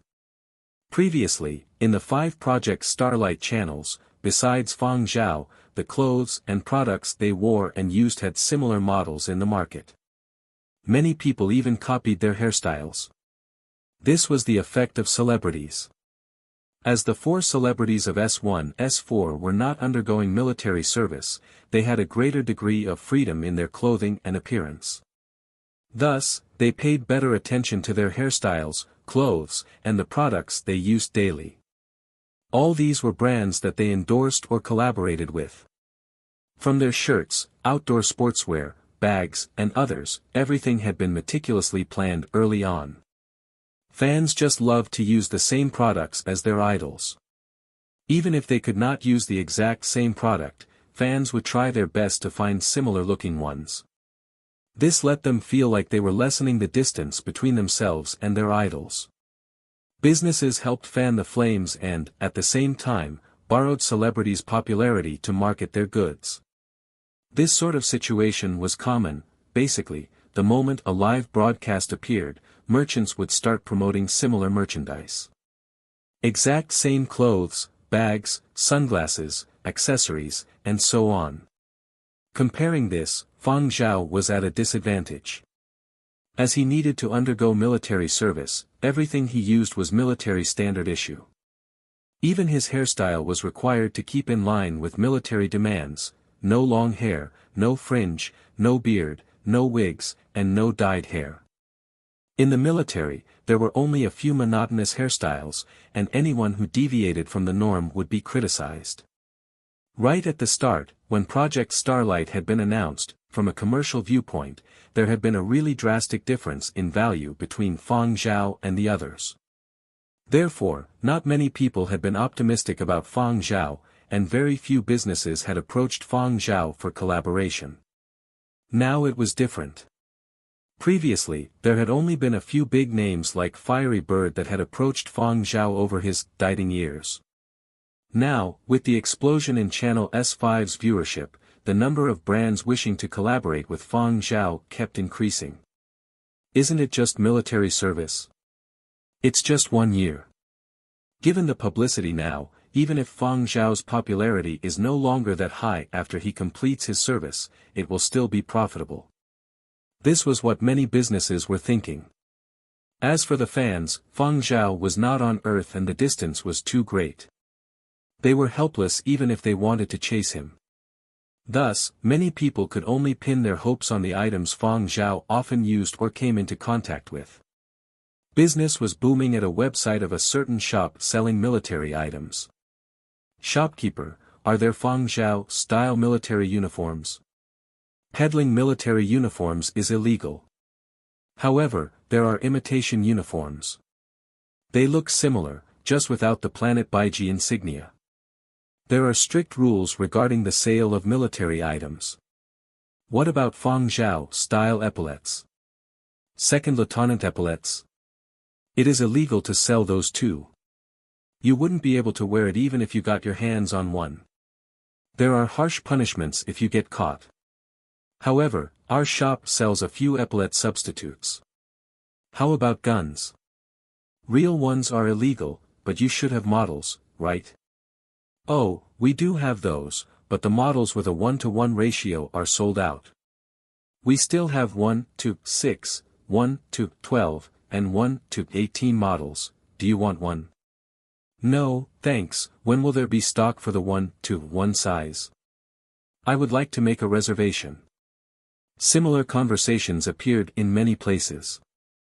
Internet personalities also rode the coattails of this trend and imitated Fang Zhao's look.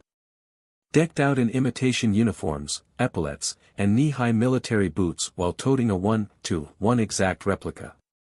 These personalities would then strike a pose they reckoned was the coolest and upload it to their accounts on major social platforms so they could share their own lookalike photos. Regardless of whether they were praised or abused, it didn't matter. After all, as long as there was internet traffic, their goals had been achieved. As for the sea slug that served as a night light, it quickly became a bestseller in the pet market. Every shop put up Fang Zhao-style white choppy hair sea rabbits signs. Online shops also displayed pictures and videos of a white blob that lived in the water and resembled a rabbit. At first glance, it looked really similar to the one Fang Zhao kept. In the past, choppy hair variants had been considered hot sellers and had always ranked in the top 10, but during this period, it straightaway rose to the number 1 spot, and when Fang Zhao-style slogans were put up, they sold like hotcakes. But shortly after purchasing, many people gave poor evaluations immediately after receiving the goods.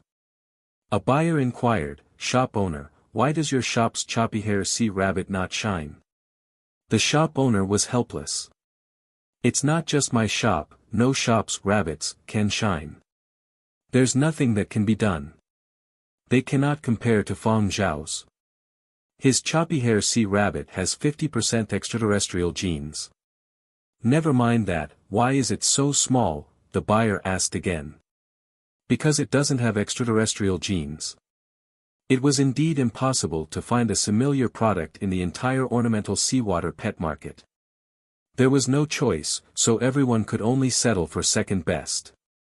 It would do as long as its outer appearance was similar. Lighting manufacturers were delighted when they saw this situation and immediately hatched a plan to custom-make lights in the shape of a choppy hair sea rabbit, the sort that would light up with the tap of a finger. Now, doing homework at night would let people feel a sense of purpose. Fang Zhao style had exploded to prominence on the internet. Silver Wing's operations team had played a part, as had merchants who had seized the opportunity to make more profits, and there had also been assistance from the government. When many brands saw this, they were envious and also wished to collaborate with Fang Zhao, but they could not get a hold of him. Planet Baiji had restored its communications network, but there were emergency measures in place, so contacting Baiji was rather difficult. Nobody outside knew what was going on. There were rumors online that the 12 continents had sent a fleet over to establish a military district, but there had been no official announcement yet and these rumors could only be considered guesses. However, the common folk did not really care much about a large military district or military affairs, as those were too far away to impact their lives. So what if Baiji became a large military district? Their wages wouldn't rise and their taxes wouldn't be cut. Everyone would just go about their daily lives as normal. Thus, they preferred watching meaningful entertainment gossip. In the case of Planet Baiji, their attention was on Fang Zhao. Anyone browsing online was very clear on the level of Fang Zhao's popularity right now. Because of this, Shanta once again came looking for Fang Zhao. We will be collaborating with the Interplanetary Fund to organize an online auction and will bring out a few items to be auctioned off. You can contribute an item too. I heard that the item you celebrities bring out will be highly coveted. You don't have to spend too long thinking about it, just something simple like clothes or daily necessities will do just fine. Although Planet Baiji had emergency measures, as the highest-ranking officer on Baiji, Shanta had special privileges. He had seen the popularity of Fang Zhao's style online. Shanta told Fang Zhao that, for this sort of auction, all the money earned would be used for Planet Baiji's construction. Therefore, Fang Zhao did not need to provide something of value, a token item would be enough. Don't worry. Even if you auction of a piece of paper, it won't fetch a low price. Shanta did not elaborate much, but Fang Zhao could still guess the reasons. As of now, Planet Baiji's position in the development sequence was fifth, and the spot was near the front. Were they lacking investors? No. Lacking money? Not anymore. As for the auction Shanta had spoken about, simply put, it was actually another chance for companies or investors that had not been able to squeeze into Planet Baiji's construction efforts. This auction would provide a means for them to spend money to purchase a spot, and it was being publicly announced by Planet Baiji, meaning it was highly reliable. For those lacking connections or who did not have enough status or ability to get a spot investing in Planet Baiji, this was indeed a really good opportunity, perhaps even their only chance in the near future. Shanta had approved this sort of method to attract even more teams. Whether it was for balance or external power, to canvass more funds, or for a whole range of other reasons, Shanta would not disclose these reasons and Fang Zhao would not ask. Shanta had looked for Fang Zhao to bank on his popularity and get the ordinary audiences to place their attention on and understand Planet Baiji's development. The views of the masses could not be ignored. Although Shanta had told Fang Zhao that any item was fine, Fang Zhao would not just randomly produce an item. He did not pay much attention to the happenings online, but he had learned quite a bit from Kevin Lin. Nowadays, news about him was under the scrutiny of the public. Putting forward a random item might seem half-hearted and lacking in sincerity. This could easily turn into fodder for gossip. The auction would not be soon, so Fang Zhao still had time to make preparations. Soon, teams from every continent's military district arrived in succession. Hong Lu had brought men from Yenzhou and had arrived on Baiji base. If not for the continuous construction on Planet Baiji over this period, there would not have been enough space for so many people arriving all at once. Hong Lu was 70 years old. In the new era, this was considered the prime of one's life. His rank was Major General, and he already held considerable authority.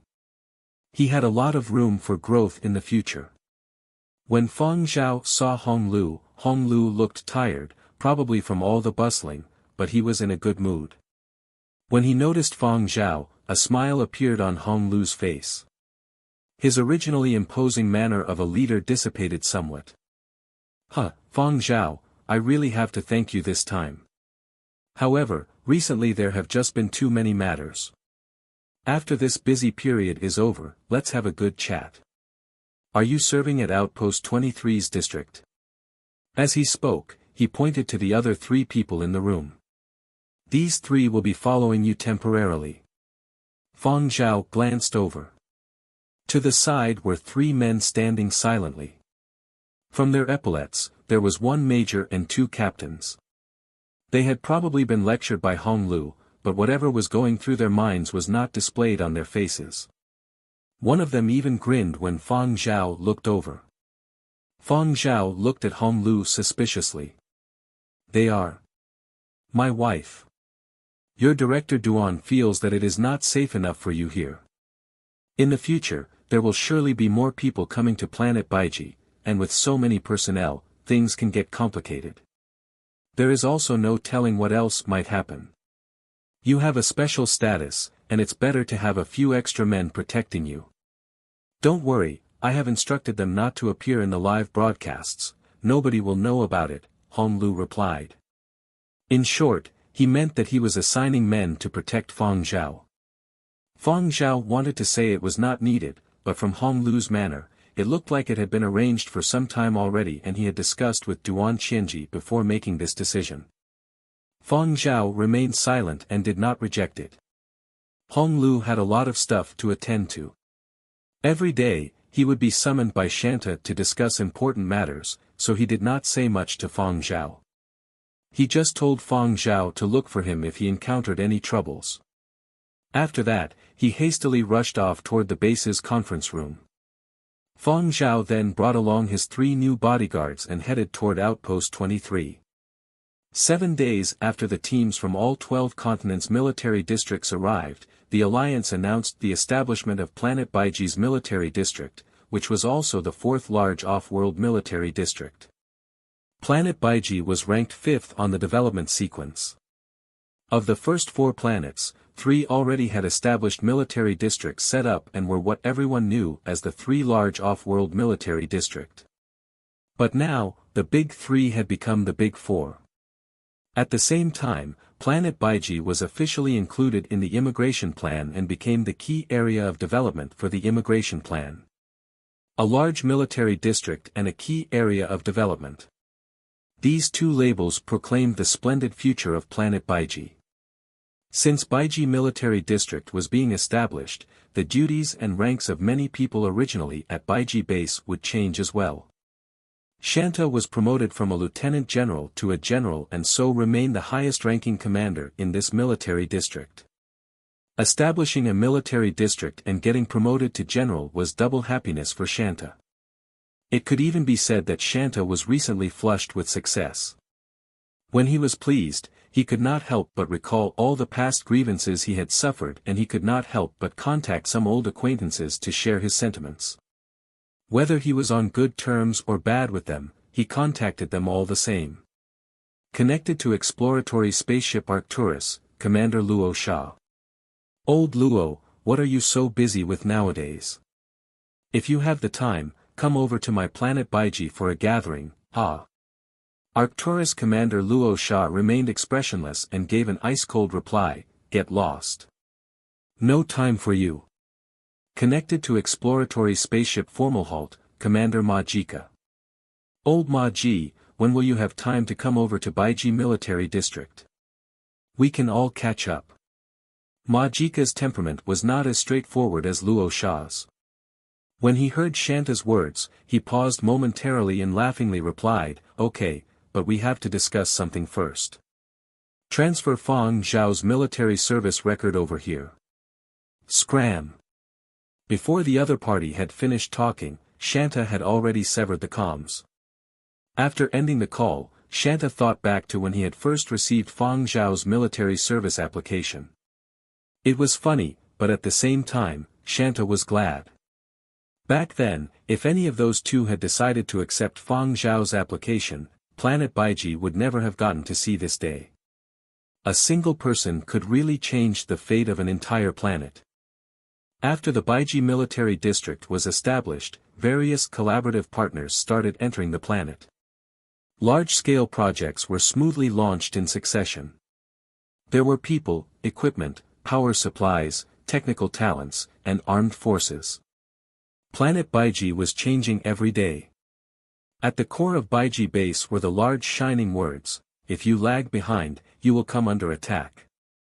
These words had been personally inscribed by Shanta with the aim of reminding everyone in the Baiji Military District of the recent terrorist attack.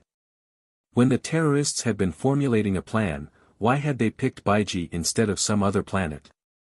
Because when the terrorists had been picking a target, grade A power or had not yet been discovered on Baiji and they had still been placed far back in the development sequence. Back then, Baiji had been a poor and barren place, and even their detector probes had all been outdated. In simple words, the enemy's line of thought had been this, because you are weak, we shall attack you. What could be done to not be bullied? To strike back better, Planet Baiji needed to become stronger.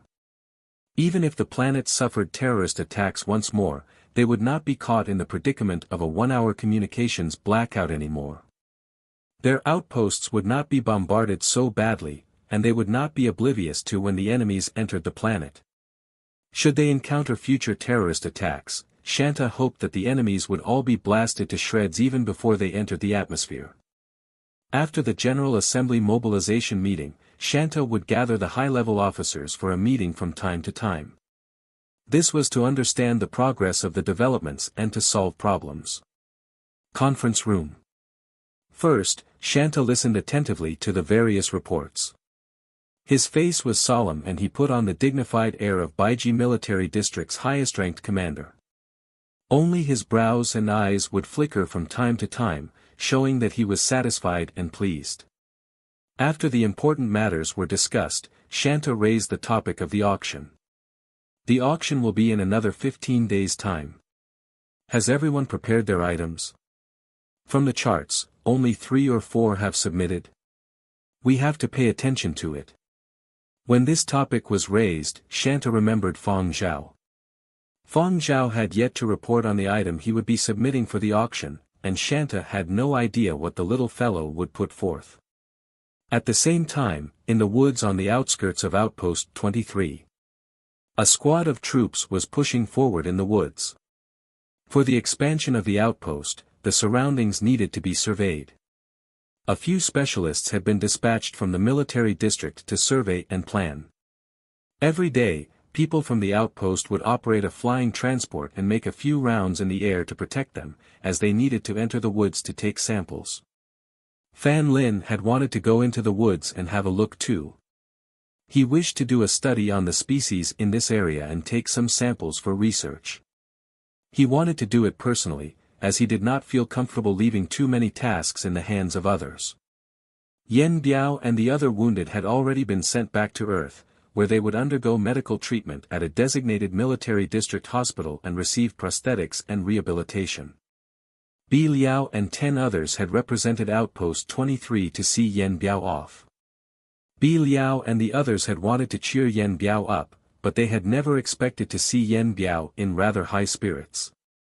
He hadn't been depressed at all, and there had been no visible scars on him. His mood had been what it had seemed, so much so that the others had not needed to cheer him up.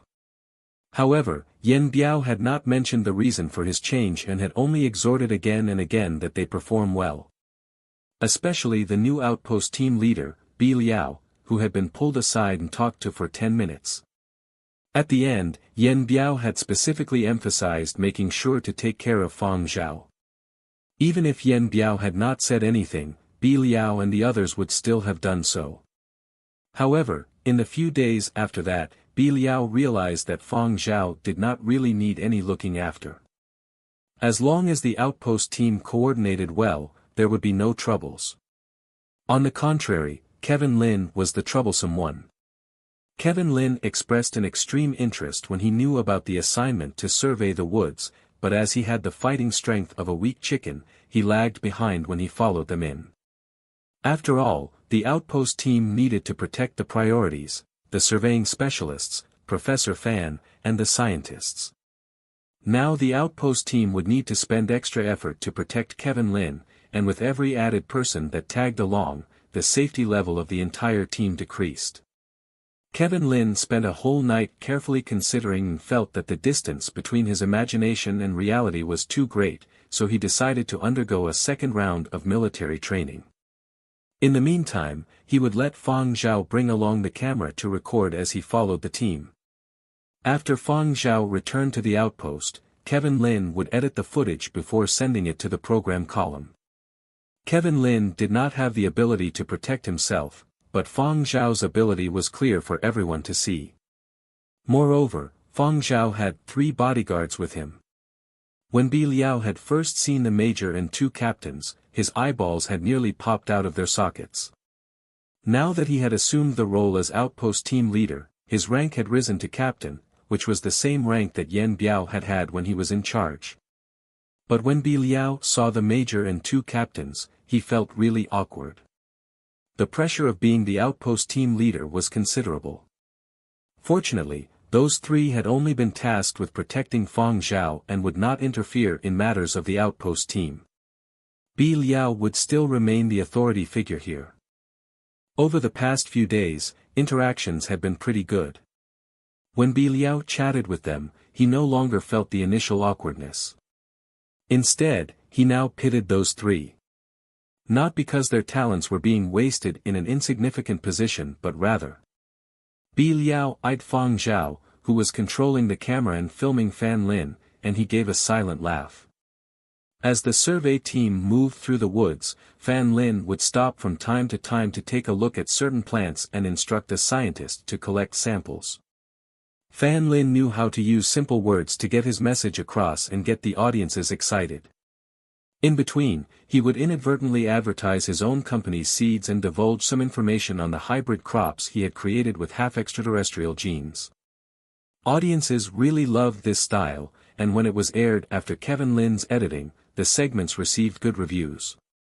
Fang Zhao held a gun in one hand, his other hand controlling the camera that was floating in midair, but he did not lower his guard. As he filmed, Fang Zhao's felt a nip in the air. His acute senses had detected something watching them, seemingly like a snake that had its eyes on its prey.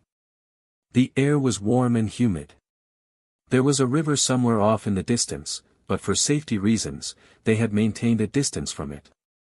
A black shadow rushed out from the muddy bog over 10 meters away. Almost at the same instant the black shadow leapt out from the bog, a number of bullets buried themselves in it. The beast that had just leapt out from the mud fell to the ground, twitching twice before all movement ceased. A fishy smell drifted over but was quickly carried away by the wind. After the momentary silence, Bi Liao got some men to drag the beast over. "This thing, it is a little frightening," Bi Liao said as he inspected the corpse of the beast, which was close to a meter long. The skin of the beast had luster to it similar to steel, but it was not real steel and it was unable to stop bullets. The bullets had torn straight through it. Fang Zhao did not know much about the species in this place and had not known if a single bullet was enough to settle the danger. Thus, he had shot a few more times. Nowadays, he had sufficient ammo, and guaranteeing everyone's safety took priority. Bi Liao had said it was frightening because this seemingly flat beast opened its mouth sideways. Inside, it was full of sharp teeth in a disc, and the whole thing looked like a sawmill blade and had an extremely strong cutting power. Its teeth seemed similar to the helicoprion shark that were in ancient archaeology reports found back home.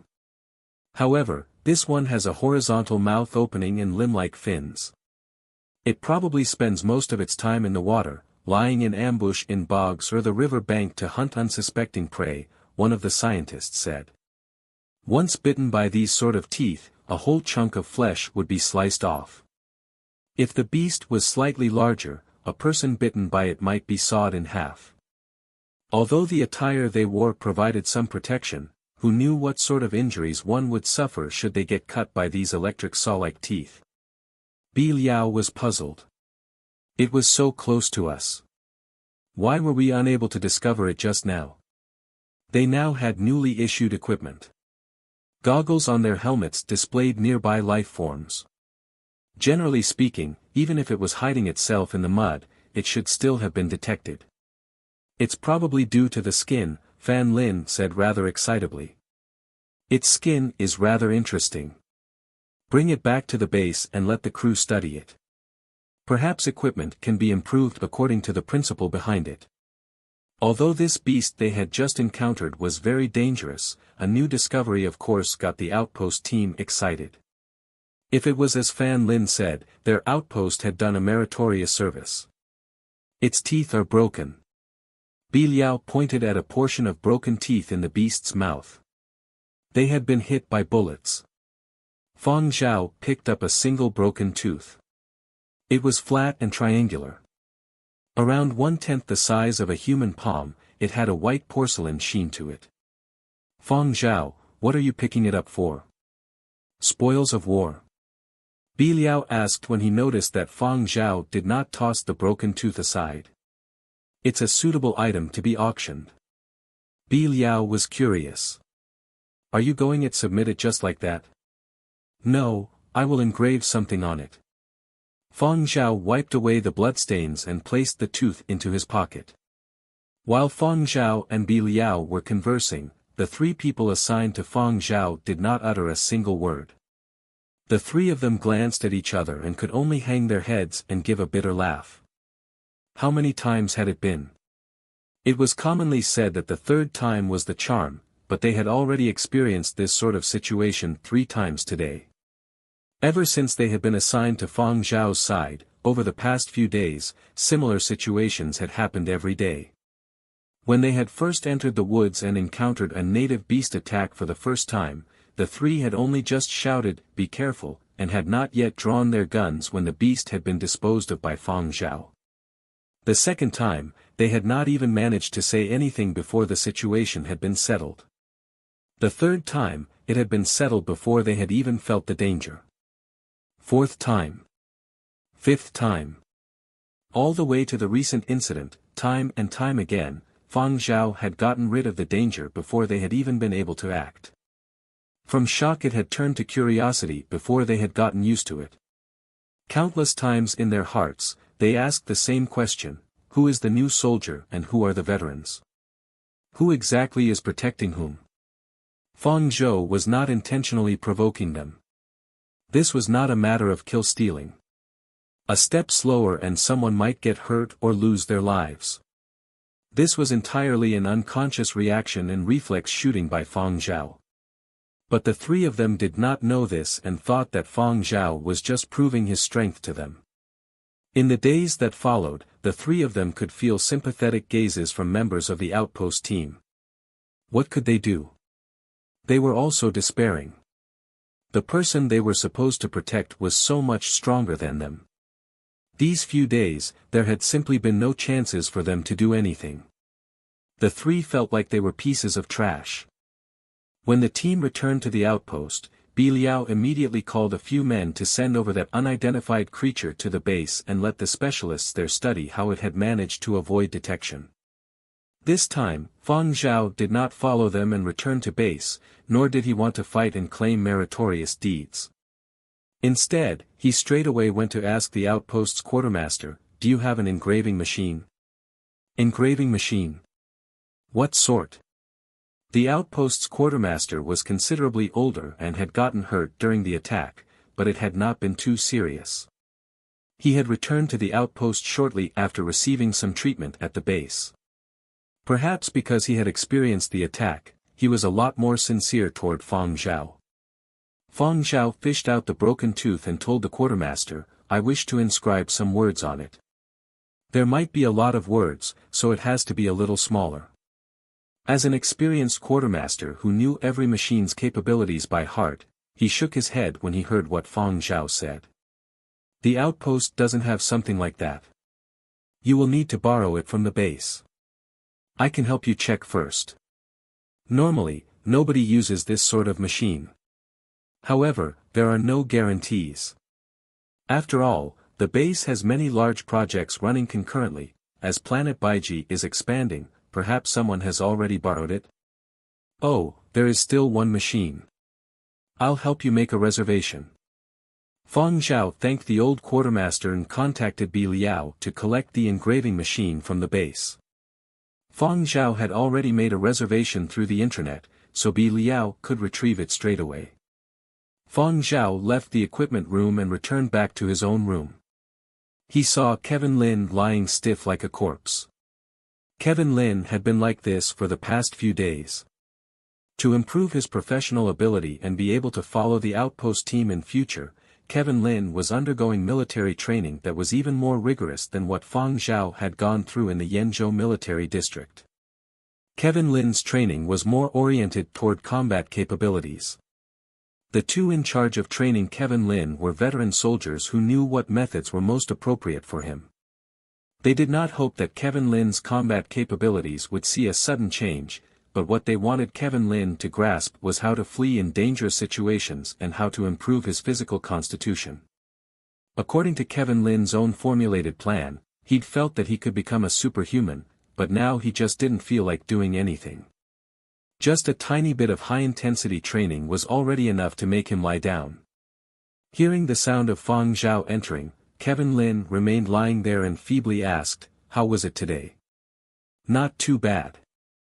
I gained quite a bit," Fang Zhao replied. Kevin Lin only raised his head at this and asked curiously, "What sort of gains?" Having collaborated with Fang Zhao for so long, Kevin Lin somewhat understood Fang Zhao. What Fang Zhao meant was that, besides the normal happenings, something unexpected had happened today. Fang Zhao recounted the incident with that creature and fished out the broken tooth. "This is its tooth." Kevin Lin's lackluster attitude dissipated and his spirits raised. He brought the camera over to him and forwarded to the part Fang Zhao had spoken about. "It's not bad, but we still do not know the base's verdict. If it can really improve our equipment, that would be a talking point, but if the results are out, we have to edit away that conversation in the video." "What do you intend to inscribe on it?" Kevin Lin asked curiously. He had learned of Fang Zhao's purpose for picking up the broken tooth. Fang Zhao simply said 2 words, "Song score." Just these 2 words were enough to make Kevin Lin pause his video editing. Song score. Although Fang Zhao had not produced many songs, every one of them had sold for a high price. Recently, Kevin Lin had been thinking about what sort of news to release to attract attention. Now Fang Zhao had just given him a topic on a silver platter. "Has it already been composed?" Kevin Lin no longer bothered with editing the video as he glanced at the notebook Fang Zhao had taken out. "Not yet. I still need to make adjustments," Fang Zhao replied. Kevin Lin expressed his concern. "Will you be able to make it in time for the auction?" "Yeah, I'll be able to." Kevin laughed and walked over to the other side. "That's good. Go on then, I shall not disturb you." He also did not continue with the editing and went to browse online instead. Along with construction on Planet Baiji, the networking and communications were being improved daily. With the improved facilities, certain people had also received benefits, for example, military reporters and people like Kevin Lin. They were able to use Planet Baiji's communications to connect to Earth's internet, but with a time constraint. Every day, usage was limited to an hour. Anyone that exceeded the time would have to pay for the expensive internet fees they exceeded. Due to technological advancements, internet and communications had developed and internet fees were much cheaper. However, now, they were not on Earth but the distant and remote planet Baiji. The internet here had not been made available for public use and these people were receiving a special privilege and would need to pay extravagant fees for overuse. Kevin Lin was willing to pay the high internet fees. After all, he would not be the one forking out the money. If what he browsed was within the scope, he could set an expense report. The only issue was the lag time as he browsed, and everything he wanted to upload had to be audited, but on the whole, it was even more convenient than before. The first thing Kevin Lin did was to update a new status on his social platforms. If one didn't make ripples for 3 days, all that would remain on the river was folklore. The entertainment circles had a short memory. Although Fang Zhao had been all the rage online a while back, after a few days, all sorts of news had squeezed him out. To maintain popularity, there was a need to constantly refresh one's presence all over the internet. Kevin Lin had enjoyed a brief period of celebrity treatment and had already gotten addicted to that feeling. Thus, he would not let such a good opportunity slip by. The other 4 channels trying to stir up news had squeezed out his popularity. 2 days ago, there had been news about S2's Fritz having an allergic reaction and being disfigured. Yesterday, news had been stirred up about S4's Tianhao and a female nurse. Today, S1's Li Xiaoxiao had announced a collaboration with the Animal Protection Society to appeal for the protection of native species, which had created considerable activity. These D*MN4 channels had conspired take turns generating hot topics. With his many years of experience in this field, Kevin Lin could tell that Fritz's allergic reaction and disfiguration had been exaggerated. The allergic reaction was definitely true, but definitely not to that extent that it had been hyped up. The S*X scandal that S4 had stirred up was also fake. Wu Tianhao would be asking for trouble if he were to brazenly approach women on the base. Whether he'd really had the intention or not, at most, this matter was only to generate more discussions. After 2 days, they would pull the same method and clarify the situation. The operations team had chosen to stir this news after observing Wu Tianhao's fans. As for Channel S1's Animal Protection Society calling for conservation of the ecology and the protection native species, it didn't amount to much. However, when Kevin Lin browsed the comments, somebody mentioned that certain celebrities were too cruel and merciless when killing animals, and other such comments. The person leaving the comments was also an internet personality. Even though names were not mentioned, Kevin Lin knew that the person being spoken about was Fang Zhao. In the videos Kevin Lin had sent back over the past few days, there had been a number of scenes where Fang Zhao had shot creatures, which might have upset some sensitive parties. That was not to say that protecting indigenous species was wrong. Kevin Lin himself had also donated lots of money to these sorts of associations. He used to have a dream of buying an apartment in a scenic area in Muzhou to be close to nature. Many people that had grown up in a concrete jungle since they were young had this sort of desire. There was an ecology monitoring system on planet Baiji. Previously, when planet Baiji was not being developed, every year, people would be dispatched for an inspection. Outpost teams had also had strict restrictions when it came to hunting. People in the new era regarded these sorts of conservation as important. But during those dangerous situations in the videos, were they supposed to just stand there and wait to die? Even if Fang Zhao had not shot those beasts, the others would have done so.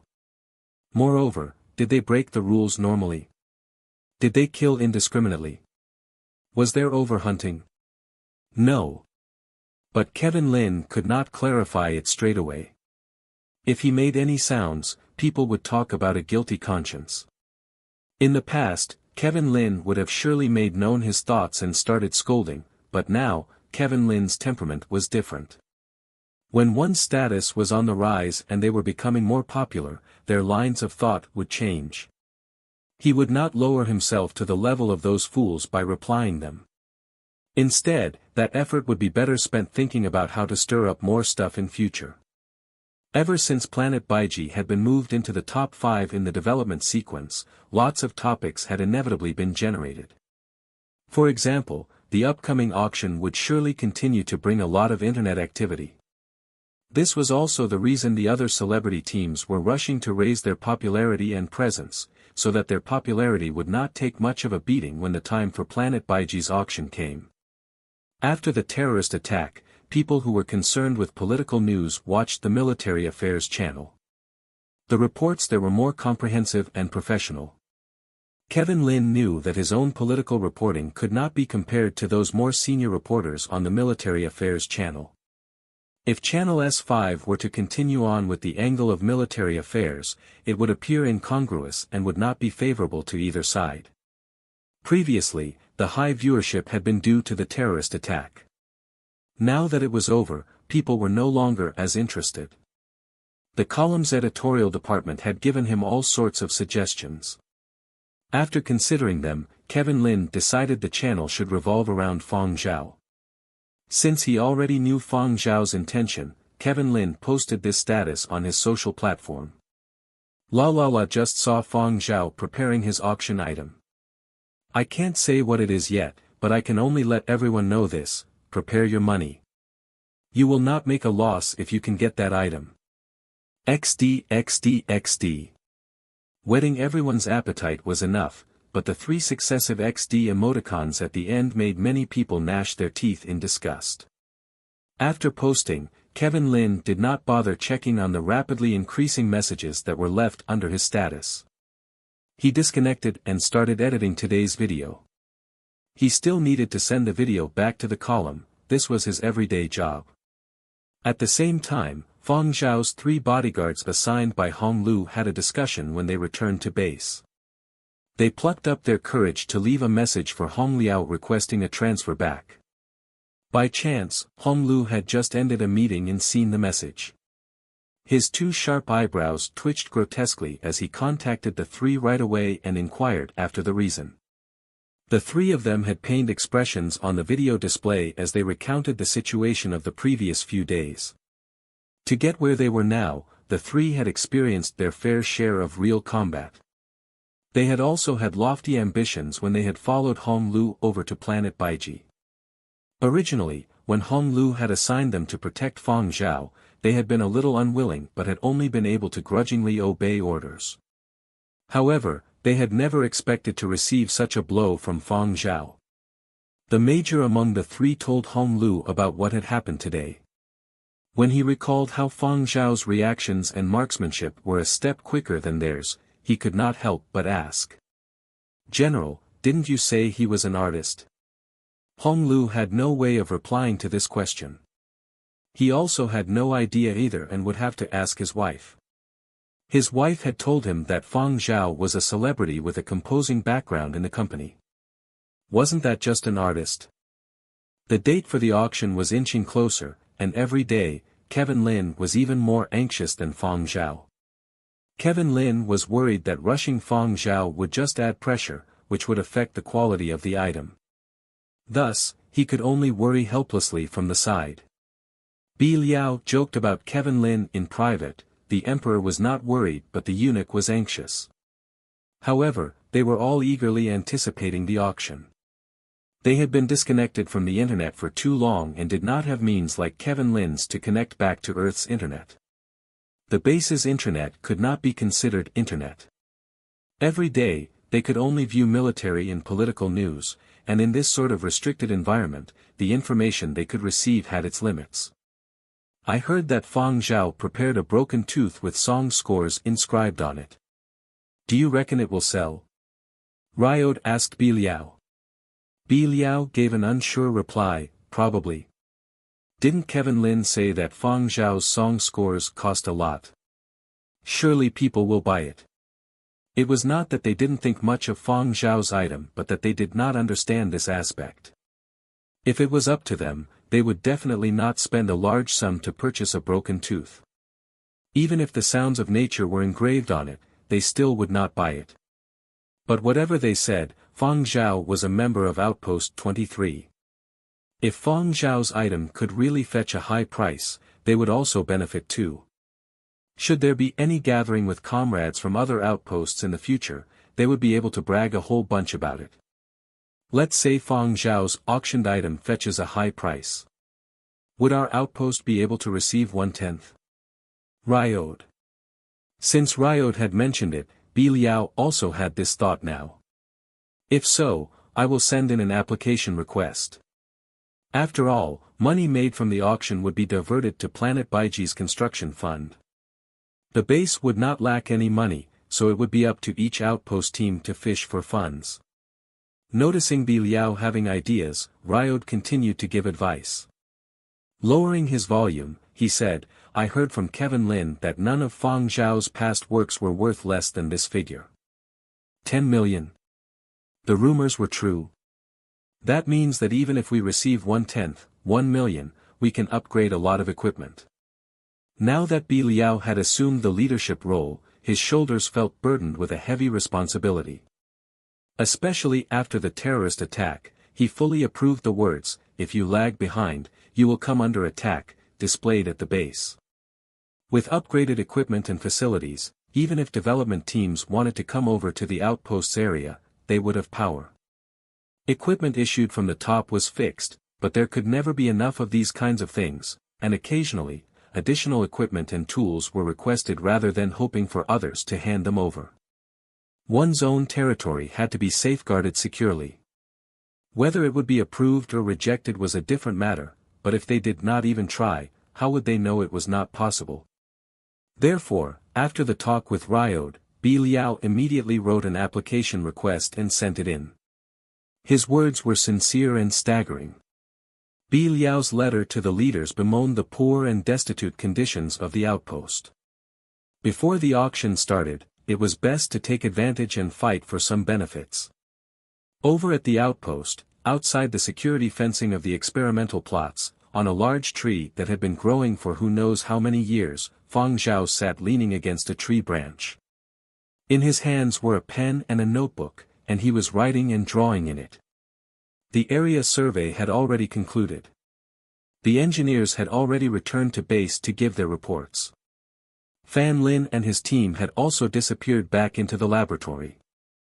Now that the outpost team no longer needed to protect these people when they headed into the woods, other than making their daily patrols around the area, their only other duties were standing guard and extending the outpost. A new batch of soldiers had arrived at the outpost and their numbers had doubled. Everyone was getting along just fine. A few off-duty outpost soldiers were playing cards a short distance away from Fang Zhao. This place had much less electronic entertainment equipment, so they could only use some ancient entertainment items to enrich their lives here. Among the new batch of people, there were some that came looking for Fang Zhao's autograph after arriving at the outpost.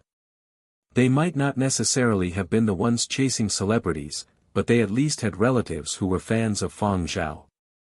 After completing a round of cards, someone from the group playing cards in the shade of a tree glanced at Fang Zhao and softly said, "What is he writing?"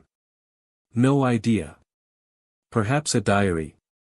"There are really people who keep a diary while undergoing military service." "I persevered for a few days but could not continue writing on." Someone said he was composing. "Shut up, everyone. Don't you know his Dighting Ears nickname? Don't think he can't hear you even if you are whispering." The few of them stopped gossiping and continued playing cards. Regardless of whether the sky was clear or overcast, whether the winds from afar were strong or weak, they carried with them moisture and sweat blended with the smell of mud, grass, and leaves. In the surroundings, every single sound originating from nature, from the rustling of branches to the chirping of insects to the beating of a bird's wings and the cries of creatures, brimmed with the vigor of life. With his superior hearing, Fang Zhao could hear the distant river that was blocked by the woods. In his mind, he could imagine the splashes created by aquatic creatures leaping in and out. There was a lack of the apprehension and restlessness of the period of destruction. Although there was danger in this world, its nature had a peacefulness here that people during the period of destruction could never have hoped to imagine. Every single sound seemed to carry musical notes that embedded themselves in Fang Zhao's mind and came out in scribbles when the pen nib touched the notebook. This time, Fang Zhao had chosen a more gentle style that did not have the thick-set flavor of an epic. This was something he had composed after arriving on planet Baiji and after coming over to Outpost 23. From filtering the sounds of the mountains and forests, the sounds of all living things, he had a tranquil tune. After amendments, Fang Zhao transcribed the score sheet. However, this time, his annotations were using musical symbols of the new era and not his own symbols that only he could read. Without the need for any musical instruments, Fang Zhao performed this piece in his mind countless times. By the time he got off the tree, it was already noon. Kevin Lin had already begun his afternoon training. Fang Zhao glanced over for a bit before entering the outpost and heading for the equipment store. There he took out the engraving machine. Fang Zhao had spent 6 days amending his composed score. Today was the 7th day of amendment. The score was finally complete, and he started the engraving. During the period of destruction, many people had liked to use the teeth and bones of creature they killed as a form of significant ornamental jewelry. Children born during that period had also loved these sort of decorations, as they portrayed ferociousness and bravery. Fang Zhao would only know whether the creature's tooth was suitable for engraving when he tried it. That creature's tooth that had been broken off by a bullet belonged to the sort that was suitable for engraving. First, a cleaning fluid had to be used to remove the bloodstains. After that, the shattered corners had to be ground till they were smooth and then polished till they shone. Only after all this came the engraving. The tooth did not have the hatred and blood a mutated beast had, but it still had a primitive flavor to it. The engraving machine was not large, and it could inscribe delicately. All Fang Zhao needed to do was set the stipulated area for engraving, then write down the song scores for engraving on the writing board. Fang Zhao wrote every single stroke earnestly. The blade of the engraving machine carved each note on each part of the tooth according to how Fang Zhao wanted it. Every stroke was exactly the same as Fang Zhao had handwritten it, just much smaller. The strength that Fang Zhao used for each stroke on the writing board would affect how the engraving blade cut. With the aid of the machine, this song score was inscribed very quickly. When Fang Zhao returned to his room, it was one of the rare occasions where Kevin Lin was not like a corpse. Kevin Lin was holding on to his camera, and when he noticed Fang Zhao, he asked eagerly, "Is it done?"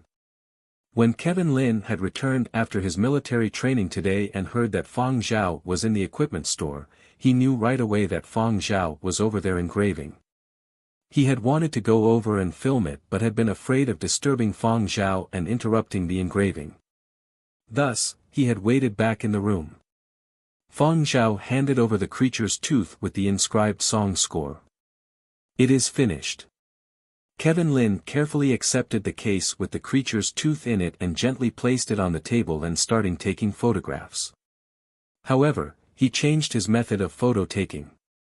He changed the focus so that the song score on the creature's tooth would be blurry, but he also revealed a clear portion of some musical notes. Kevin Lin showed the photographs he had taken to Fang Zhao. "Do you think these shots are all right?" Fang Zhao did not find anything inappropriate.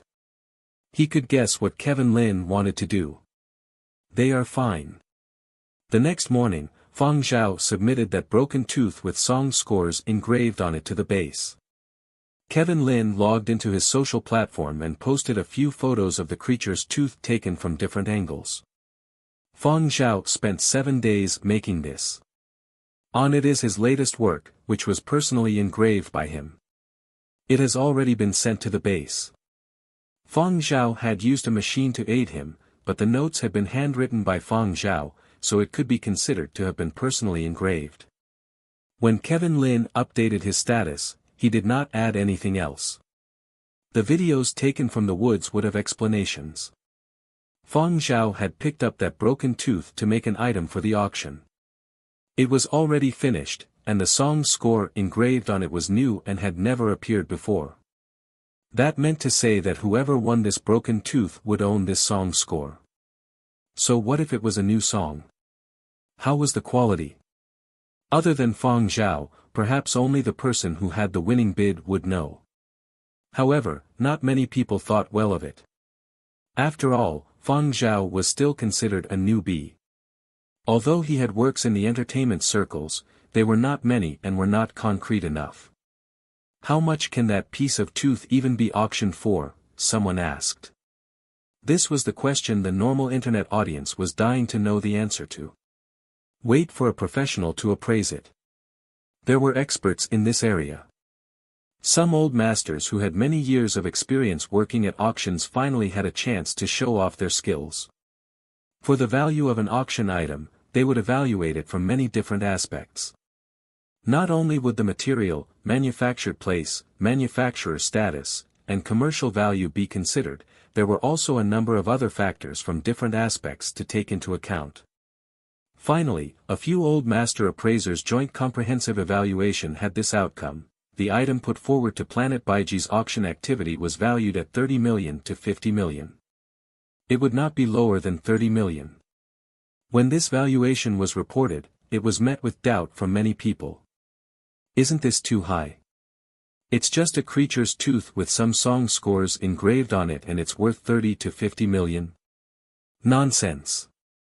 Last year, there was this really famous film star who auctioned off a jade pendant, and the winning bid was only slightly more than 50 million.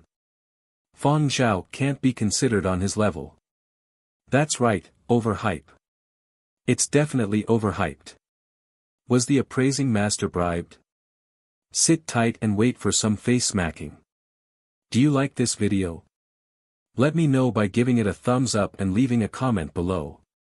Don't forget to subscribe and hit the notification bell to stay updated on my future uploads.